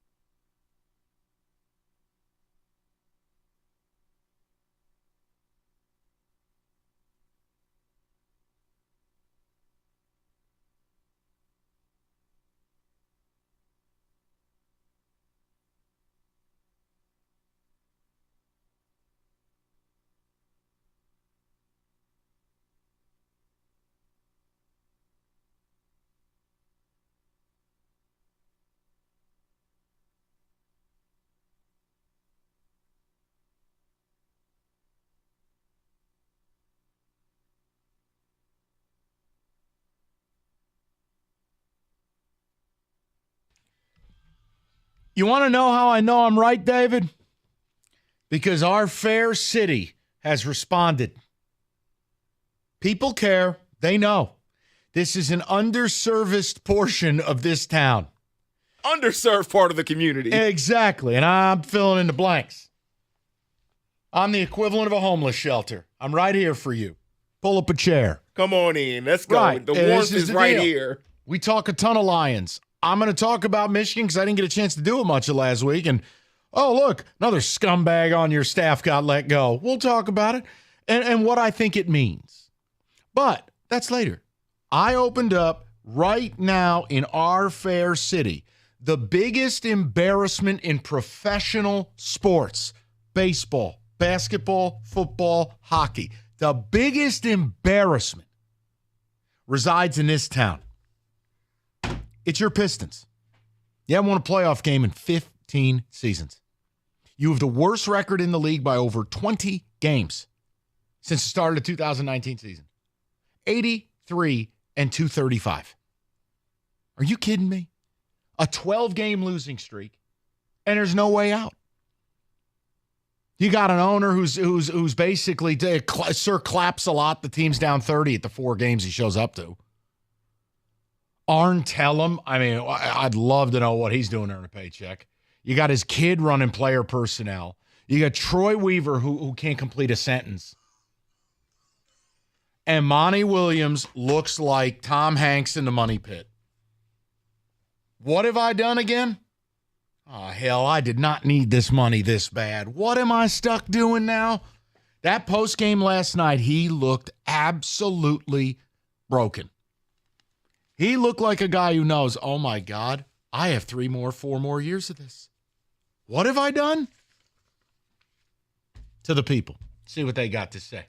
Because for me, if I owned this team, I would have woken up today and people would be fired. You couldn't win last night without Jokic, without Murray, and without the head coach.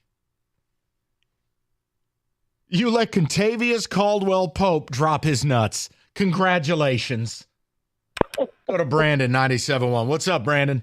Man, Mike, I am pissed, man. I'm a huge Pistons fan. I'm be honest with you. I unplugged when Terry Foster years ago said we need to stay away from the Pistons for a while. It's ridiculous, man. This organization is a complete turn to a joke. We got a new curse in town. It's the Billy Davidson curse. We ain't been nothing since the man passed away. Like, it is ridiculous. Of course, need to sell the team to somebody that really care about basketball. I don't care if we got to overpay a player $300 million just to come to the Pistons for 6 years. Something. Get us a product that worth coming downtown to see the Pistons. I ride past Little Caesars Arena and don't even want to look to the right because I want to see that team. Like, I'm embarrassed, man.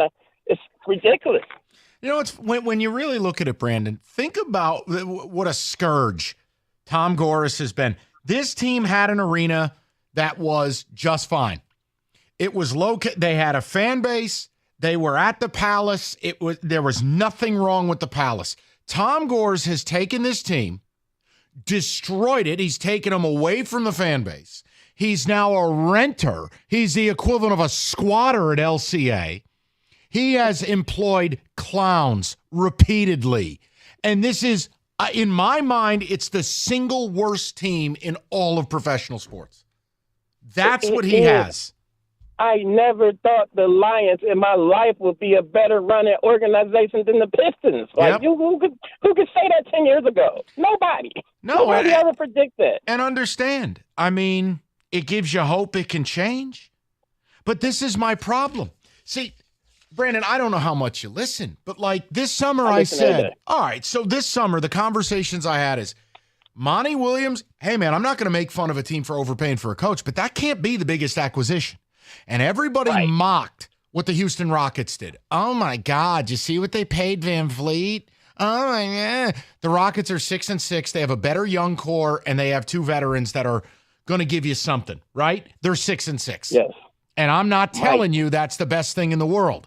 But what did we do, Brandon? What did we do this summer? Nothing. Get a bag of donuts. Who did we get? I don't even remember. Who did we sign in the offseason? Oh, that's right. You helped facilitate Kyrie. You took on the dead body. Oh, no. I know what it was. You facilitated them keeping Cameron Johnson, who I wanted you to sign, and you took Joe Harris's corpse. Hey, Gordons need to hire us, Mike. We can run an organization better than who's playing right now. That's all I got to say. I don't know how much better, but Brandon, it wouldn't be worse. And at least we'd know when the games are on. Right. I'm going to hang up. I'll see you, Brandon. David, where am I wrong? You aren't wrong at all. Oh, go to Chris. I'm pumped up. The people are responding. I'm depressed and excited at the same time. I don't even know if there's a word for that. Let's go to Chris, 97.1. Mike, I before the season started, I told my friends, I said, you know what? Give it till Thanksgiving. That's when I'm going to stop watching this team. I guarantee it.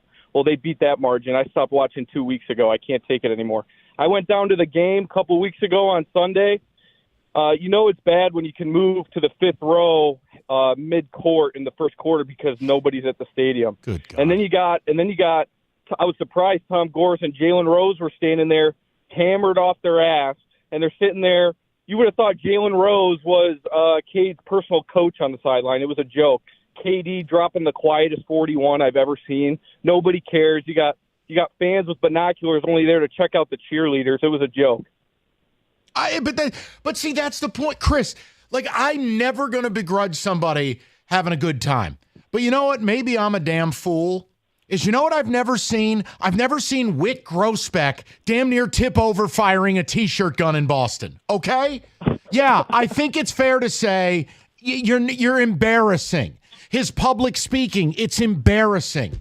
When he used to come to all the games, embarrassing. But Chris, look at the people he employs. What the hell are we doing? And I'm checked out from now on. I'll just focus on the Lions. I'm not even going to watch a game the rest of the year. I can't take it anymore. Don't worry. Let me do it for you. I got you covered. Yeah. Let me endure the pain. I'll report back to you, Chris.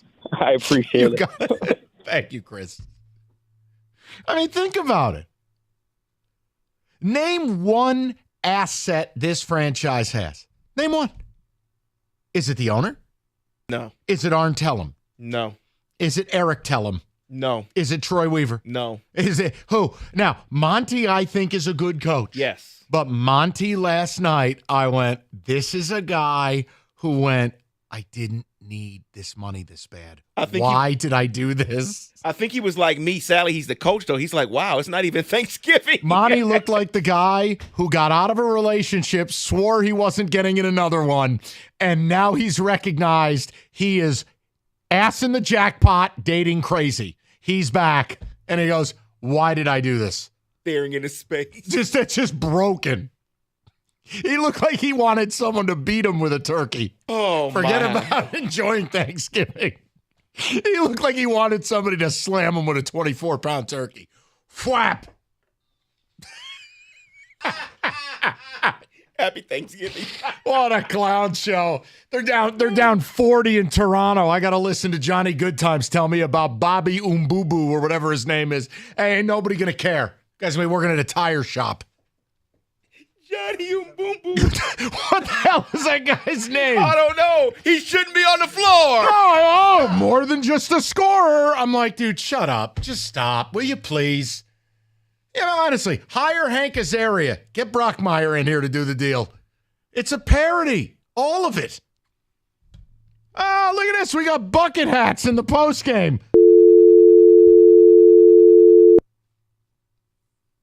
Christ. Somebody says I'm depressed and pumped up at the same time. I don't even know what that means. 248-539-9797. We're going to get to your calls. I will get to U of M because I didn't get a chance to comment on it last week. But it's totally normal to fire your linebacker coach 2 days prior for destroying evidence, isn't it? That's cool, though. Keep listening to Desmond. It's a nothing burger. Listen, if you are 65 or older, it's that time of year again. Time to review your Medicare health insurance plans. The annual enrollment period for Medicare subscribers, December 7th is your deadline. That's what you need to know. With all the new changes, do you really want to go this road alone? Let Mike Purpura National Benefit Plans take care of business for you. Over 30 years of experience in the health insurance industry. He'll shop all the players. He'll shop, get you the lowest price guaranteed. Call Mike. Save the headache, will you please? 877-734-2200 or on the web at nbphealth.com. It's National Benefit Plans.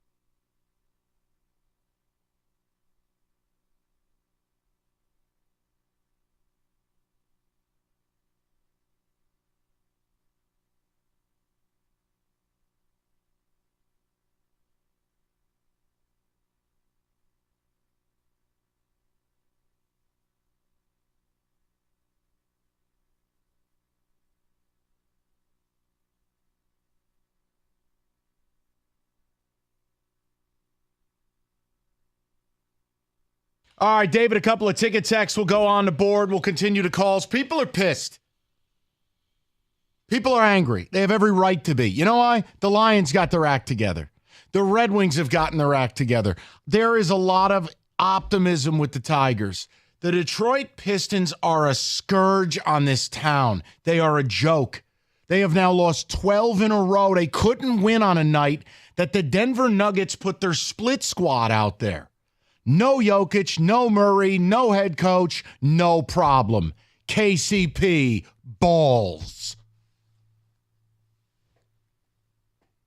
Come on. And I'm glad you just said that. You mentioned the Red Wings because last year was the year 4 of Steve Yzerman, and we saw progress. They were in the playoffs for 18 hours in the spring, and then they went to Ottawa and got thrown in a wood chipper. And yet the team that shares an arena with them, nothing close to that.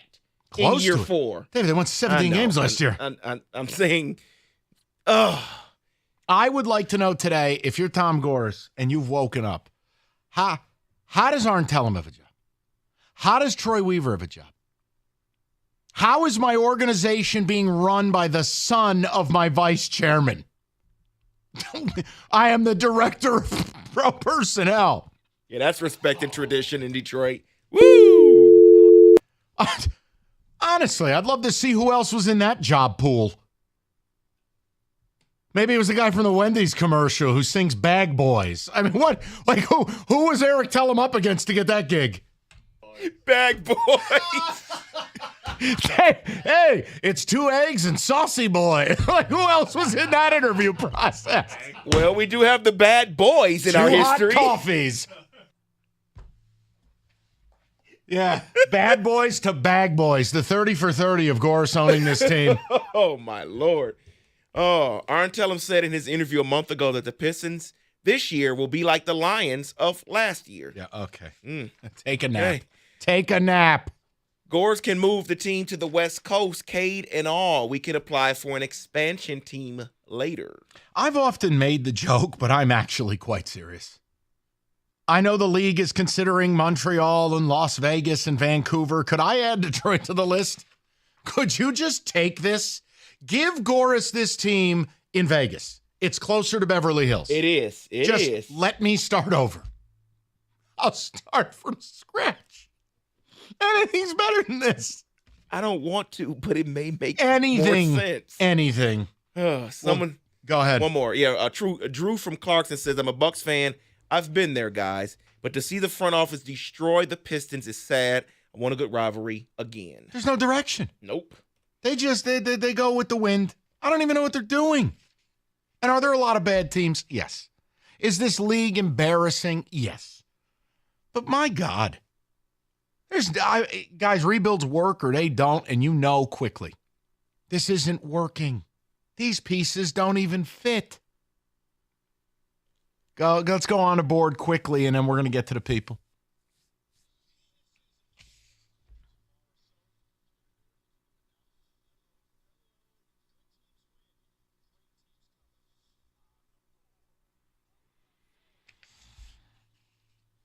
I have no words for what I witnessed last night. Kansas City up 17-7 at the half, and they managed to go punt, fumble, punt, or downs, or who cares, dropping 7 passes, including a surefire touchdown with Valdez-Scantling. I don't know what to tell you. Eagles steal the game, we lose. Awful. Just awful. I feel awful for Lion fans because I admit it, I got excited. I thought Eagles were dead to rights. I have nothing to offer you. We are all dumber for listening to what I said yesterday about the Chiefs. I simply go to Kenny Cott and I look for hockey salvation. Kenneth? Well, tomorrow there's going to be 14 games. Tonight, my great league, the great hockey league of mine, has no games. No. And on Thursday, they will have no Thanksgiving games, which you understand. Right. But you have 15 on Friday, 14 tomorrow, 0 today.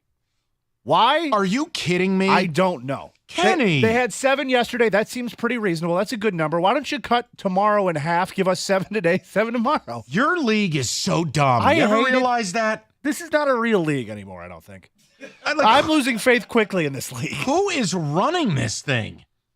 Don't even get me started. Is it the ghost of Bettman? Like what? How is this possible? It is the fraud that is Bettman. All right, take it easy. Hey, can I ask a question then, since we're sitting here? Sure. No, I'm not going to sit here and advocate Maction because it's a god-awful league. Yes! Yes! That's my pick. Maction tonight. No, it is not. I won't allow it. I have a question. I want you to tell me why not to bet under 26.5 Iowa, Nebraska later this week, Friday at noon. I was just the looking at lowest that. total in the history of Las Vegas. Iowa, Nebraska. They just keep going under. Do you dare under 26.5? I think you have to go under 26.5. I do. David, the reason I bring it up today, the line opened at 29 and it just keeps moving down. If I wait till Friday to tell people to play this, it might be at 24. Correct. You want to grab that thing quick? Okay, then.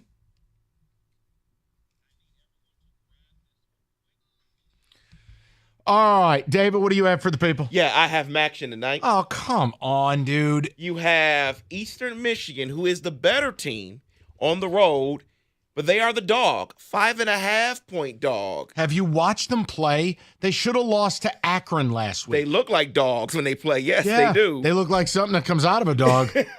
That team's awful. That quarterback of theirs, Austin Smith or whatever, he is bar none the worst quarterback I've watched all year. I'm not kidding you. It was him versus whatever Akron was putting out there, that Bobby Underbubber or whatever his name is. I mean, I was watching. I was texting. I was talking with DJ and I'm going, this is the singular worst football game I'll ever watch. Because he was furious. He's like, I can't take anymore. You're really going to take It's Eastern. bad. It's very bad, which is why I go Eastern plus 5.5 tonight. If you watch that game or bet on that game tonight, I need you to call the number. You can't be a part of it. We'll get with more to calls. I want to mix in some Michigan stuff as well. Lots to do on a very busy Tuesday. 97.1.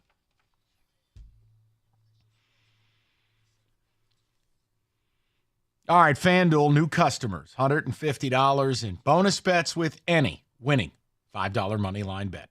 It's $150 if your team wins. So many games. You got Thanksgiving games all day and night, including some college ones. Egg Bowl. Lots to do. FanDuel.com/ticket. Fill up your plate with a few parlays and player props and a good time. It's FanDuel, the official partner of the NFL, the official partner of 97.1. 21 and up. Present Michigan. First online real money wager only. $5 pregame money line wager required. $10 first deposit required. Bonus issue. Non-withdrawable bonus bets that expire 7 days after receipt. See terms. Sportsbook.fanduel.com. Gambling problem 1-800-270-7117.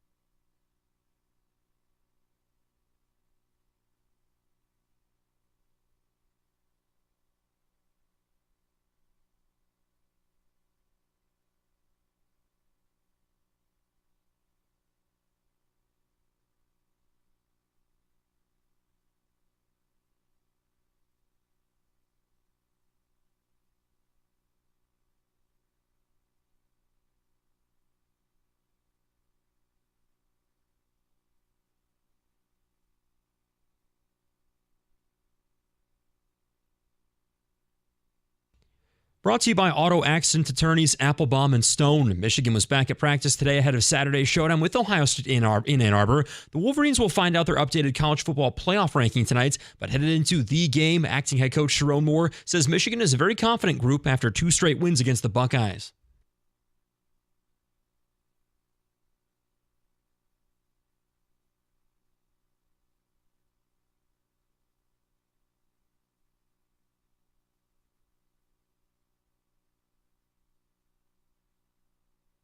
The Wolverines are working through some injuries. Roman Wilson is expected to play against the Buckeyes, but the status of offensive lineman Ladarius Henderson and Miles Hinton both still up in the air. And as for quarterback J.J. McCarthy, he says his ankle is feeling great. Michigan, a 3.5-point favorite. We'll get another look at the Lions injury report this afternoon as they get ready for the Packers on Thanksgiving. Jonah Jackson once again out yesterday, but Isaiah Buggs did return. Detroit 7.5-point favorites over Green Bay, looking to beat them for a 5th straight time. The Red Wings have their first game since returning from Sweden tomorrow night. They welcome the Devils to Little Caesars Arena. Alex Lyon will start in goal, and Jake Wallman will return from injury. And former Tigers closer Willie Hernandez has died at the age of 69. He won both the AL MVP and Cy Young in '84, helping guide Detroit to a title. At the Ticket Update Desk, I'm Luke Sloan. For more, go to 97.1 The Ticket or Odyssey.com.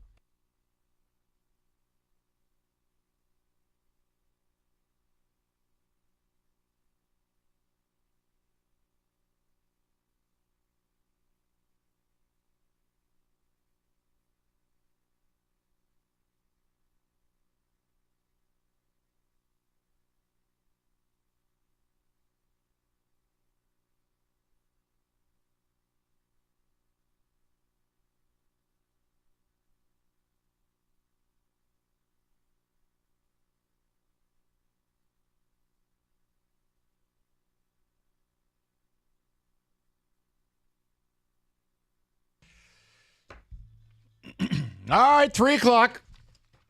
We got a lot of ground to cover. Now, look, I am happy to get to your Piston calls momentarily, but I want to mix this in because I didn't get a chance to talk about it Thursday or Friday. Neither did Rico. The Wings were playing in Bolivia. We weren't on the air, and it's funny. I spent the weekend down at LSU, and it's funny talking to other people about this Michigan thing and getting an outside perspective, and it was amazing on Friday. The news breaks because it's totally normal, to have multiple staffers fired in season and have your coach serve 2 suspensions for 2 different investigations.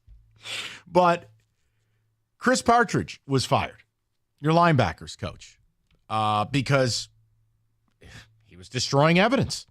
Now, you would say, well, for some of you, you didn't do anything wrong. Why would you destroy evidence? Well, that right there is a big problem for you, isn't it? But here's the interesting part. I don't think many of you are aware what a slime ball Chris Partridge is. Do you know who you hired? We said this back in the day. This guy was so slimy, Rutgers wouldn't touch him.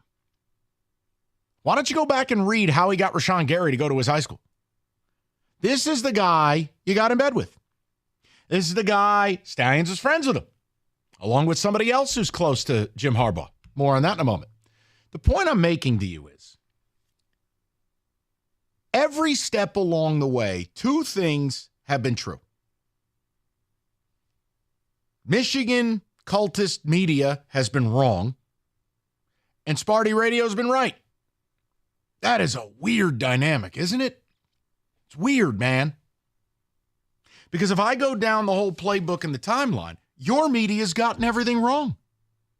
And now I'm hearing the latest thing. Well, all right, Partridge is gone. That'll be it. Wrong. Here's the reality. Let's start out even, Steven. You can live in whatever reality you want, but you don't get the right to be mad when people don't validate it. I don't have to live in the world you live in. Every step along the way, I've told you.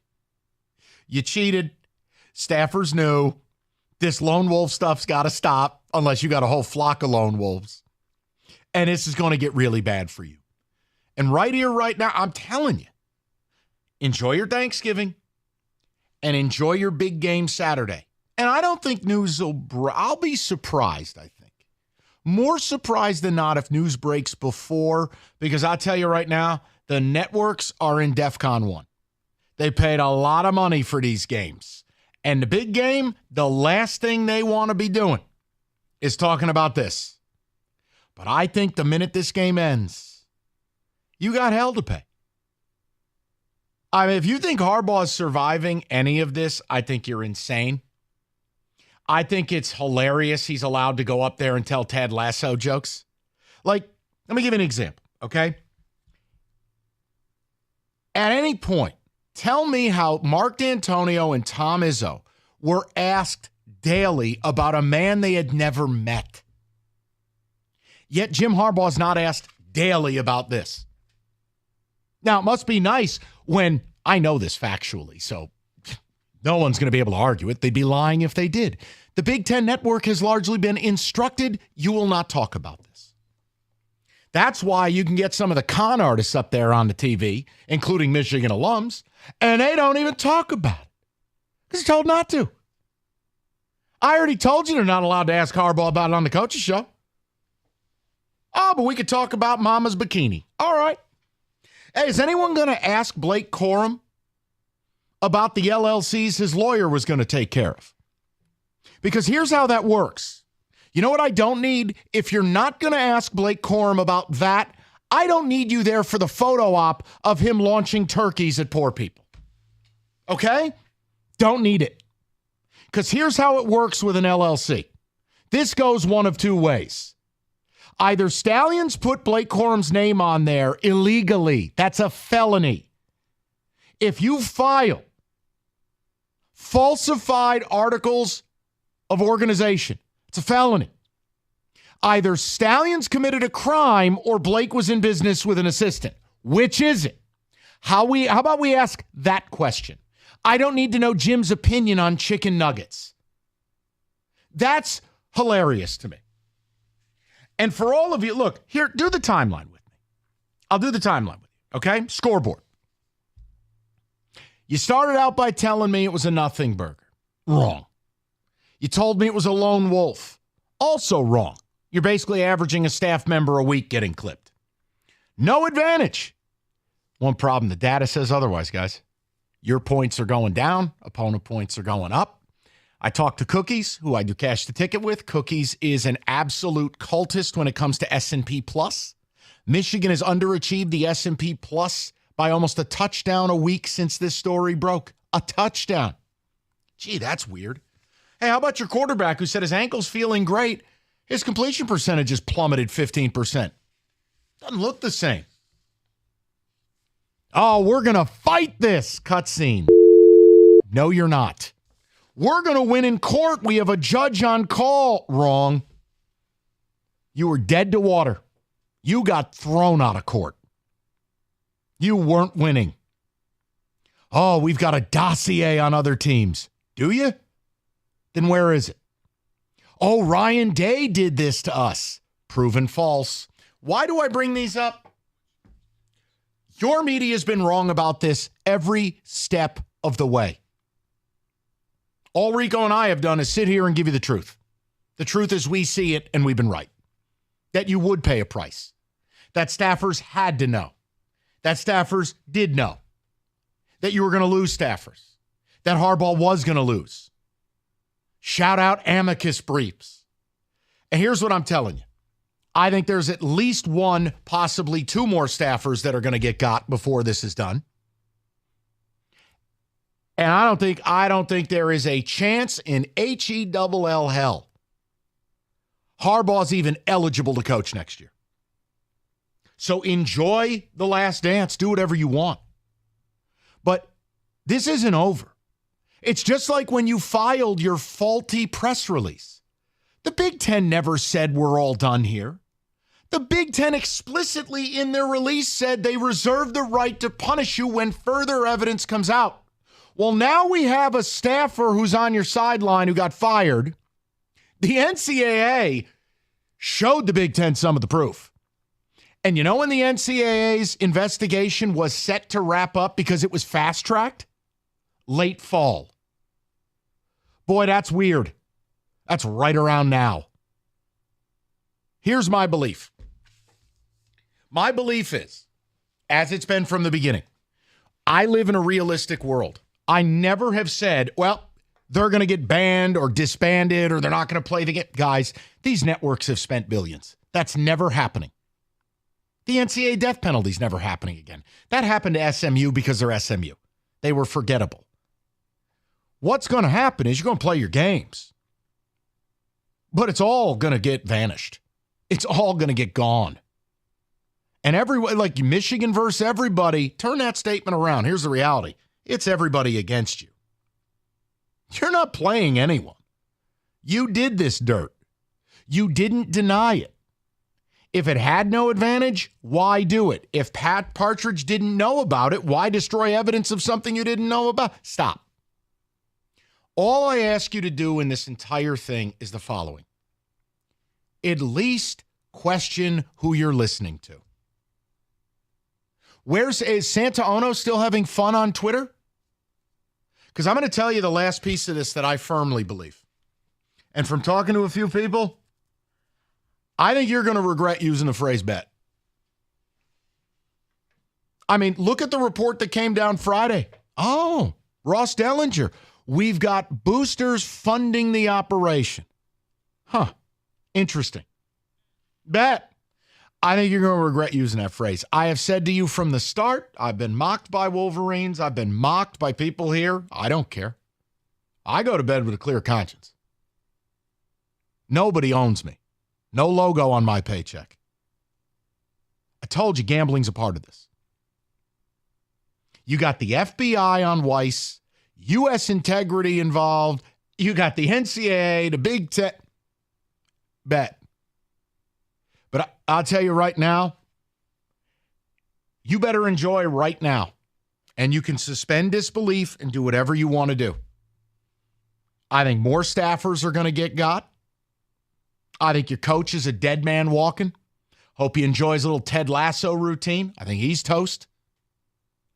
And he's going to leave this program in a hell of a lot worse shape than when he found it.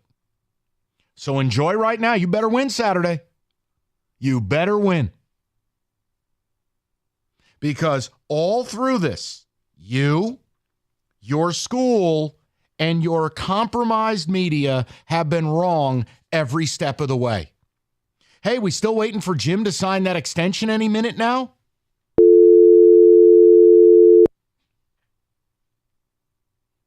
Santaono going to post any fun pictures of Connor Stalions anymore?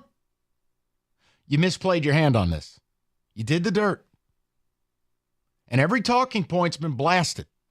So Friday when the news dropped and I wasn't here, I mean, it was whatever. I was having fun. But it's nothing I didn't expect. And I'm telling you, I think there's another shoe to drop. And it could be someone real close to Jim. Real close. If it happens, boy, it could really make for an awkward holiday season. More awkward than the fact Jim's at the table. So, you know what? I was told, let it play out. Oh, I have let it play out. And I've enjoyed the entire ride because it keeps getting worse and worse and worse and worse. And while I'm not sure with the holiday you're going to get something before Thanksgiving, yeah, there's more coming.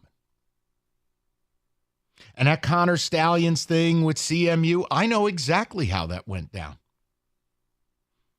It's insanity. Bags of clothing passed through the gates at Spartan Stadium, him being invited there by people with connections to your school. Well, why would they do that? It has no competitive advantage. Because they wanted his help. Because it does matter. Because it is real. Can you imagine? I can't wait. CMU's going to get crushed. Crushed. And McElwain knew. Ask anybody who's familiar with that situation. He knew. He knew before that game was played. You got a guy in your locker room playing on his phone. Get the hell out of here. Not a staffer. Who is he? That was ridiculous. But that's been the thing. It's been brazen from the start. Guys like Chris Partridge, bad news. You hired him. Connor Stalion, nutcase. You hired him. That's not even a mention. You got a pedophile on your staff. Not anymore, you don't. How many more people need to get got before you start to believe you got to let the lone wolf thing go? And look, I'm not telling you not to enjoy your Thanksgiving, and I'm not telling you not to go enjoy your game Saturday. You better. Because I'm telling you, there are too many things going on here, and there's a lot behind the scenes. And I don't think it's over by a long shot. And the one thing I'm damn certain of, there are no way Harbaugh's here next year. None. It would be an impossibility. Now, David, where am I wrong? I don't see anything wrong here. Because you're like me. Yeah. You know another staff member is going to get it. I see nothing wrong here. I just wonder where the people are that said due process. Where were they? Where's when Partridge's due That's what I'm process, saying. huh? Partridge gets fired and no one says due process? Connor gets fired, no due process, but there's due process for Jim Harbaugh, for the whole Michigan program is what they want. Look, where there's smoke, there's fire. And that's what I've always said from the beginning of this story. Everything seemed very smoky, okay? Right. A lot of things seem to be going on, and more has come out. More and more has come out, and more will come out. I agree. It ain't over yet. No. And also what was in that Big Ten report was the NCAA has more. Oh. Lots more. 100%. Well, hey, here's the other thing. Remember the whole, where's your evidence? The NCAA shared it with the Big Ten.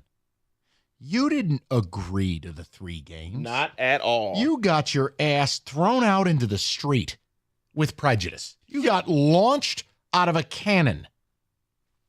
Your media's been wrong the whole way. Because just as early as 24 hours before the court date, they were still saying they were going to fight it. All of a sudden, come on, they found something out, and it's because the NCAA told the Big Ten. So Flat yeah, out. we didn't get a chance to do this on Friday. We weren't here. But to me, no, it's not normal. And it is, I'm telling you, there's more coming down the pipe. You can choose to live in delusion, or you can choose to join us in reality. Northville Lumber, oldest company in the state, largest Trex decking outlet in the country. Nobody stocks more, nobody sells more than Northville. Last year, contractors, homeowners bought enough Trex decking, cover 26 football fields. There's a reason Northville Lumber sells that much, because it's all in stock all of the time. Period. It's in their warehouse, mile down the road.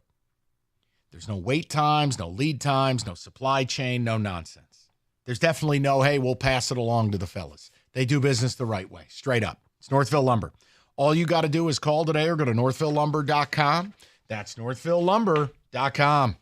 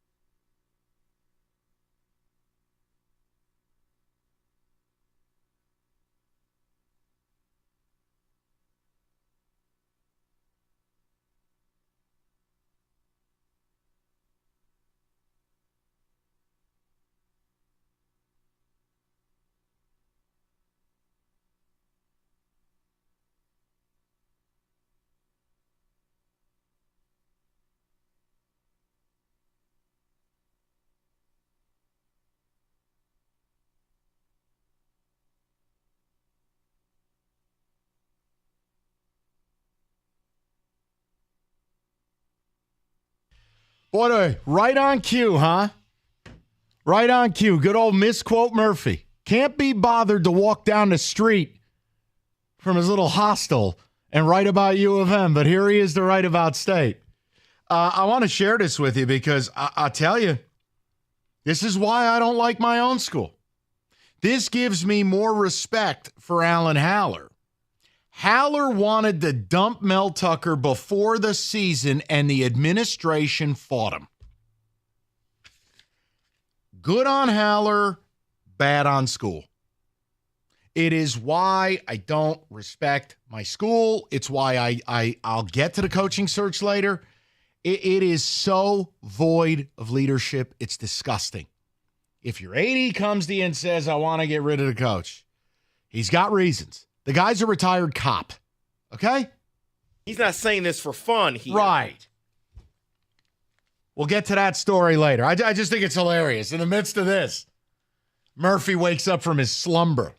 It's like other members of the media. Where are you to go down the pathway with the Quorum LLCs? Oh, my lawyers are going to take care of it. I appreciate you.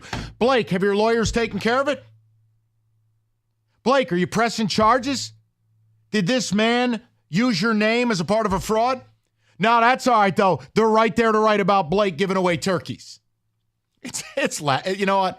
Understand, I spent the week in an SEC country. You can claim they're all scumbags, too. Recognize something. All of America is laughing at you. No one's afraid of you. We're laughing at you. I can't even be upset about this. It's so absurd. As it was said to me by an Alabama grad and ticket holder this weekend, the cheating isn't what bothers anybody down here. It's when you cheat like idiots. Like when you do stuff that is so absurd. Literally, I got somebody I never met in my life finds out where I'm from, and he wants to talk spyglasses. You gotta understand what it looks like. The people down south, man, they're used to it. They've seen, hookers and preacher money and great, McDonald's bags. This is something no one's ever seen. Michigan gets caught with a guy with spyglasses. and buying tickets in his name. He's Inspector Gadget. Yeah, I mean, come on. Please. David Ticketex, what do you got for me? Oh, my gosh. U of M's Thursday press release is exactly why people hate Michigan. Disingenuous, intellectual dishonesty. That's right. And it's been that way from the start, but so have members of the media. I mean, think about it. The data is suggestive that the cheating absolutely mattered. And this wasn't the equivalent of run or pass. Go look at some of the video. Think about what you're doing here. And look, you don't have to like it. Just understand you don't get to be angry at those of us who do go, you cheated, you're wrong, and we don't value anything you're doing. I don't have to. Because if I paint the picture, it's not a court of law, but if it were, all I would need to do is create what? Reasonable doubt. If I paint a picture of what this is, that it was a coach on the ropes about to lose his job who took a $2 million pay cut, could not beat his rivals, could not win a big game, whose winning percentage went from 60% to 93%, and started dominating teams in the second half and outpacing Las Vegas in a way no team ever has. And then I present to you the timeline of events. Guys, I would convince a jury. You're guilty. You're guilty. So my point to you is, all along the way, your media has lied to you. What have they been right about? All these Michigan insiders. What have they been right about? Name one thing. I wish I could. Someone says Chris Partridge was not fired for destroying evidence. He was fired for talking to others about an ongoing investigation that's against university policy. Mm-hmm. And I'd like to sell you the Brooklyn Bridge for $1. One problem, I don't own it. You don't fire your linebacker coach a day before a big game. And you don't get to play the role that you're leading from the front with integrity. The guy was boys with Stallions. The guy is accused, and the NCAA has evidence. He destroyed evidence. You want me to believe Chris Partridge didn't know what he was destroying, but just decided he was going to do it? Okay. Again, what's more believable or not? But then I ask you, if Stallions has a pipeline to Minter, I've made this example for a month. If I walk up to Kirby Smart as a low-level assistant, Kirby Smart will put a gun to my head and pull the trigger. You're not getting in Kirby Smart's headset. Stallions was. So you want me to believe this low-level staffer who never got a raise at U of M, he was so valuable that he could talk to the coach and talk to the coordinators in high-leverage moments in the game. But Jim doesn't know. Fine. Jim is a nut. Let's say he's out here counting sheep in the sky. Fine. But Minter, Moore, Partridge, sorry, you're gone. Don't tell me he didn't know. Don't. And there's another assistant on the defensive side of the ball that if what I'm hearing's right, how many people on that defense had to know before you go, all right, come on. And the best part is they elevate Minter's dad. And firing Partridge, it's when a guy you already know your head coach is not going to be on the sidelines. So you want your interim or replacement, whatever you want to name him for Saturday, you want him to have every voice he needs, every assistant that he needs to be available for him, and you're firing your linebackers coach. That's something that you don't want to have to do, but they had to do it. That's what had to happen. Yeah, and understand something. I have never believed nor advocated for Michigan being banned from ever. That's not real. Guys, college football is like WWE. These networks have spent so much money. And second of all, the Big Ten would have to cancel them from the game. They're not going to do that. I think what they want is for Ohio State to do their job for them. If the NCAA attempted to step in, well, what mechanism do they have to even keep them from the playoff? My point to you is you might be able to play. I don't think the results are going to stand. And your coach is gone. I will be in utter disbelief if Harbaugh were even eligible to coach next year. And you can say, well, he's going to go to the NFL anyway. That doesn't absolve him. So you mean he's Pete Carroll? One step ahead of the posse. That's going to be your out? And let me state this, because I've stated this from the beginning. Come on, man. You walked right into that. Come on. Well, how long we work together? You can't say a sentence like that. It's muscle memory. It's right here. Come on. That statement is true. I have said that from the beginning. What I've also said from the beginning. No, I haven't said that from the beginning. Is that I'm fine with cheating. Win. I'm fine. Whatever happens, just don't get caught. Well, it's like when I talked to the Alabama fan when I was at LSU. He's like, the cheating doesn't offend me. It's you were so stupid about it. Even us in the SEC can't believe this. Think about that. 248-539-9797. We get some phone calls on it. 97.1. The madness of the holiday season. Serta Mattress Black Friday sale, holiday party, shopping, dealing with other people's kids. You need some rest. Save $900 on the iComfort Eco mattress from Serta, or $100 off Serta Perfect Sleeper. Serta mattresses, made right here in Michigan for the past 110 years.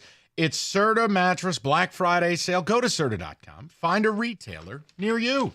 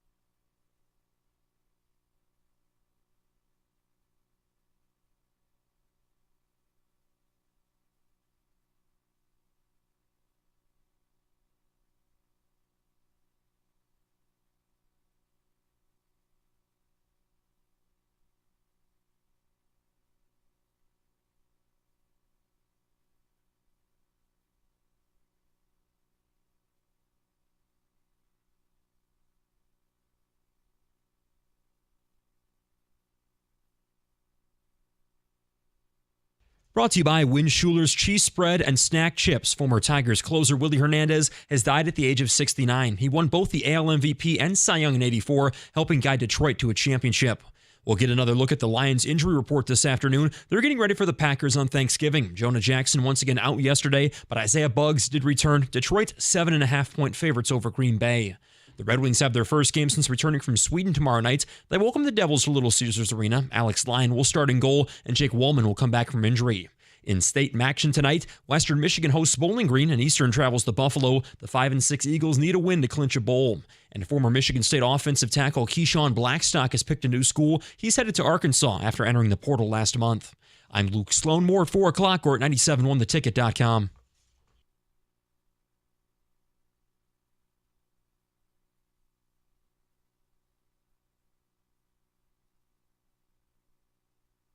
All right. Also coming up later, I think a week from today, maybe a week from tomorrow, you got a head coach at Michigan State. And I want to give you who I think it'll be. Congratulations. Urban Meyer's on the way. No. Listen, stop. I'm going to give you, I think it's a 2-horse race. I would like both. I can't tell you I would do cartwheels over both, but they're both solid choices. I think they both warrant support from Spartan fans, but there's positives and negatives to both, and I want to know if either excite anybody. No slander. And by the way, reading this story, we need to address the Alan Haller stuff later. Wanting to get rid of Tuck before the year, and the administration fighting him. That is something else. But we'll get to it. David, I want to knock a few phone calls out. Is that okay? Shall we? Let's go. Aaron is going to lead it off. What's up, Aaron? How are you? Good afternoon, guys. Love your show. What's up, man? I've been a Michigan fan for 21 years now, ever since I played high school ball. I'm disgusted with this program right now. I can't believe that they would even need to cheat all the talent they have. I had high hopes for this year, but now that all this came out, I don't care what happens. I don't care if they lose. I think Jim Harbaugh is going to leave regardless. Michigan's going to launch him out of a cannon. He's going to go to the NFL, and the cannon's going to land him right in Carolina. He's going to coach for the Panthers. I mean, look, here's where I'm at. Aaron, I'm not smart enough to predict how it would play. I don't know whether the NFL does or doesn't want him. I know he's desperately wanted to go. Bottom line is, I don't even know if returning to Michigan will be an option when the NCAA steps in. Exactly. And all this, the whole persona that they tried to get everyone to believe we're honest, we're truthful. What's a lie? The whole transfer portal thing, we don't believe in this, all this crap, and then they come out with this. It's just... It's always been a lot. Look, you got to understand something, and obviously I have an inherent bias. I didn't go to U of M. I went to the rival. But I'm also an adult. All right, I'm a well-adjusted guy in his 40s here. This isn't life or death for me. It's sports. But your entire identity is a lie. Leaders and best. Remember when Jim Harbaugh bombed his own school's academic malpractice? Remember when he chided them about how Stanford does it the way like Michigan pretends to do? I wasn't allowed to study what I wanted. Remember that? No, you don't remember that. Oh, because that doesn't go along with it. Then you got kids graduating in 2 years. You got kids all in the little general studies routine. You set up a football major. Now, I'm not telling you other places don't. The difference is other places don't pretend to be something they're not. You brought in Jim Harbaugh, you were getting an agent of chaos and a damn fine football coach. But understand, if we go from the time you brought him in to where you are now, he has done everything against the Michigan way while purporting to you publicly he's the ultimate Michigan man. I mean, it's a good thing Bo's dead, because I don't think he could look at this. Look at Bo. Look at all of Bo's quotes about honesty, about how you don't get to say you don't know. You want me to break out Bo's lasting lessons again? It's a hell of a book. The whole point is the whole thing's a lie. And the rest of America's known it. But now you have to know it. And that's okay. Guys, you can go win the national title. You could huddle up in your little Wolverine circles. Do what you got to do. I'm not trying to take it away from you. I'm just telling you what's going to happen. And obviously, I think this is a huge deal. I think there is a ton yet to come out. And no one's really going to respect anything you're doing. That's if you get it done. Because I got bad news for you. Georgia's going one way, you're going another. And you better pray to God Alabama and Georgia don't make it. Because I don't think you're beating either one of those two. James Franklin don't coach in Tuscaloosa. Now, I think you're good. I'm not going to smear you. But your tackles stink. Turtling on the road because you're playing James Franklin, that's not going to work in the playoff. Not being able to pass pro, having a quarterback where the first read's not there and he panics. His ankle's hurt, his ankle's not hurt, I don't care. He doesn't look like the same player. I don't know, man. And I will say this. We are going to talk plenty about your game Friday. I'm nowhere near as confident as I was 2 weeks ago. Nowhere. I don't mean I believe in Ryan Day or Kyle McCord. But I'll tell you one thing.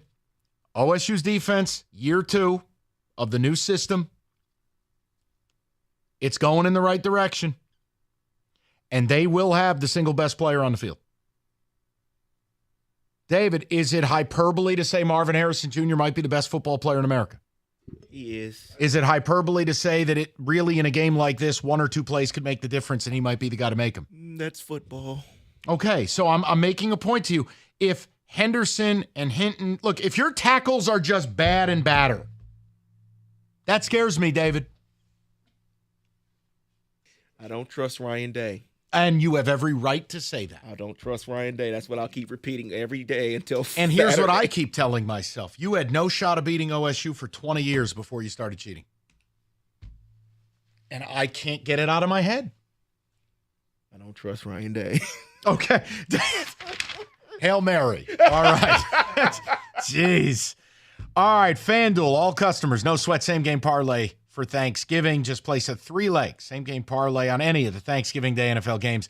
You'll get bonus bets back if you don't win. NFL same game parlays, perfect way to combine your bets for a chance at a bigger payday. Build your own, choose from one of the popular SGPs. They got you covered. Top-rated sportsbook in America. It's FanDuel.com/ticket. Don't miss out on that chance. No sweat, same game parlay. America's #1 sportsbook. It's FanDuel, the official betting partner of 97.1. Must be 21 and up. Present Michigan. Minimum 3-leg parlay required. Refund issued. Non-withdrawable bonus bets that expire 7 days after receipt. Maximum refund $5 unless otherwise specified. Restrictions apply. See terms. Sportsbook.fanduel.com. Gambling problem 1-800-270-7117.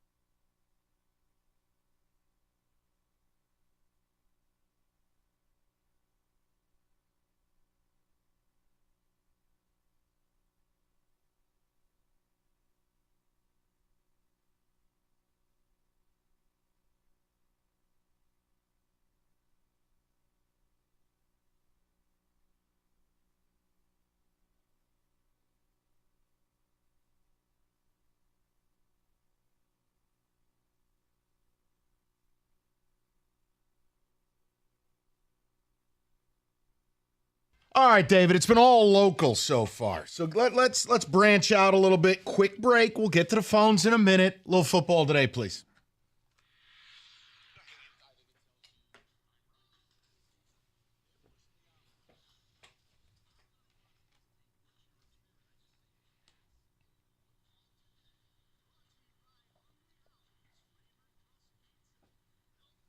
Can I get that chair drop again? Sure. Because that was the sound in Mike Tomlin's office today as he fired his offensive coordinator, Matt Canada. Long time coming. It is a long time coming, but there's a question regarding the franchise I have for you based off what I read today. The reports indicated that Rooney, the owner, fired Canada and not Mike Tomlin. Mike Tomlin sounded very angry today when he spoke to the media, but he was also asked, did the players find out? He says, well, he confirmed he didn't tell the team they're not in today, and they found out through the media. My question for you is there something bigger happening in Pittsburgh? If the owner's stepping over the head coach's head and firing a guy, and then you don't tell your team? Yeah, no, it's not the Steeler way, is what I would say to you. That's stuff that happens in places like Dallas or Miami. That is not how Pittsburgh does business. Now, if we're talking football, look, man, you've been outgained in every game. And you're this deep into the season. My problem is Canada might be bad, but so are your pieces. The offensive line's terrible. Kenny Pickett is terrible. The better running back is the guy you found at Kmart, Jaylen Warren. He's better than Najee Harris. David, it's just you've been living a charmed life. Canada had to go, but is it really going to fix anything? That's my question to you. It won't. It's too late. Kenny Pickett's still there. Doesn't matter. Let's talk about another team. They played last night, the Kansas City Chiefs. They lost a game that you said earlier. They were up 17-7 at halftime. But the problem here may be a little deeper with the Kansas City Chiefs because they haven't scored in the second half in 3 straight games. And they lead the league in drops. Can this team repeat like this? No, not playing this way. Look, the positives, they put about 170 yards on the ground against Philly, who's got the number 1 rush defense in football. They controlled the game. They won the line of scrimmage. They should have won the game. But they lead the league in drops, and last night they dropped no less than 7 passes, including Valdez-Scantling, what would have been a game winner. Series before, a critical 3rd and 4, an open drop. Even the last play of the game on 4th and forever, another drop. David, you're not going to win playoff games. A singular drop can be a turnover in a playoff game. So it has to get better, or my answer is no.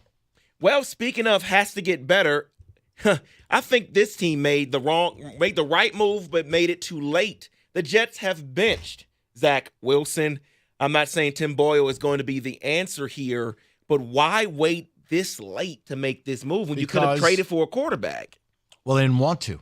A, you invested the number 2 overall pick 2 years ago. B, Aaron Rodgers keeps talking about magic mushrooms and coming back this season.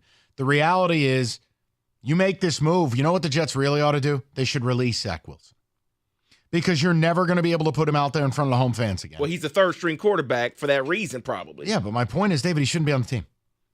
It's over. It's done. Release the kid. He can never play for that franchise again. And Tim Boyle, whatever, man. All the Jet fans clamoring, okay, Tim Boyle can't be worse than Zach. Take it from somebody who watched him in Detroit. Sure he can. They're all bad. Well, speaking of should never play for that franchise again, well, the Indianapolis Colts have released Shaquille Leonard. He said goodbye on Instagram and Twitter this morning. The news came out shortly after that he was being released, but it's over. His career's done, right? He's never going to play again for anyone. No. Yeah. David, there was talk he was going to retire before the season. One of the most mercurial rises we've ever seen. It's never the same after the injury. No, and he walked into the league and became arguably one of the 3 or 4 best middle linebackers in all of football, a tackling machine, a supercomputer. And it's, David, I'm surprised the news didn't happen over the summer. Agreed. So I think that these are probably the worst type of NFL fans. Justin Jefferson had to respond on Twitter to fantasy football fans. Basically, they're upset that he's not playing because the news came out that he could have played, but he did not come off the IR, did not play this past weekend, and they are bombarding him in his DMs, he said. And he's like, look, my health is more important long-term than your fantasy football season. Is that the worst football fan you think it is? You think there is? No, that'd be a Michigan fan. Okay. Yeah, fantasy guys. Like DMing a player? Yeah, Come fantasy on, man. guy is an annoyance. No question about it. Like, we don't an need annoyance of the highest order. So Tom Brady made some statements on the Stephen A. Smith show, and I want to know if you agree with them. Quote, I think there's a lot of mediocrity in today's NFL. I don't see the excellence that I saw in the past. He says, I think the coaching isn't as good as it was. I don't think the development of young players is as good as it was. I don't think the schemes are as good as they were either. Do you agree with him on today's NFL? There are elements of it I do. But I also, look, I'd argue Tom played in the most mediocre division for the majority of his career. I mean, think about it. Buffalo, Miami, New England, and the Jets were largely nothing more than New England every year had a 6-0 start. It was the AFCs. I just don't like the idea you retire and now you go, well, in the good old days. And it's like, dude, you retired last year. I don't know that I need that comment today. And that is very fair. So let's close it out with this here. And I want to touch on, we're going to jump ahead to the NFL draft for a quick minute. Okay. Because going into the season, Caleb Williams was looked at as the no doubt number one QB in the 2024 draft. Has the race tightened as the year has gone on? For me, it has. But I'm always careful to remind myself. The last time I saw something like this, it was Sam Howell. When Sam Howell went back to UNC, he had lost his top two receivers and his entire O-line. And he spent his last year at UNC getting battered. And you go, what, did he forget how to play football or is it the O-line? Now you see Sam Howell. Look, the Commanders may have found their guy. With Caleb, it's the same thing. That offensive line is, outside of Colorado, it might be the second worst. It's awful. And I do wonder, like, openly, maybe it's a sign of how good he is that he's been even able to take it this far. If you watch a USC game, that's fair. Nothing is on schedule or on platform because he has no time. Plus, he plays for a team that's going to give up 40 every week. Their problems on defense are terminal. So I'm not ready. David, he's still the number one guy. Drake May has not had some great year. Correct. Do you know who's actually risen up the board for me? Penix? No. No, okay. It's Jaden Daniels. The guy that was not laughed at, but his teammates just kicked him to the curb at Arizona State. But watch him at LSU. Yeah. And they have to score every possession because of that defense. He's a one-man army. I'm not telling you I'm taking him in the top 5. I'm just saying when we start to go, all right, Caleb and who? Is it nuts to go, man, maybe Daniels has an NFL future? And there'll be a long time till the draft, but there'll be a lot of discussion about recency bias. Watched him live this weekend. I know it's recency bias. David, watching him on TV is one thing. When you watch him live, he is so smooth, graceful. Throw into a shoebox, 50-yard touchdown. Next play, I'm making 7 guys miss, 50 yards using my legs. I just wonder. To be fair, though, I'd rather have the recency bias. We go 7 months from when they play to then they're drafted. You're right. I want play on the field, and what I see now is what I'll have, with my opinion, come draft time. Yeah, I'm with you. So that is in Football Today.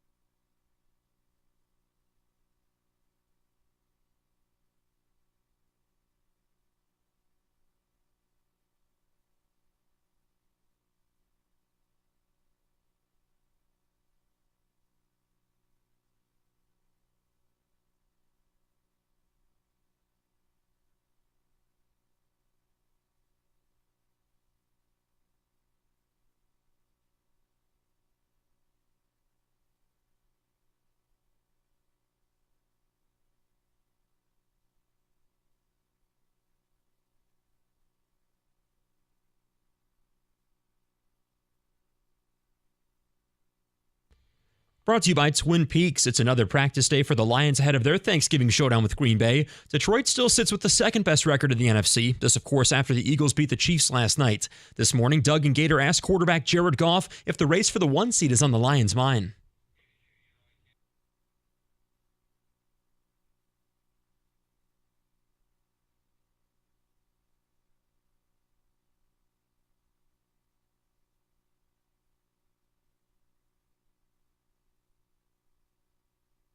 We'll get another look at the Lions injury report within the hour as they get ready for the Packers on what is a short week. Jonah Jackson once again out yesterday, but Isaiah Buggs did return. Detroit 7.5-point favorites over Green Bay, looking to beat them for a 5th straight time. Michigan and Ohio State will both find out their updated college football playoff rankings tonight. This, of course, ahead of Saturday's showdown in Ann Arbor. The Wolverines still working through some injuries. Roman Wilson is expected to play against the Buckeyes, but the status of offensive lineman Ladarius Henderson and Miles Hinton both still up in the air. As for quarterback J.J. McCarthy, he says his ankle is feeling great. Michigan 3.5-point favorites. And the Red Wings have their first game since returning from Sweden tomorrow night. They welcome the Devils to Little Caesars Arena. Alex Lyon will start in goal, and Jake Woolman will return from injury. At the Ticket Update desk, I'm Luke Sloan. For more, go to 97.1 The Ticket or Odyssey.com.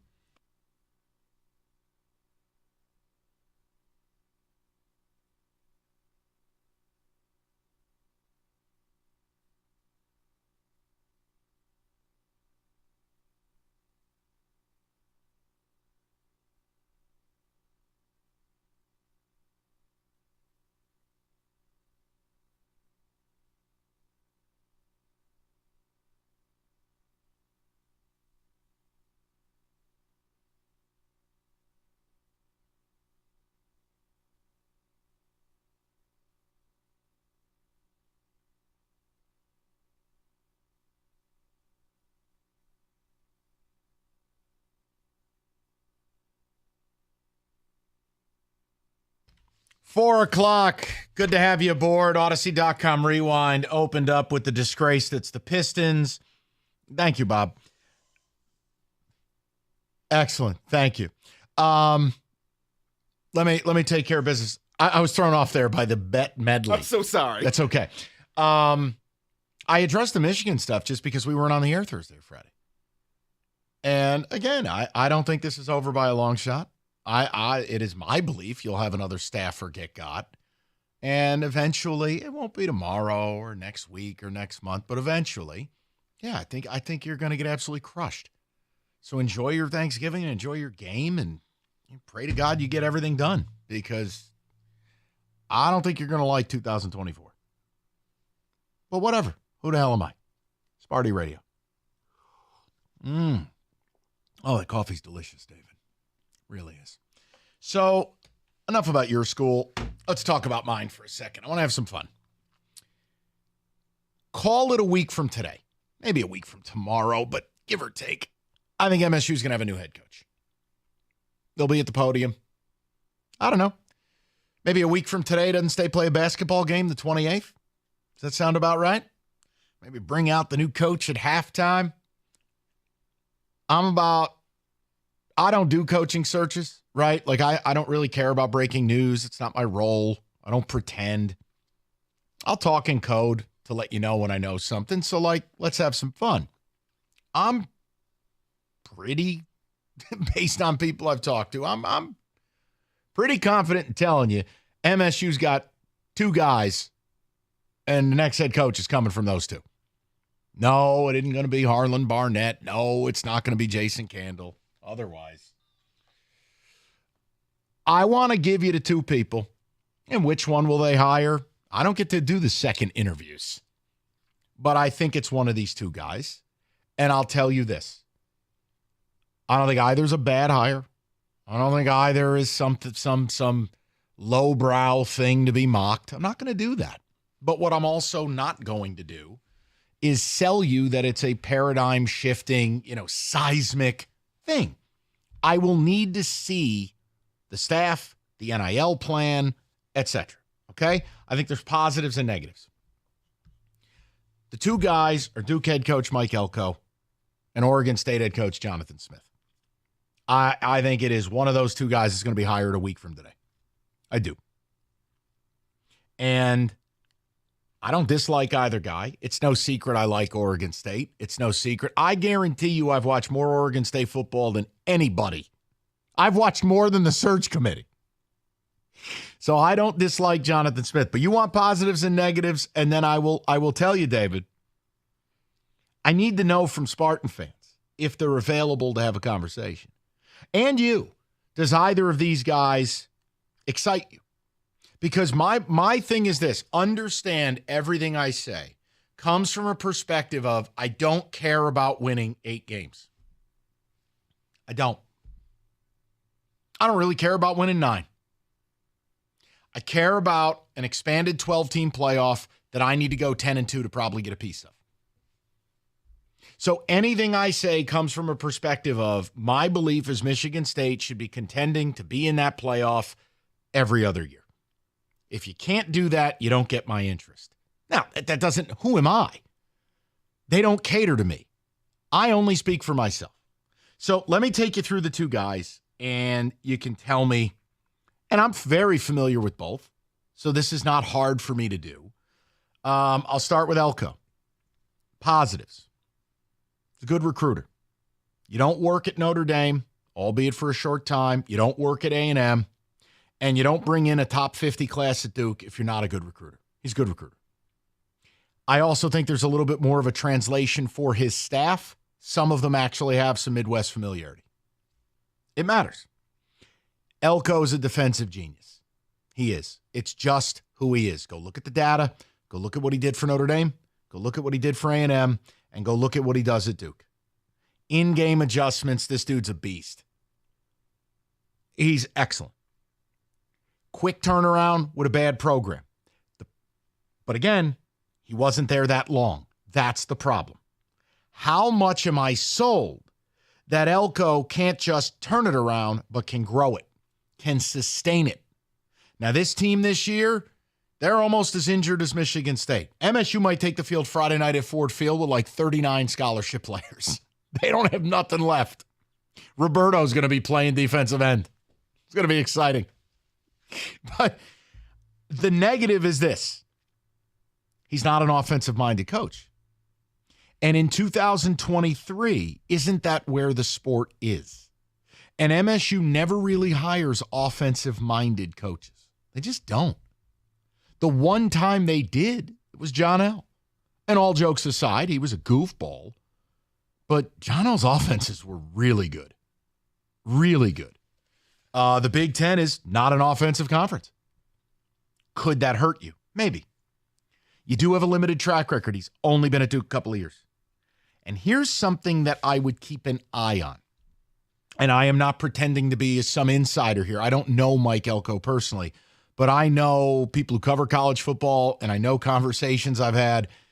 I mean, Elko's time at Notre Dame, I think he asked for a raise 3 times in 18 months.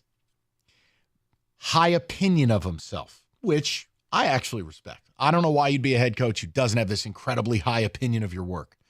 I would want to make sure he wants to be at State for the long haul. Okay? Let's go to Jonathan Smith. Now, this is a guy I'm super familiar with going back to when he played at Oregon State. He was on the teams with TJ Houshmandzadeh, Chad Johnson, Ken Simonton, the Dennis Erickson Miracle Orange Bowl team, 41-9, Notre Dame. You hate to see it. Let me start with the good. Built the program from scratch. And he's been there. He has developed, as I've told you multiple times, one of the best offensive lines west of the Mississippi in one of the college badlands. You know, you can't find Corvallis with 2 hands and a flashlight. He's built it. He's an offensive mind, diverse scheme. It's rooted in running the football, but I love the way that they do it. They're very difficult to stop. Would it work in the Big Ten? Yeah. I love his defensive coordinator. Now, I don't know if you'd be able to bring the DC, this Bray, not Trent Bray. It might be Trent Bray. Their defense is all about havoc. Disguising, pre-snap candy, aggression. I love it. Rico and I have talked about it since last year when I turned Rico on to Oregon State ball. Can you get the defensive coordinator to come with him? Here's your problems, though. He's quirky. And you're going to go, well, most coaches are weird. Look at Harbaugh. Noted. Bet, as Michigan fans like to say. But in watching Jonathan Smith, watching press conferences, watching him mic'd up, watching games, he's quirky. There's a little bit of John L. there. And I admit, I got a little PTSD. I don't do the quirky. The other problem is he's never been east of the Rockies. Coached at UW. Pasadena born and bred. OSU alum. That means you have to put a staff around this guy that has Midwest ties that can recruit. I think one of Mel Tucker's biggest failings is just not recruiting Ohio. You know what? Ohio State can only take so many kids. You need to get some of the guys that are aggrieved who couldn't be a Buckeye who want to bust their ass. I would be concerned. I would need to hear Jonathan Smith's plan for how to address that. I don't get to do the interviews. And the other thing is, and again, I wouldn't have the answer, it's recruiting.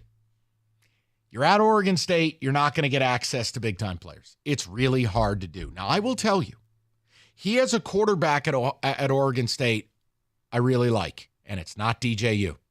He's got a true freshman. His last name is Childs.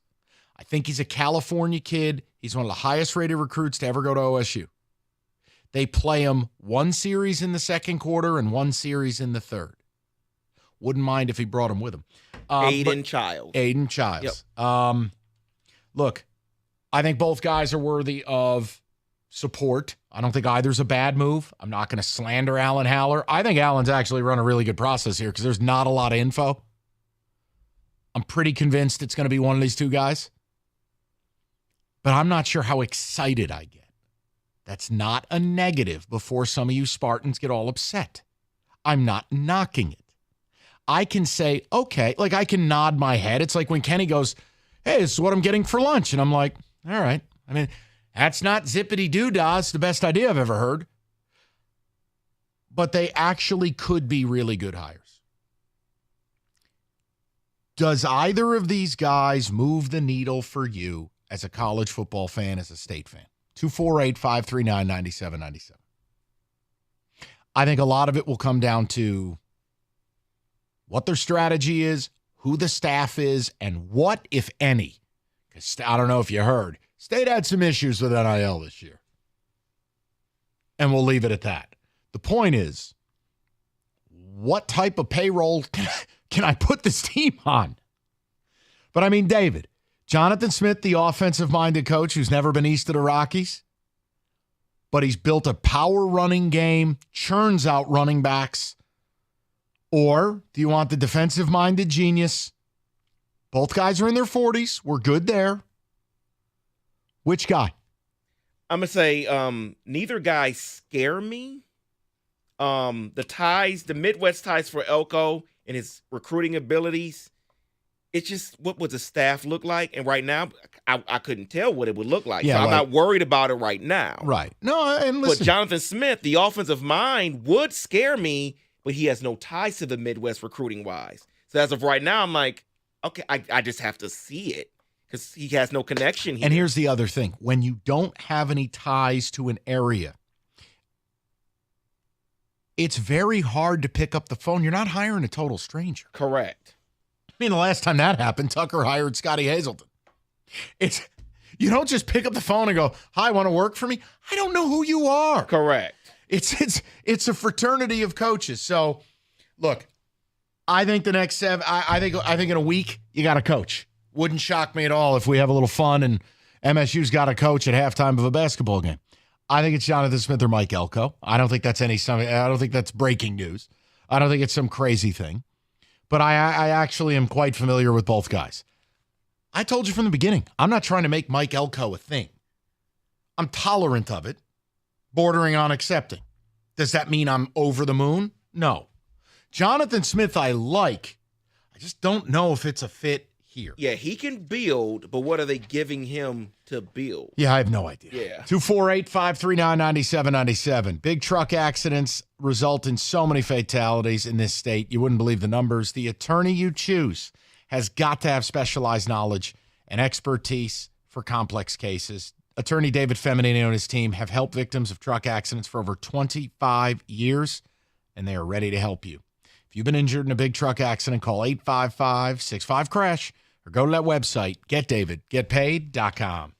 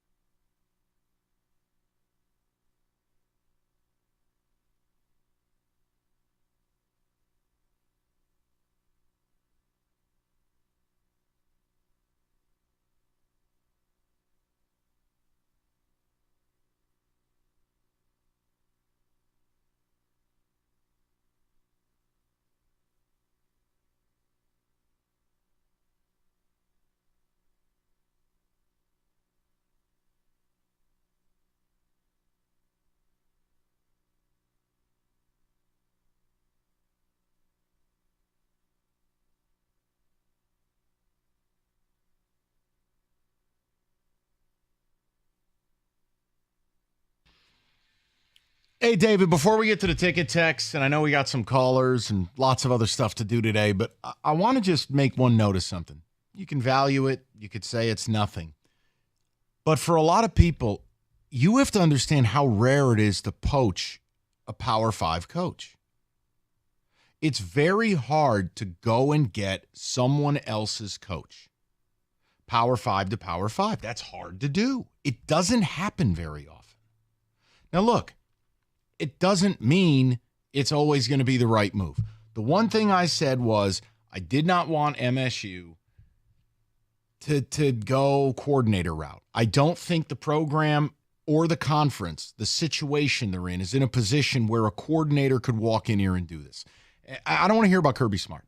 Taking over Georgia is not taking over Michigan State, okay? Kirby's done a wonderful job. It was a bit of a questionable hire, but it worked, okay? This is different. How many Power 5 coaches got poached last year? I mean, one I could think of would be Jeff Brom. Leaves Purdue, goes to Louisville. And he's got him on the precipice of winning the ACC. I think you got to be a head coach if you're going to come here and take this job. I just don't think you're prepared unless you've run a program. I don't think you're prepared for how hard this is going to be. All jokes aside about U of M, it's a damn good football program. Ohio State, Penn State. Then they're adding USC and Oregon. UCLA. Maybe Chip saved himself there. The point is, this is the deep end of the pond. You got to be able, you got to know what it takes. I don't want to learn on the job candidate again. So just wanted to make note. I give Michigan State credit if they can poach someone else. Oh, well, why would Jonathan Smith leave Oregon State? I don't know if you want to be a Mountain West head coach, because that's really what it looks like. And it kills me because Oregon State just spent a hell of a lot of money, redid the stadium. It's beautiful. The program's on the upswing, and boom. This stupid sport of college football just pulled the rug out. You know, for Elko, I just never imagined Mike Elko was a long time at Duke. It all just comes down to, do you believe you can go to Michigan State and win big time? That's it. Top 20 in revenue, top 20 in attendance. It is. God, they just paid the last guy $100 million. I mean, it is what it is. So, yeah. What are the ticket? I'm sure the ticket techs are making fun of it and saying State will go 2-10. Do whatever you like. No, there's not a lot of that at all. Someone saying Elko has been my guy from day one. I'd be thrilled if they hired him. John from Orion says, go get Jonathan Smith. Elko is too old. Elko's They're both in their 46. I mean, he looks like he's in his Elko, 50s. you know, his age did a different pace. I mean, Roberto's the Mike Elko of this show. Roberto's 43 going on 60. You've not aged well. Oh, my gosh. Smith is a program builder and would have better resources at Michigan State. He would be a slam dunk hire. Let me tell you something. As I've gotten older, I have realized it's like 1 in 100 for a slam dunk.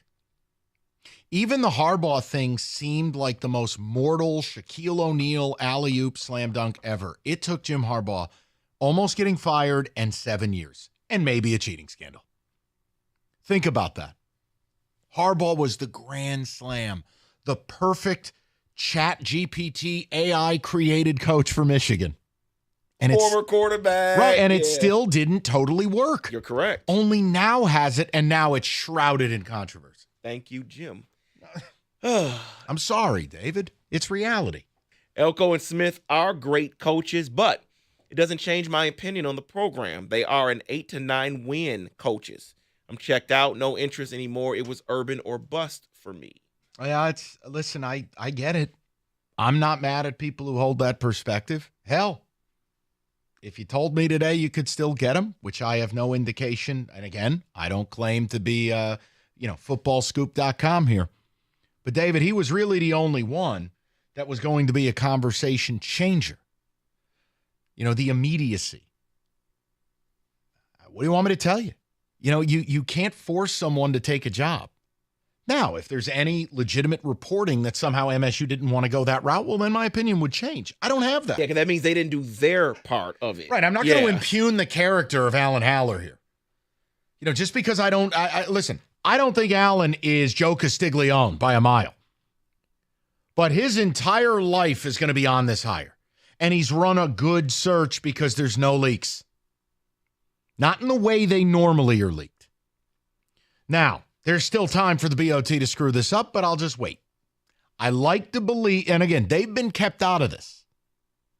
They are not involved on this. Their job is to rubber stamp this deal.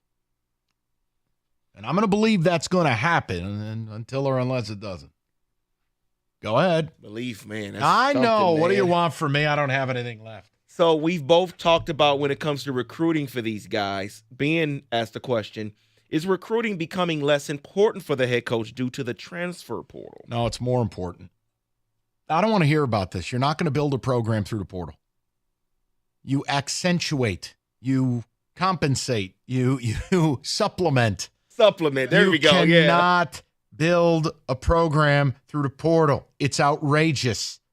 Sure, if you can go to the portal and get Caleb Williams, we can have a conversation. There's one of those. Most of the people in the portal are there for a distinct reason.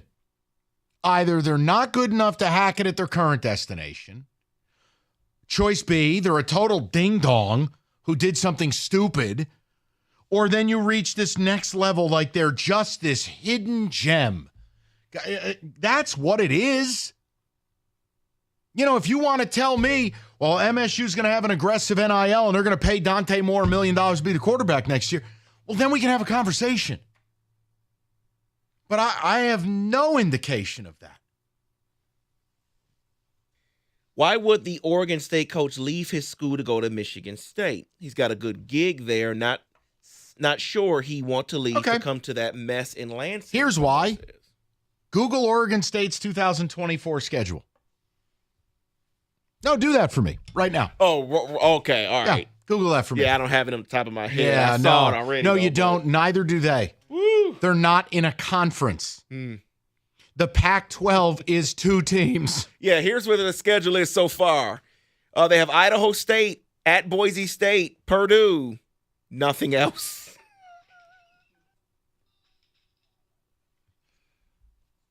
He's not leaving his alma mater because he wants to. He's going to leave because he has to. As we currently sit, they are a nomad. They don't even have Washington State on this thing. They don't know what's going on right now. But they're complete owners of the Pac-12, which is like, what? That's a piece of paper that says David owns Odyssey. They won in court to have what? Nothing.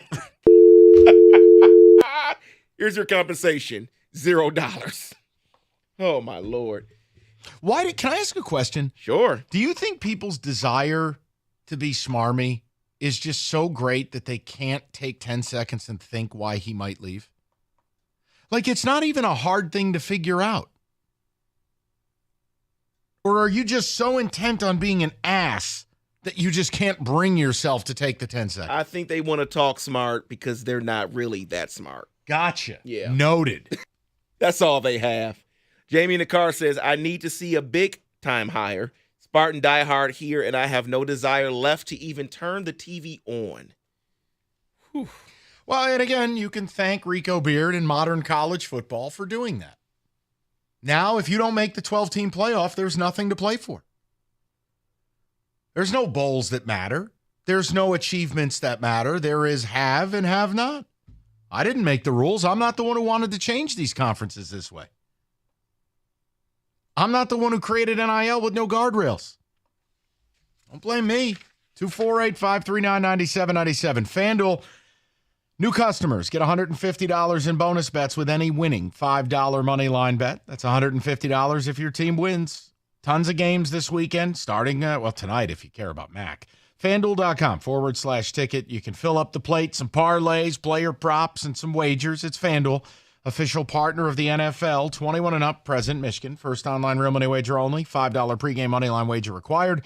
$10 first deposit required. Bonus issued as non-withdrawable bonus bets that expire 7 days after receipt. See terms, sportsbook.fanduel.com. Gambling problem 1-800-270-7117.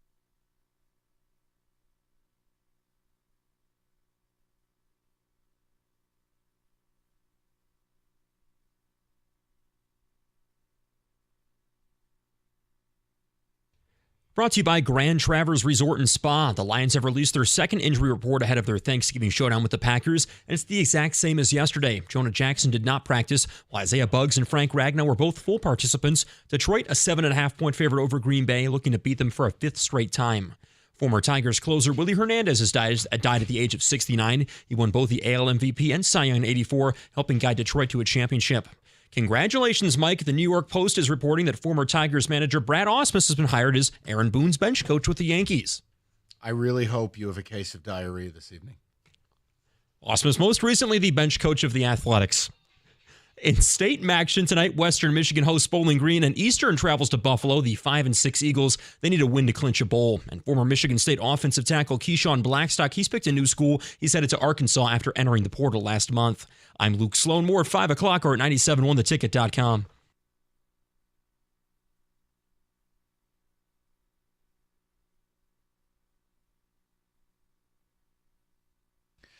Brad Ausmus.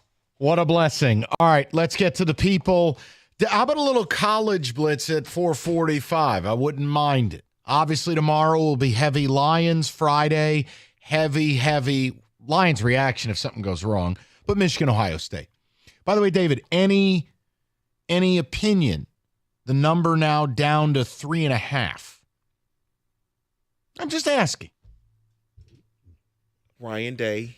All right. David has gone into full prayer mode. I'm getting nervous, okay? As we get closer and closer. It's okay. Let's go to Grant, 97.1. Grant, I'm sorry it took so long. How are you? I'm doing fantastic. How about yourself, Mike? Not bad. Be better if I had a football coach, Good. but we'll get there eventually. What's going on? Yeah, well, my football coach is in a whirlwind. I'm a Michigan fan here. Sure. And I wanted to call and get my take on that. I mean, ultimately, I'm disgusted by how everything has gone down and just how the football team in general, the kids, are really the ones that are getting penalized here. But I wanted to really go back to last year. I think this is all, yes, we got caught cheating. Yes, I believe that there's going to be repercussions, and we should face those. But with that being said, I do believe that other teams are doing this. Maybe not with Connor Stallions on the sideline. Maybe not that, right? They're taking sides. We all know that that's happening. We won the Joe Moore Award back-to-back years and dominated the offensive line. Dominated it. And back-to-back years with Ohio State. And now Ryan Day's sitting there talking about, well, we now know what's kind of gone down. We know what's happened. We're going to be prepared this year. And I think that's kind of an excuse. And I think it's going to be even worse when Coach Harbaugh is not on the sideline and you get beat by our assistant. Oh, listen. And we already have another assistant that just got canned. Let me give you my perspective as an outsider, right? It's not my rivalry. But watching this game, the loser of this game is going to incur a wrath. I don't even know if I have an adjective. Grant, you're 100% right, brother. If Ryan Day has got to crawl back to Columbus after losing to Sharon Moore, and by the way, that's 3 in a row against Michigan. Or flip side, if Michigan loses, now Grant, there's what's right and what's real. Just understand, you know you're going to deal with reality. Oh, if you lose this game, oh my God. Do I even need to tell you what it'll be like in Ann Arbor? No, and I completely agree, but I think that we've all kind of gone a little bit overboard on the whole thing, especially with the past 2 games. We're talking about a winning margin, how it's gone down with the points. Well, yeah, we played the 2 hardest games on our schedule, both back-to-back road games. Let's look at Illinois last year, right? Like the thought of going into this game and saying, well, because we have one offensive line, which we're an offensive line powerhouse, one guy that's down, and sure, Barnhart's had a problem as well. He's not good. But I mean, we're back-to-back Joe Moore Award. We're really worried about going into this game after a trap game in Maryland, and we didn't even throw a pass in the second half of Penn State. Yeah, but see, we'll there's the problem. There's the problem. Hold on, but Grant, see the whole we didn't throw a pass thing. I respected the decision because they knew they couldn't pass protect, and it was a play against James Franklin as much as anything else. But here's your problem: score of that game until late was 17-9. See, if the whole we didn't throw a pass, my argument would be you were set up for a couple of play passes. You could have been up 38-9, and then you really would have impressed everybody. Grant, something happened in the second half of that game where they were not going to let McCarthy throw that ball. Now, you want to go with the injury stuff? I don't know. The kid says he's fine. Grant, my whole point is I watch every snap of every one of your games. You don't exactly look the same here now. And your offensive line, if we're talking real football, forget about the scandal. Status of Henderson, status of Hinton, Barnhart is whatever. Grant, I would just be a little nervous. Your tackles are a real problem. No? Yeah, I don't see that at all. No, hold on. I So really you don't? don't. Hold I don't on. see So that. work with me for a second. Hold on. Let's see if we can come to an agreement. If your tackles aren't a problem, why after the second series when you couldn't keep JJ upright did you stop throwing the ball? You couldn't pass protect. Then you go look at last week. Yeah, but we're going off of one. Right, we're going off of Two one games. game, and I would say this to other teams. How many teams can say, okay, fine, we can't pass the ball? All of a sudden, we're getting beat in the game. We can't pass the ball. How many teams can say, well, fine, we'll just run the ball and still win? I don't think Ohio State can do that against Penn State. I don't think there's a great number of teams who can do it. Grant, I already told you, I thought it was a brilliant move by Moore. I'll just tell you, you're not going to win a national championship playing that way. Yeah, it's great that you were able to run the ball and still win the game, but don't ignore why you had to do it. That was the best defense we played all year. It was the only one you played. And that was a problem for us protecting JJ. Yeah, Grant, listen, I can't wait to watch the game. I don't go into it's not I'm not nervous. If I were a Michigan or an OSU fan, I would only be nervous about if you lose ... You have every right to feel confident you're going to beat him. And Grant, I'm with David on this. I can't bring myself to the OSU side yet because Ryan Day. But then I factor in how much of what you had going on impacted those games. How did you always have the perfect play call last year? How did you do that? How did you do that? What were you, like my grandma Carmela with a rosary in your hand? Were you just praying real hard? Like, how did you do that? When did you meet Will Smith? I was just thinking about I listen, David, do you agree with me? The fear is not even the loss, it's what comes with it. Like if you're a Buckeye fan or you're a Wolverine, this game this weekend, oh God. Oh boy. I disagree with the Michigan side. Why is Only that? because I know the Michigan fans will say, well, we just didn't have Jim Harbaugh. That's why we lost. You can tell That's yourself. what they'll lean on. David, and Kenny can tell himself the only reason he didn't date Britney Spears is he didn't have the right pickup line. That's not true either. Agreed. I'm just telling you. I'm just making a point. I know. David, they can say whatever they want. How about this? Michigan versus everybody. When you turn it around, it's everybody versus you. No one's going to care what you say. Correct. You're right. Chaos. I'm glad my team's not in the game. I'm nervous. And if you're a Buckeye, let me tell you, lose that game. He can't go down 75 home. He just can't. Run and hide. Woo. You better go up north for a getaway. Oh, boy. Bet.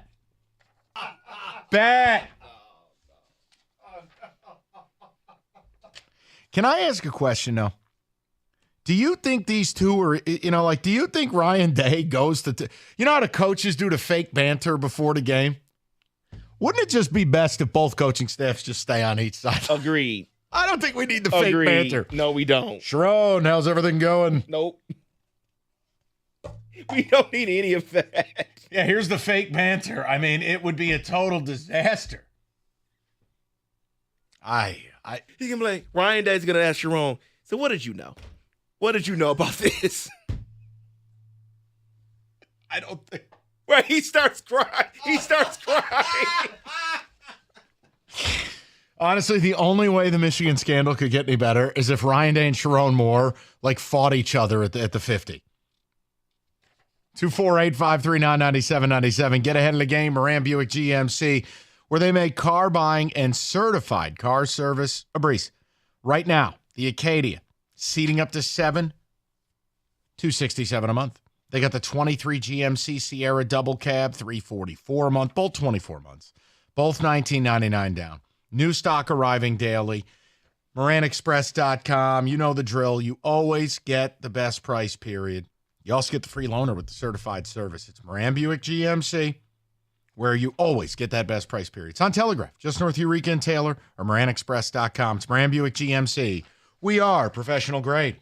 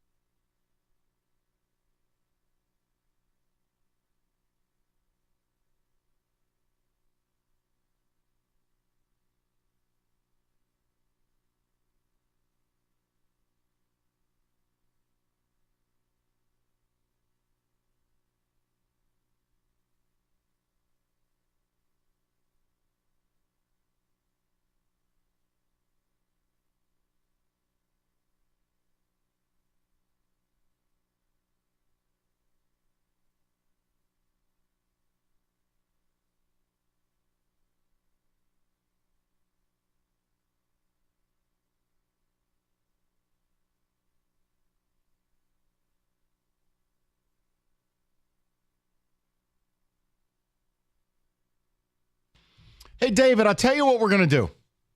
Let's just move football today. Great response from the people. Number of things. We got the MSU head coaching thing, week from today. Michigan, we touched on a little bit. And look, I'm happy to talk to football with you. Because reality is, no, I don't think nothing's going to happen before the game. You think Fox would allow something to happen? Stop. Oh, do I think you're going to get hammered? Yeah. Do I think you're going to like 2024? Absolutely not.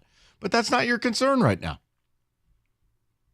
But David is getting a little nervous. I can tell, and I wonder if you as Michigan fans are David. And it's okay if you say you're not. But David's nervous. And Kenny's mocking him. What makes me nervous is JJ saying his ankle is fine.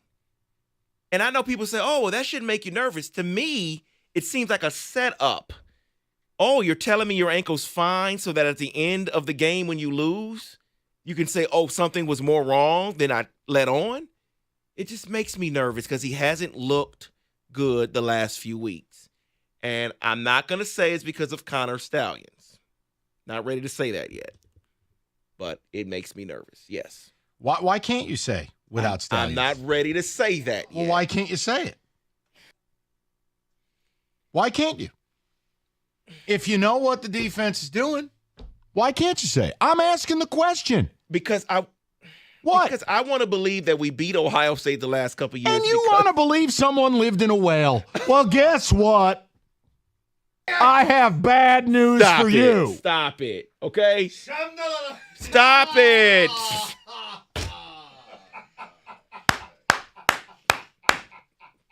Any chance I get to play that, I will absolutely take it. All right. Let's get to the people. This is good. We got a lot of different things happening here. Let's go to Jason, 97.1. What's up, Jay? Hey, Mike. What's going on? Hey, regarding MSU. Yeah. About the MSU coaching search. Sure. Yeah, I can get excited. Definitely for Jonathan Smith. Now, granted, on a scale of 1 to 100, with Smith, I'm about an 80. Elko, I'd probably about 65 to 70.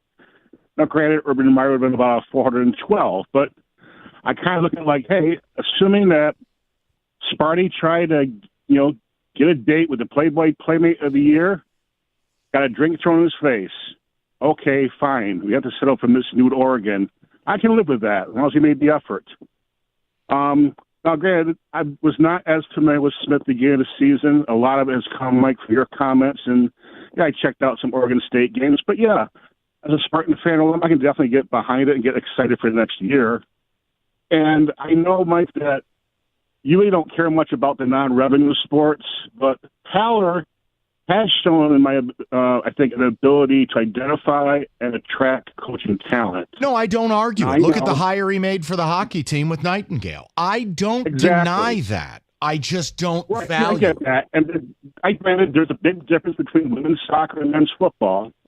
But again, I mean, hey, Haller's a former player.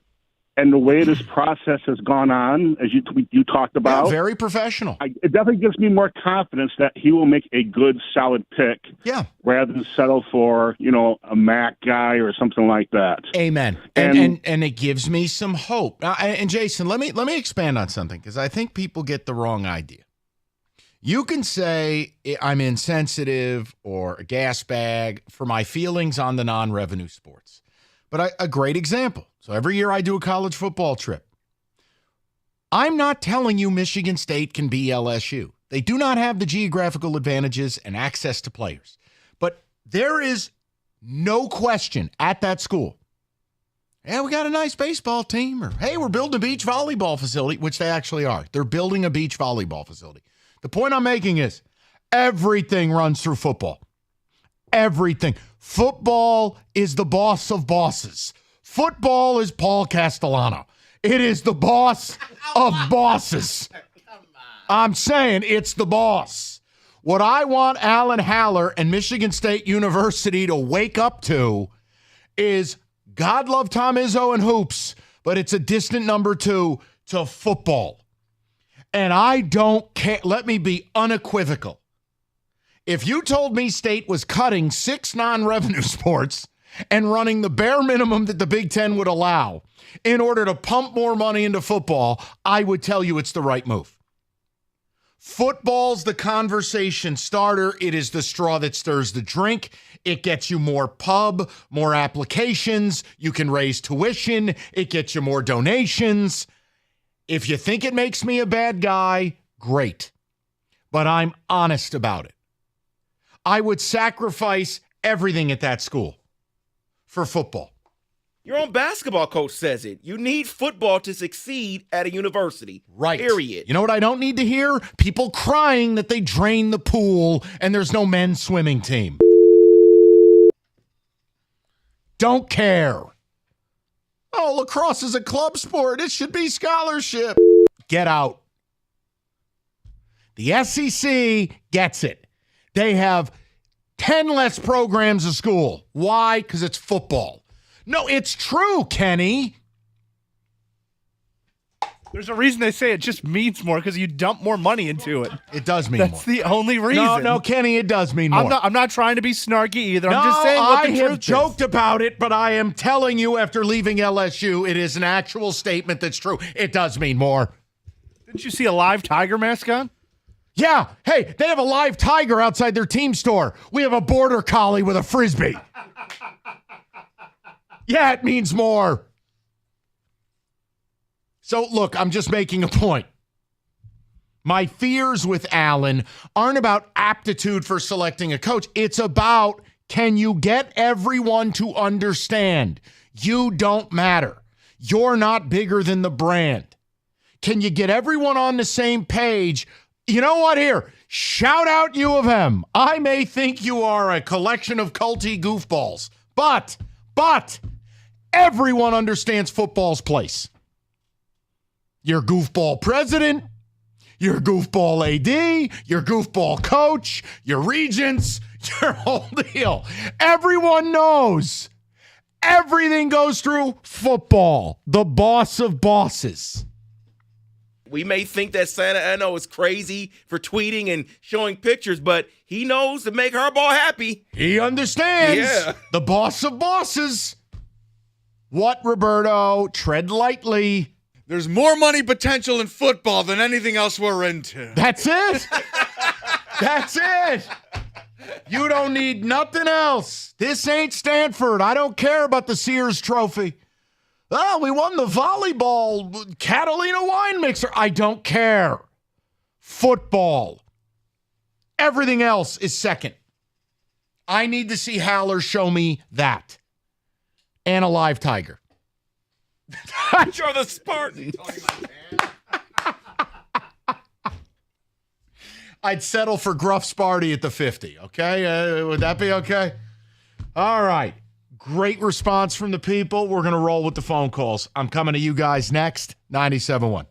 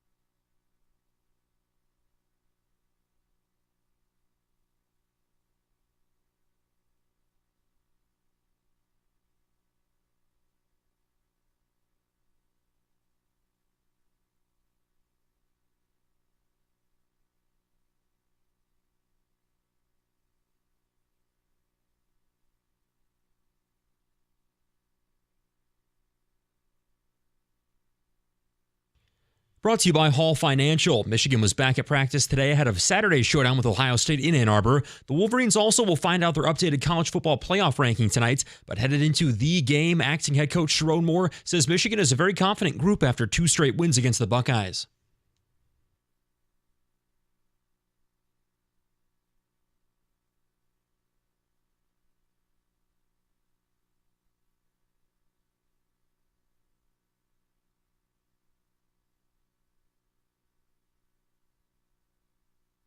Michigan is a 3.5-point favorite over Ohio State. The Lions have released their second injury report ahead of their Thanksgiving showdown with the Packers, and it's the exact same as yesterday. Jonah Jackson did not practice, while Isaiah Buggs and Frank Ragnow were both full participants. Detroit, 7.5-point favorites over Green Bay, looking to beat them for a 5th straight time.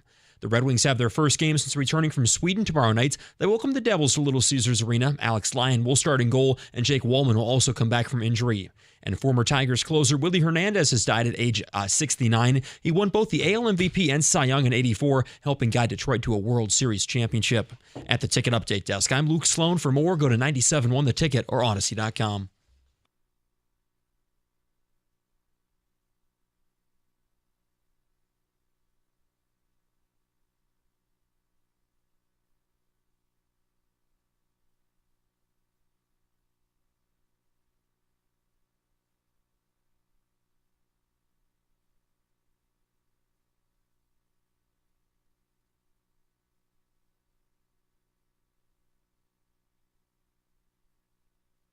Five o'clock, great to have you.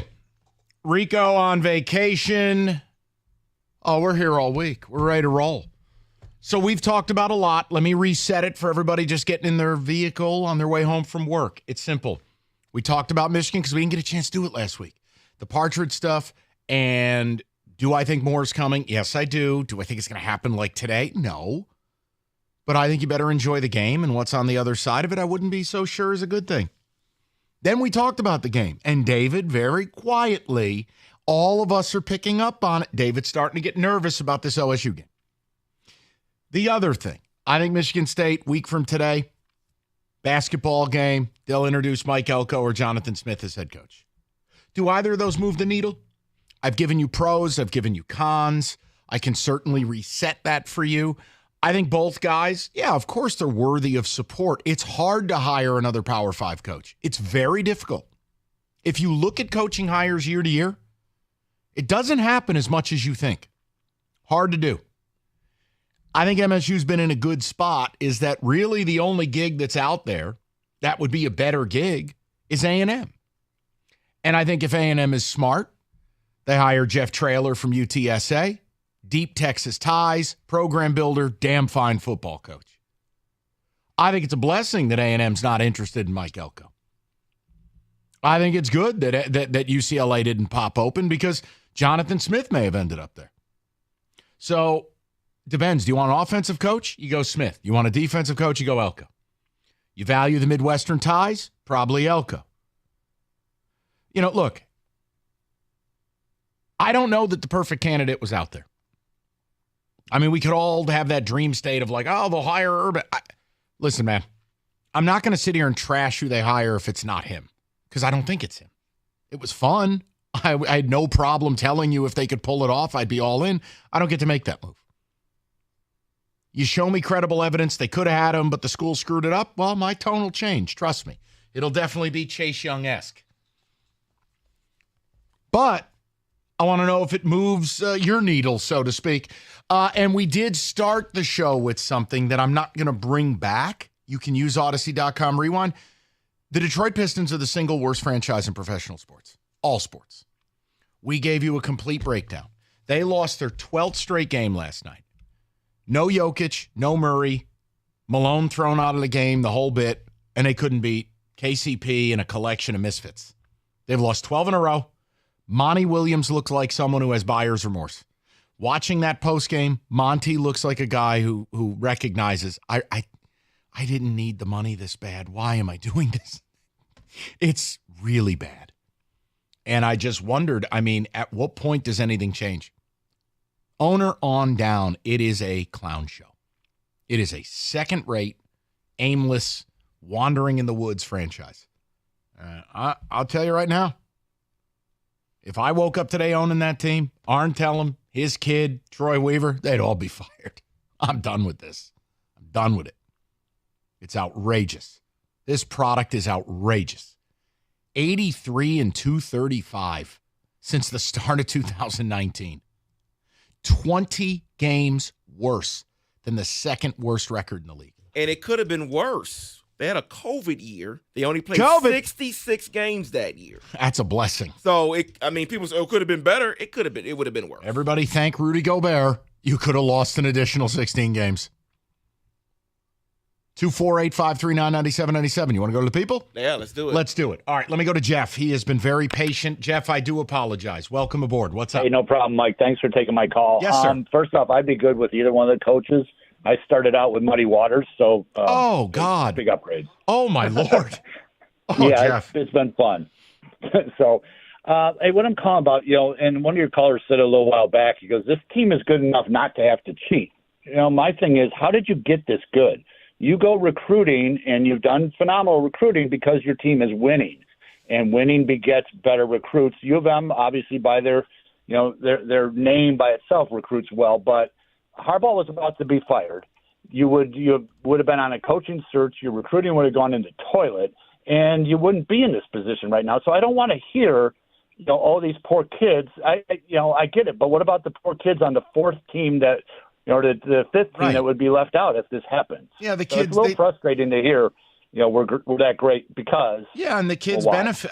Listen, here's the problem. I hesitate from calling them kids. Like they're old enough to go to war. They're old enough to drink. They're old enough to be held responsible. But when you really look at it, like, how did you get that good? I mean, it's not like Michigan's been pulling in top 5 classes. They were barely top 20 last year. I mean, next year they're barely top 15. I'm sure, David, we could pull up some research. Look, there was a violent change from a winning percentage around 62% to a winning percentage of never lose. The data went haywire. So either it's happenstance or the scandal mattered. I mean, Jeff, it just depends on your perspective. And of course, I believe the truth lies in the middle. I'm fine saying that they had a great group and the offensive line gelled and they had a difference maker at QB and they had a right to get better. But you're never going to convince me that Stalions' caper didn't help. I can't not. So no, Jeff, I'm with you, man. Look, the whole idea too is you go, all right, well, what's the perfect solution? Well, we can't hurt the kids. All right, so who are you going to hurt? Kids who had nothing to do with it 2 years from now? No.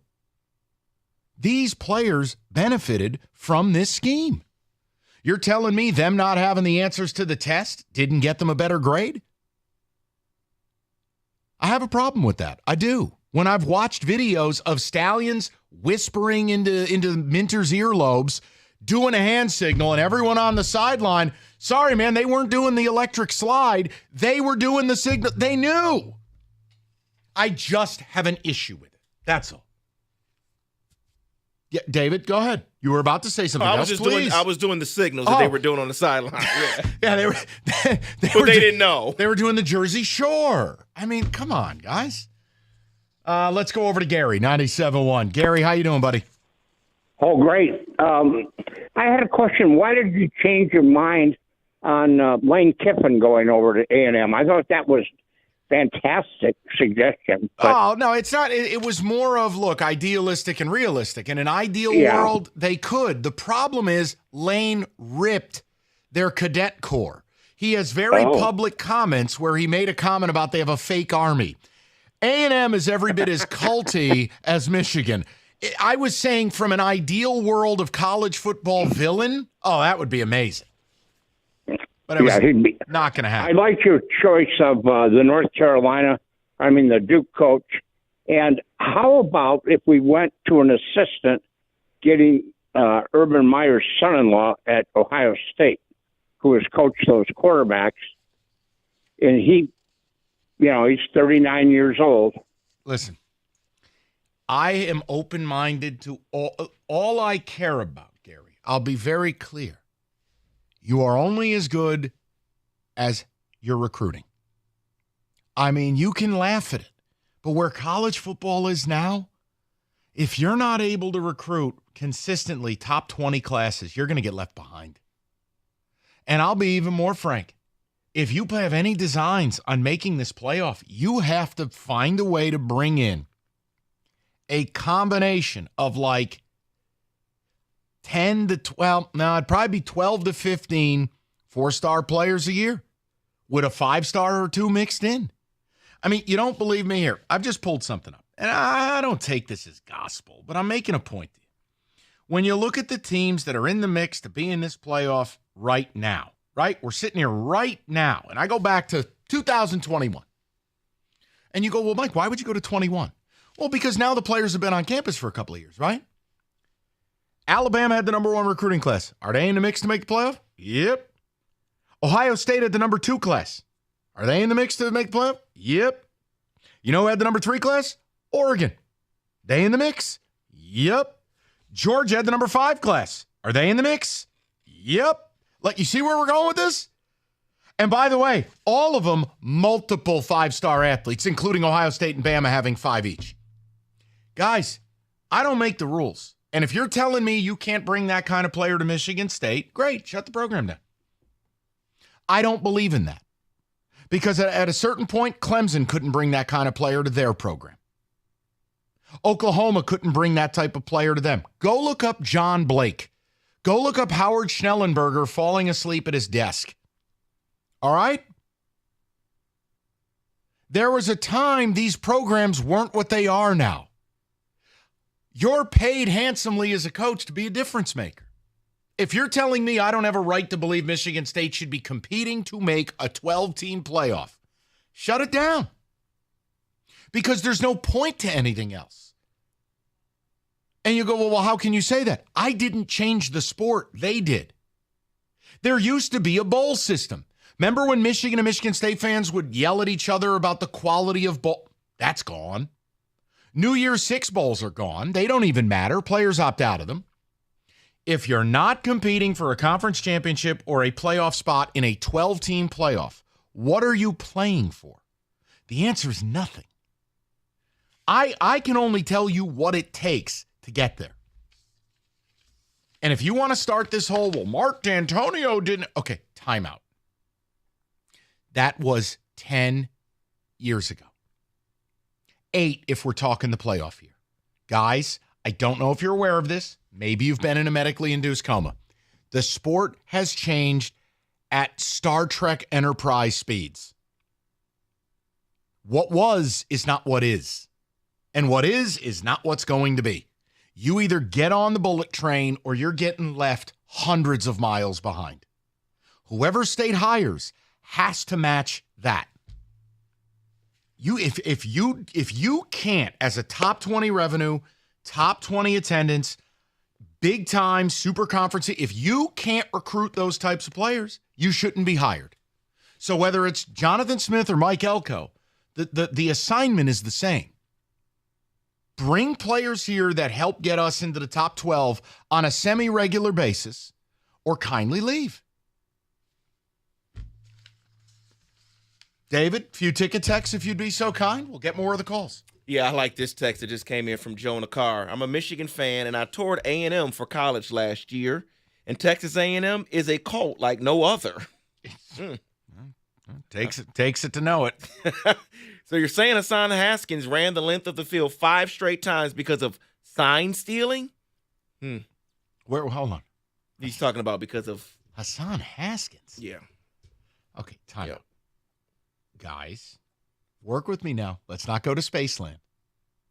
I just got done telling you the truth is in the middle. It's not the only reason, but it is a reason. You mean to tell me you've just happened to have the perfect call each of the second halves against Ohio State the last 2 years? Just, what are you, rolling bones at Caesar's Palace? You just got on a hot streak? What are you, Eddie Papa Giorgio or whatever from Family Vacation? You know what I mean? I mean, guys, it's okay to be like, probably played a little bit of a role. Go ahead. Someone's asking, the president of the NCAA said on CBS National News that there is 17 ongoing investigations related to gambling. Is Michigan one of them? It is my belief you will regret using the phrase bet. That's not a report. That's a belief. Bet. Burp, burp, burp, burp, burp. Oh, my people. What's wrong? No, I'm just saying. 248. You know what? I'm not. I was going to play a drop. I'm not going to. Those people? Nope. Oh. Northville Lumber, oldest company in the state, largest Trex decking outlet in the country. Nobody stocks more. Nobody sells more. It's Northville Lumber. There is a reason they move this much product. It's all in their warehouse. No lead times, no wait times, no nonsense. Whether you're a builder or you're just on the buy side, they got you covered. Industry low pricing as well. You need someone to build that deck, a Trex certified pro. They'll introduce you. No problem. Call today or go to northvillelumber.com. That's northvillelumber.com.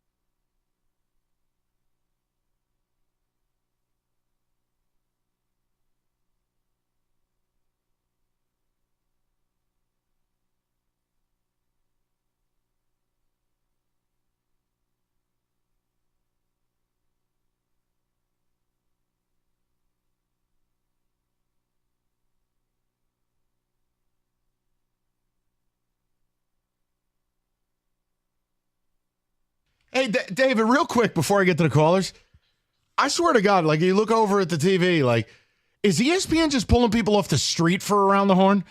Yeah. Like, is this like the old Good Morning America where they find people in Times Square and put them on TV? Who are these people?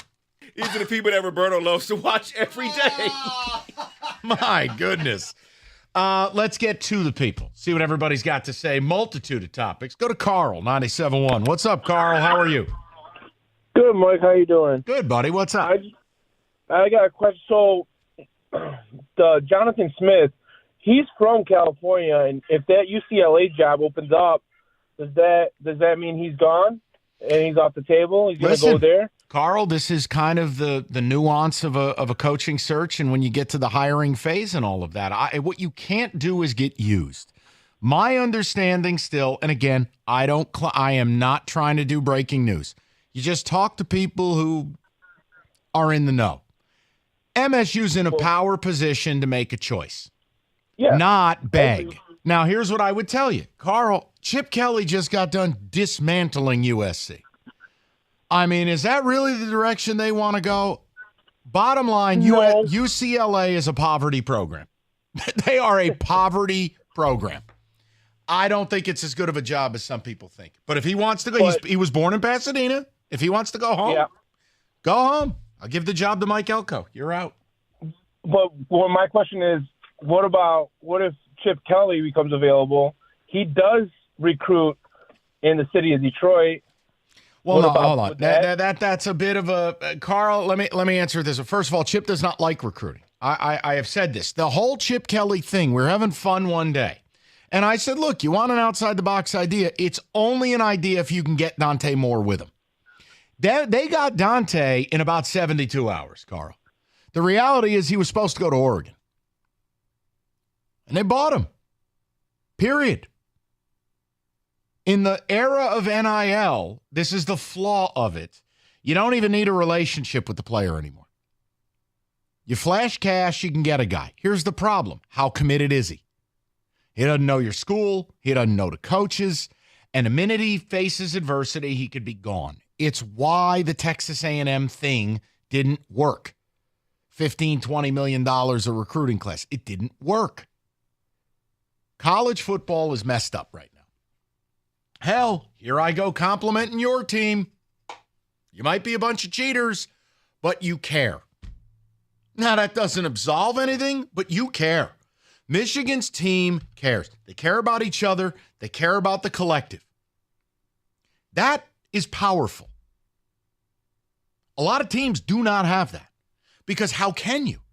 These guys are mercenaries at this point. And the minute something doesn't go right, someone's in their ear going, hey, you got to get up out of there. You're better than this. I got you $1. Like, that's where college football is so effed. It's so screwed up. There has to be an element that you care about where you go and who you play for and, like, developing into a human being and a player. And it's just gone. Oh, I didn't win a starting spot. I'm leaving. What? What do you think? That's how it goes in real life? College football's got a lot of problems. That's all I'll tell you. But you don't care. You're playing for a national title. Don't worry about me. Let's go to Dan, 97.1. What's up, Danny? Yeah, best show around for sure. I want to talk a little bit about the difference I noticed in Michigan against Maryland. Sure. At the end of that first half, JJ looked lost. They couldn't put them away.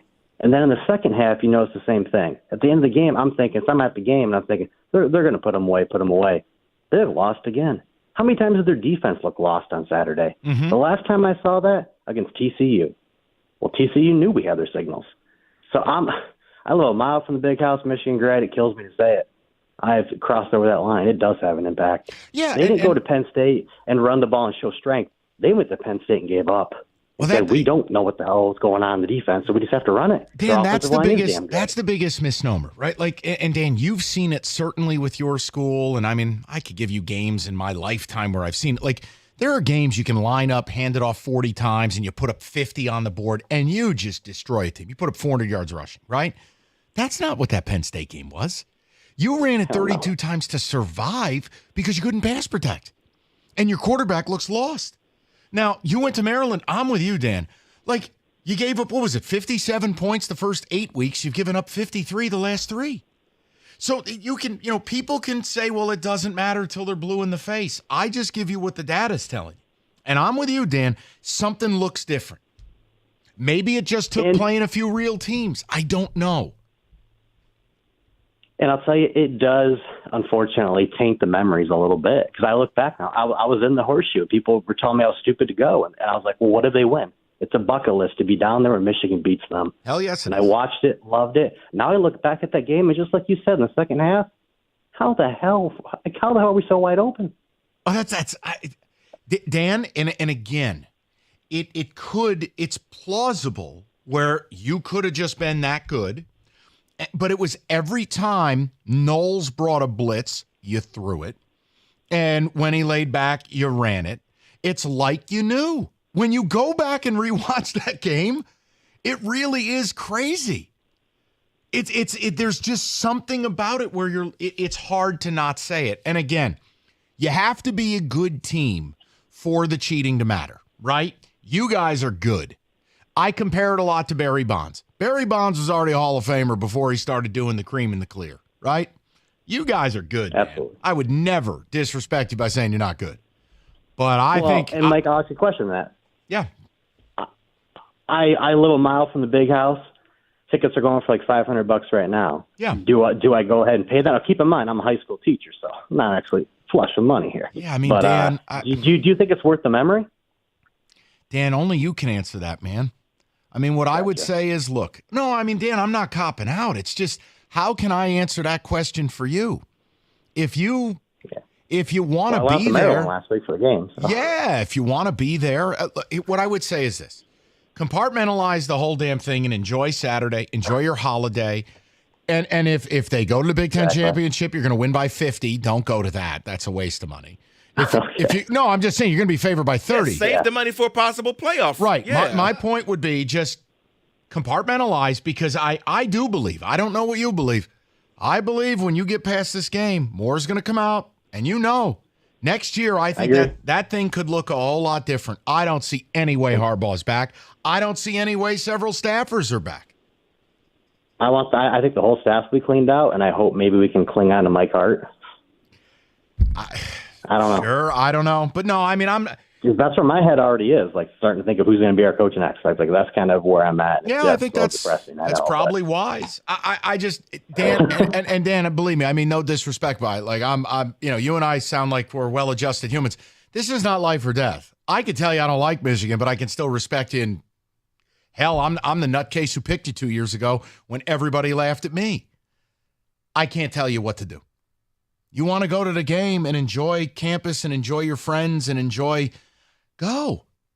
I'm not telling you not to. I mean, here's what I would say. If you're an Auburn fan and you played Oregon in the national title game and it all got wiped away because of Cam Newton, the memories are the memories, right? I just spilled my coffee, right? That's right. It was basically empty. We'll fix this momentarily. Kenny, we had a little coffee issue. I'll clean it up. Don't worry. I feel bad for Dan because I don't know what to tell him. David, what should I have said to Dan? I can't tell him not to go. I don't know. I would watch it on TV and save the money. He just went to Maryland. Back-to-back trip. No, man. Just save the money and watch it at home. Okay, then. Thanks, Kenny. Appreciate you, buddy. Sorry. We had to clean up aisle me. 248-539-9797. When your furnace goes out, you need reliable service. You need Mastercraft heating, cooling, plumbing, and electrical. They got you covered 24/7. Locally owned for 40 years. They back their work with a 5-year warranty. Mastercraft, your one-stop shop for heating, AC, plumbing, electrical. Generators in stock, too. And if they can't get to you same day, they take $100 off that next day service call. Visit mastercraftheating.com.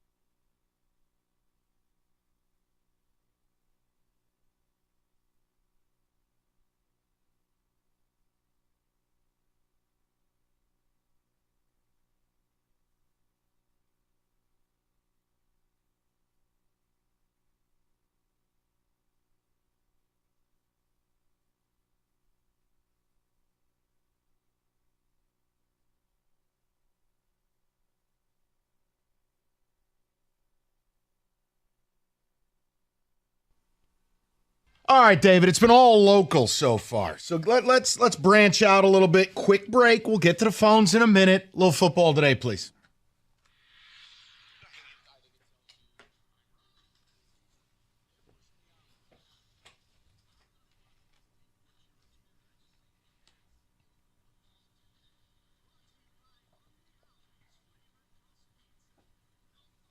Can I get that chair drop again? Sure. Because that was the sound in Mike Tomlin's office today as he fired his offensive coordinator, Matt Canada. Long time coming. It is a long time coming, but there's a question regarding the franchise I have for you based off what I read today. The reports indicated that Rooney, the owner, fired Canada and not Mike Tomlin. Mike Tomlin sounded very angry today when he spoke to the media, but he was also asked, did the players find out? He says, well, he Brought to you by confirmed Applied he didn't Innovation. tell The the Lions have team they're released their not in second injury today, report of their and they ahead of found their out through Thanksgiving the showdown with the media. Packers, and it's the same My exact injury question report for as you is yesterday. there Jonah something Jackson did bigger not practice. happening in Isaiah Buggs and Pittsburgh? Frank If the Ragnow were owner's both full stepping participants. over, Detroit, the head a coach is 7.5 head and point firing a favorite over guy, Green Bay, Yeah. looking and to then you beat don't them tell for a your fifth team. straight Yeah, no, time. it's not the Former Steeler way, Tigers closer is what I Willie would say to Hernandez you. has died at the age of 69. That's stuff that He won happens both in the places AL like MVP and Dallas Cy or Young in Miami. 84, helping That guide is Detroit not to a how World Pittsburgh Series does championship. business. Now, The New if we're York Post is talking reporting that football, former Tigers manager look, Brad man, you've been Ausmus has been outgained in hired as every the game. Yankees bench coach. Ausmus And most you're recently this the bench deep coach into the of season. Athletics. My problem is In-state Canada action might tonight, be Western bad. Michigan hosts But Bowling so are Green, your pieces. and Eastern travels to The offensive Buffalo. line's The 5-6 terrible. Eagles. Kenny They need to Pickett win is to clinch a terrible. bowl. And former Michigan The State better running offensive back tackle is the guy Keyshawn you Blackstock found is at picking him in Kmart. school. He's headed to Arkansas Jalen after Warren, he's entering the better than portal last Najee month. Harris. I'm David, Luke Sloan Ward, it's 6 just, o'clock you've or been living a charmed life. 97ticket.com. Canada had to go, but is it really going to fix anything? That's my question to you. It won't. It's too late. Kenny Pickett's still there. Doesn't matter. Let's talk about another team. They played last night, the Kansas City Chiefs. They lost a game that you said earlier. They were up 17-7 at halftime. But the problem here may be a little deeper with the Kansas City Chiefs because they haven't scored in the second half in 3 straight games. And they lead the league in drops. Can this team repeat like this? No, not playing this way. Look, the positives, they put about 170 yards on the ground against Philly, who's got the number 1 rush defense in football. They controlled the game. They won the line of scrimmage. They should have won the game. But they lead the league in drops, and last night they dropped no less than 7 passes, including Valdez-Scantling, what would have been a game winner. Series before, a critical 3rd and 4, an open drop. Even the last play of the game on 4th and forever, another drop. David, you're not going to win playoff games. A singular drop can be a turnover in a playoff game. So it has to get better, or my answer is no. Well, speaking of has to get better, I think this team made the right move, but made it too late. The Jets have benched Zach Wilson. I'm not saying Tim Boyle is going to be the answer here, but why wait this late to make this move when you could have traded for a quarterback? Well, they didn't want to. A, you invested the number 2 overall pick 2 years ago. B, Aaron Rodgers keeps talking about magic mushrooms and coming back this season. The reality is, you make this move, you know what the Jets really ought to do? They should release Zach Wilson. Because you're never going to be able to put him out there in front of the home fans again. Well, he's a 3rd-string quarterback for that reason, probably. Yeah, but my point is, David, he shouldn't be on the team.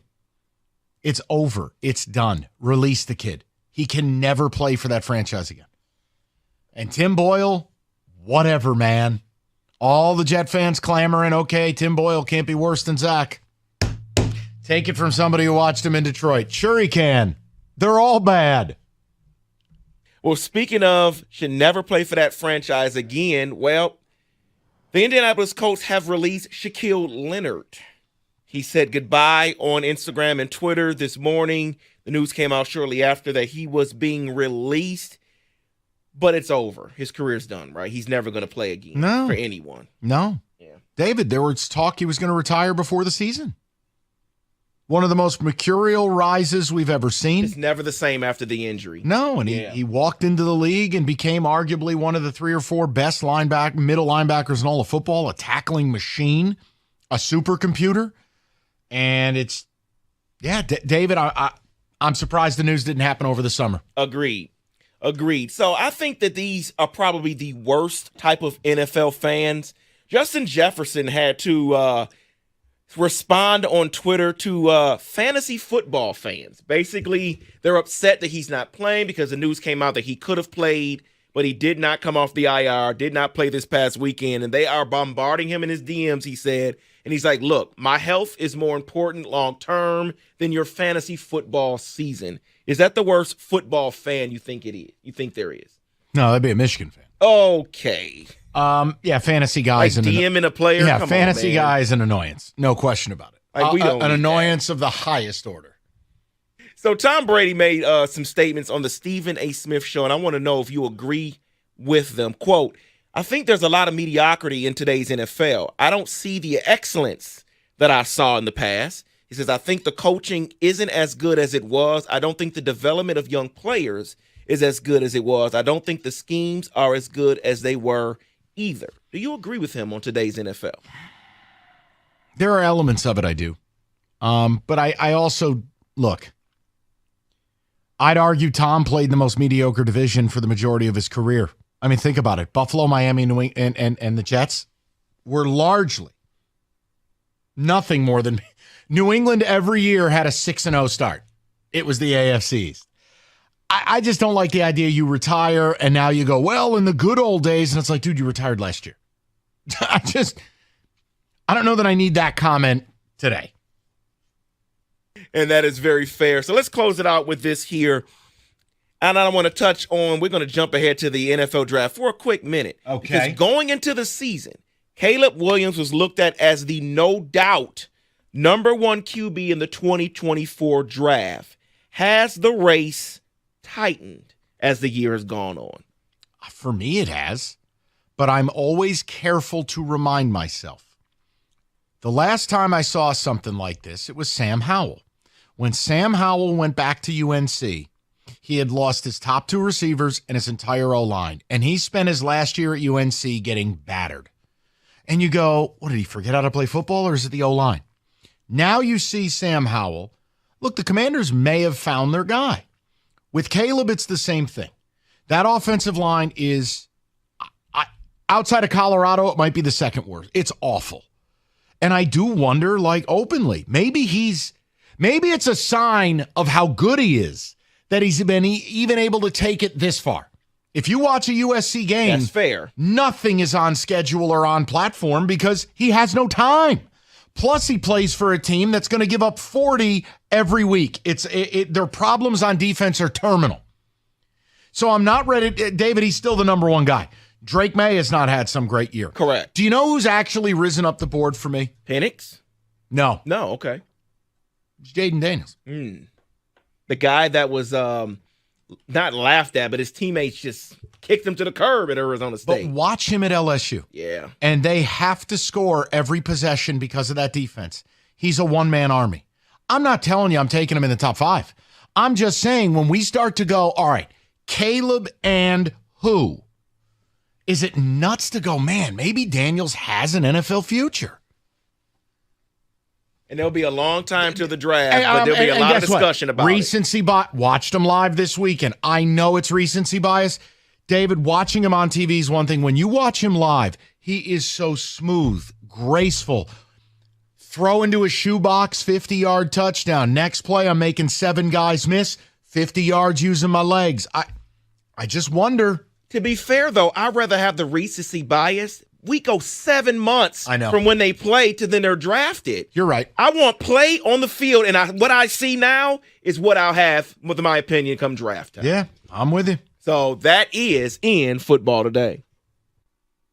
All right, David, it's been all local so far. So let's branch out a little bit. Quick break. We'll get to the phones in a minute. A little Football Today, please.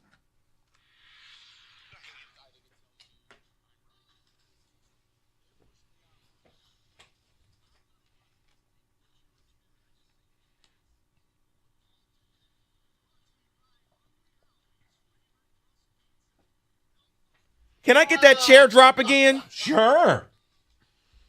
Because that was the sound in Mike Tomlin's office today as he fired his offensive coordinator, Matt Canada. Long time coming. It is a long time coming, but there's a question regarding the franchise I have for you based off what I read today. The reports indicated that Rooney, the owner, fired Canada and not Mike Tomlin. Mike Tomlin sounded very angry today when he spoke to the media, but he was also asked, did the players find out? He says, well, he confirmed he didn't tell the team they're not in today, and they found out through the media. My question for you is there something bigger happening in Pittsburgh? If the owner's stepping over the head coach's head and firing a guy, and then you don't tell your team? Yeah, no, it's not the Steeler way, is what I would say to you. That's stuff that happens in places like Dallas or Miami. That is not how Pittsburgh does business. Now, if we're talking football, look, man, you've been outgained in every game. And you're this deep into the season. My problem is Canada might be bad, but so are your pieces. The offensive line's terrible. Kenny Pickett is terrible. The better running back is the guy you found at Kmart, Jaylen Warren. He's better than Najee Harris. David, it's just you've been living a charmed life. Canada had to go, but is it really going to fix anything? That's my question to you. It won't. It's too late. Kenny Pickett's still there. Doesn't matter. Let's talk about another team. They played last night, the Kansas City Chiefs.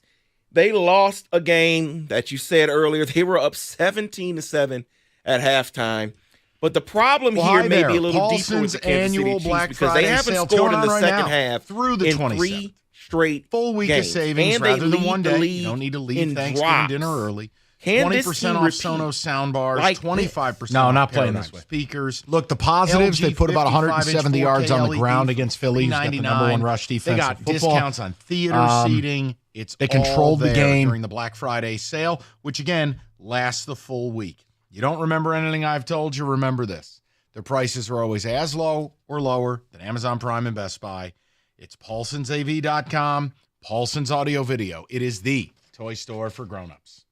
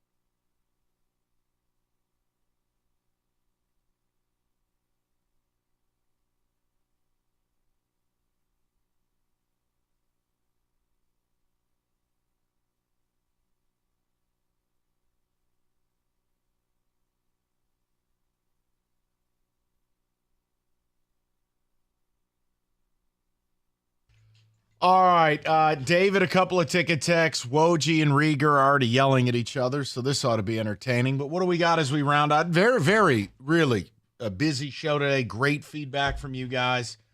Tomorrow, turn our attention more to the Lions. Friday, swing it back probably, unless the Lions bleep down their leg and ruin our holiday, probably end up going a lot of Michigan and OSU. Just a game plan for the week. And yes, I will be here Friday. Ready to rock. Oh, who's ready for that big game at Ford Field?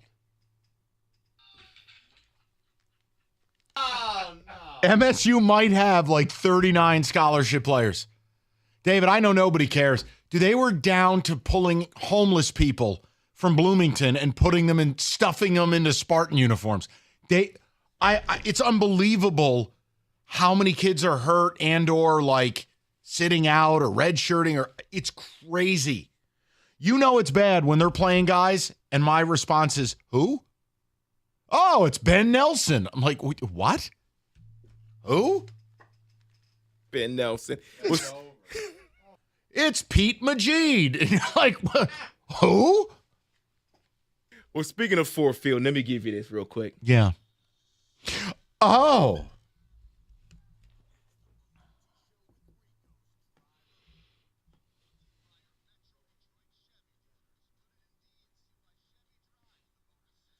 Here's why I say Ford Field, because the drive of the week, the Lions 11-play 73-yard drive. How about that? To take the game from the Chicago Bears. Jared Goff starts the drive with a short pass to Montgomery for 13 yards, then another pass up the middle for 12 yards. They complete the drive with a David Montgomery 1-yard rush to beat and finish the comeback of the Chicago Bears. And despite Rico's slander, Jared Goff was perfect the last two drives. Correct. It takes two to tango, all right? Correct. It's like last night. Yeah, the Chiefs lost the game. Well, Philly had to go and win it, all right? And they rallied up and got it done. Takes two to tango. No drop passes from those receivers. I don't even go there. I thought I was coming on the air today, and the Lions are going to be tied for the 1 seed. The Chiefs receivers, my God. That is your drive of the week. Oh, I love the little drive of the week. Yeah. Is that Stoney? No. Who? No. You know who this is. Don't cheat. I don't know who it is. Listen to it again. All right. Is that John L? Yes. Yes. Has it been that long? Yes, John L. Smith, just like Jonathan L. Smith from Oregon State. Oh, no, wait. Don't you normally have a little candle in here, Michael? No, that's the midday guys. Yeah. They do their like pumpkin No, but spice. if you had a candle. It's the time of year for that. No, I would light it for you, the candle. They're not. It's not happening. You know it, I know it. A week from today? No. No, absolutely not. So it's Elko or bust? It's Elko or Jonathan Smith. Yeah. But honestly, what is Jonathan Smith's middle name? If it starts with an L, you can't hire him. No, I don't think it does. Yeah, I'm going to look but if that it up does, right now. you cannot hire him. Jonathan Lewis Smith. Listen, right now, here's the problem. I said this to the listeners earlier. What? You got to tell me what the budget is for my team before I even care about who they hire. Like, this is what it's turned into. How much money do I have to buy these mercenaries? I will say this. Your guy, Alan Haller, has done a very good job of keeping things under wraps and not letting your board of boobs, Fraggle Rock, get involved. Oh, my God. At least not yet. Jonathan Lee Smith. I like it. Born 1979. Oh, my God. No, you can't do it. I'm totally kidding. It's Charles. Oh. It's Charles. J.C. Damn Smith. it, I wanted to. Oh, that He's would have been David's us. new favorite coach. Yeah. J.C., huh? J.C. with the extra C. What would J.C. do? I like Elko over Cheat. Smith. Don't. Yeah, there you go. One could only No, hope that's if we could JH. get away with it like Bob's school does. Oh, yeah, they're really getting away with it. No, I relax. No, I like Elko over Jonathan Smith. The whole Oregon State. I mean, an Oregon I worry about never being east of the Rockies. Right. I think people from the Exactly. West Coast are generally weirdos. Yeah. I don't know. I worry about the fact that everybody picked Washington to lose that game and Oregon State lost that game. That game, that was rough, man. I mean, Early the on, it was safety amazing to watch. The It safety was a great was game. absurd. The fumble inside their own 10. It was awful. Washington. The didn't weather win. was Oregon State sensational. lost. Well, Oregon State had more first downs, more rushing yards, more passing yards, more TOP, won the turnover battle, and shut out Washington in the second half. Did you bet on Oregon State? Yes! Yeah, I Oh, bet on gee. Washington. We couldn't tell. I was sitting in traffic leaving the LSU game, and I wanted to take a chair to somebody. Did you stay the whole LSU game? No. Yeah, I was about to say. No, I mean, they played a couple. honestly, early on, 14-all, people were very... The LSU game? Yeah, people were very nervous. What was the final score? 56-14. Oh, what was the temperature? It was beautiful all day. It was around like 75 degrees, but then when it got dark out, it started to Well, dip chilly. down there Yeah. in the high 50s, low 60s. But no, nice for me as a northerner. Right, you got your shirt off there. I was good. You had Yeah. other people down there. They were in parkas. They didn't know what to do. You know, if not for the double H's down south, heat and hurricanes, it would be a great place to live. It really would. I Yeah, lived but there for like, 6 years. I will tell you, there are other things. You make a deal with the devil down there. Kind of. You got people jogging. There's crocodiles 6 feet away. Yeah. You got fire ant hills They know how to everywhere. deal with them, though. That's the thing. You know what? Our roads are terrible, and I know we deal with long winters. We don't have natural disasters. We don't have bugs the size of totally human with you. babies. The snakes. The snakes are all over the place, too. We don't have to worry about Why these don't things. you make the next Pure Michigan ad? Like, we don't have to deal with hurricanes or typhoons or rattlesnakes or king cobras, but or fire ants. Yeah, or fire ants, or what kind of cockroaches fire the ant do size you of a have? hamburger. Or nutria. Yeah, absolutely. Yeah. You ever see a nutria? Giant swamp rats? Oh, no. Terrifying. I thought you were talking. Is that like a fiber bar? No, Yeah, I no. thought it was like a diet system, They're yeah. one of the scariest creatures on a planet. Well, what does a fire ant do to you? Seriously, It sets you on fire. They'll send you to a hospital. Yeah. Seriously? Yeah, if you step on a fire ant, Oh. they I'm at they school. put out a pheromone where they are all. It's basically like when stallions would put a sign up and everybody would have to do it. The fire ants all do the same thing. They just murder you. Kind of like the Michigan media No, telling you something. my everybody follows brother-in-law, suit. who used to live in Florida near Bob's family, Yeah. my brother-in-law got sent to the hospital. Really? He accidentally stepped on a fire ant hill, Oh, yeah. and he went into I've never anaphylactic done shock. that myself, stepped on a fire anthill, but I lived there. I and gotta tell you that I that's- survived. You imagine like going to the ER. Everybody, oh, what are you here for? Well, I broke my arm. What are you here for? Heart attack. What are you here for? Fire ants. You got bit by 1,800 poisonous ants. yeah, they Like- put you in the back for that. I feel. It's common down there, though. yeah, but I'm Those just people. saying it can be very dangerous. No, it is. All right, this has been your day in Yeah. Louisiana nature. Oh. What's next? We got Lions talk. We got Michigan, Ohio State talk, or Michigan State talk if you want. Who do you think has the most to lose Saturday? Harbaugh or Day? Is it wrong if I say push? It kind Gotta of answer. is, Like to be the honest. loser of this game may as well F off to the sun. Yeah. It's going to be bad. Bad. Which makes the game so great. Let me ask you a question. Juicy. If you had 4 tickets, Mm-hmm. 60 rows from the field, Okay. between the 30s. Are you going to pay me to videotape something? No. Oh, Right now, Evan was looking. Mm-hmm. About $1,000 a pop. that's a bargain. I feel. And you want 4? Wouldn't you sell the tickets? It's going to be a miserable weather day. Is it going to be? It's going to be cold, but not rainy or anything. No, is no, it? no. but see, then again- definitely not. Are you watching a real game? Like if something's going to get vacated, do you just sell now? No, you want to be there. You want to tell everybody you were there. Not to mention, if you're a Michigan fan, can you imagine being part of that, beating Ohio State, even after losing Jim Harbaugh? Michigan fans are going to be insane. It is. So It's I would want wild. to be there. I would want to be there. I can't wait to watch, but I'm nervous because I put myself in both fan bases' shoes and I go, oh my God, if this were Michigan State, I'd have to watch It's in a almost like too bunker. momentous. You know what I mean? If something can be too momentous. Let me ask you a question. Yeah. What do you make of the point spread being down to 3.5? It started at what, 5? 5.5. Well, because they looked like crap against Maryland. Or And JJ has looked bad the last couple of weeks. Or they don't have a cheater anymore. No, wasn't going there. And no Harbaugh. What is the health of your offensive line? I think Ladarius will be back. Okay. Oh, you know him on a Barnhart first-name basis. Is what Okay. he is. Yeah. Well, it's better than saying Henderson. Nobody will know who I that thought is. Hinton, I do. Henderson, and Roman Wilson are all playing. Yeah. But they're It's still about how I got you. healthy right. they are. McCarthy played and he wasn't at full health before. Says he is now. We'll see. We'll see. Buckeyes are very healthy.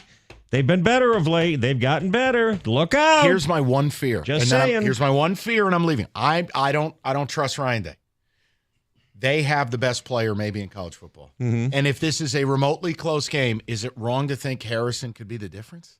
No, it's not wrong to think that. I wonder it. That's all. If you believe in McCord, the quarterback. And there, well, now Well, Michael, before you leave, I have a question. Yeah. If you lie, I bring in the fire ants that you got to deal with. Okay. What do you want? A whole bunch How of them. hard on Saturday will you be rooting for the Buckeyes? Oh, a lot. Okay, good. Okay. I'm an honest person. I Yeah. don't like Michigan. What do you think you would say about Yeah, that? I don't know. Why would I root for them? I don't like them. I can respect them in non-cheating format, but why would I come on there and be like, oh, I love the Big Ten. It I just don't know what means more. Katja Rieger was going for there. Yeah, Mojo, what about you? Fire ants. No, okay. Yeah. Goodbye. How hard goodbye. are you rooting Makes for no Harbaugh? difference to me. Don't No answer that difference question. to me. Don't answer that question. Thank you. We'll talk to everybody tomorrow.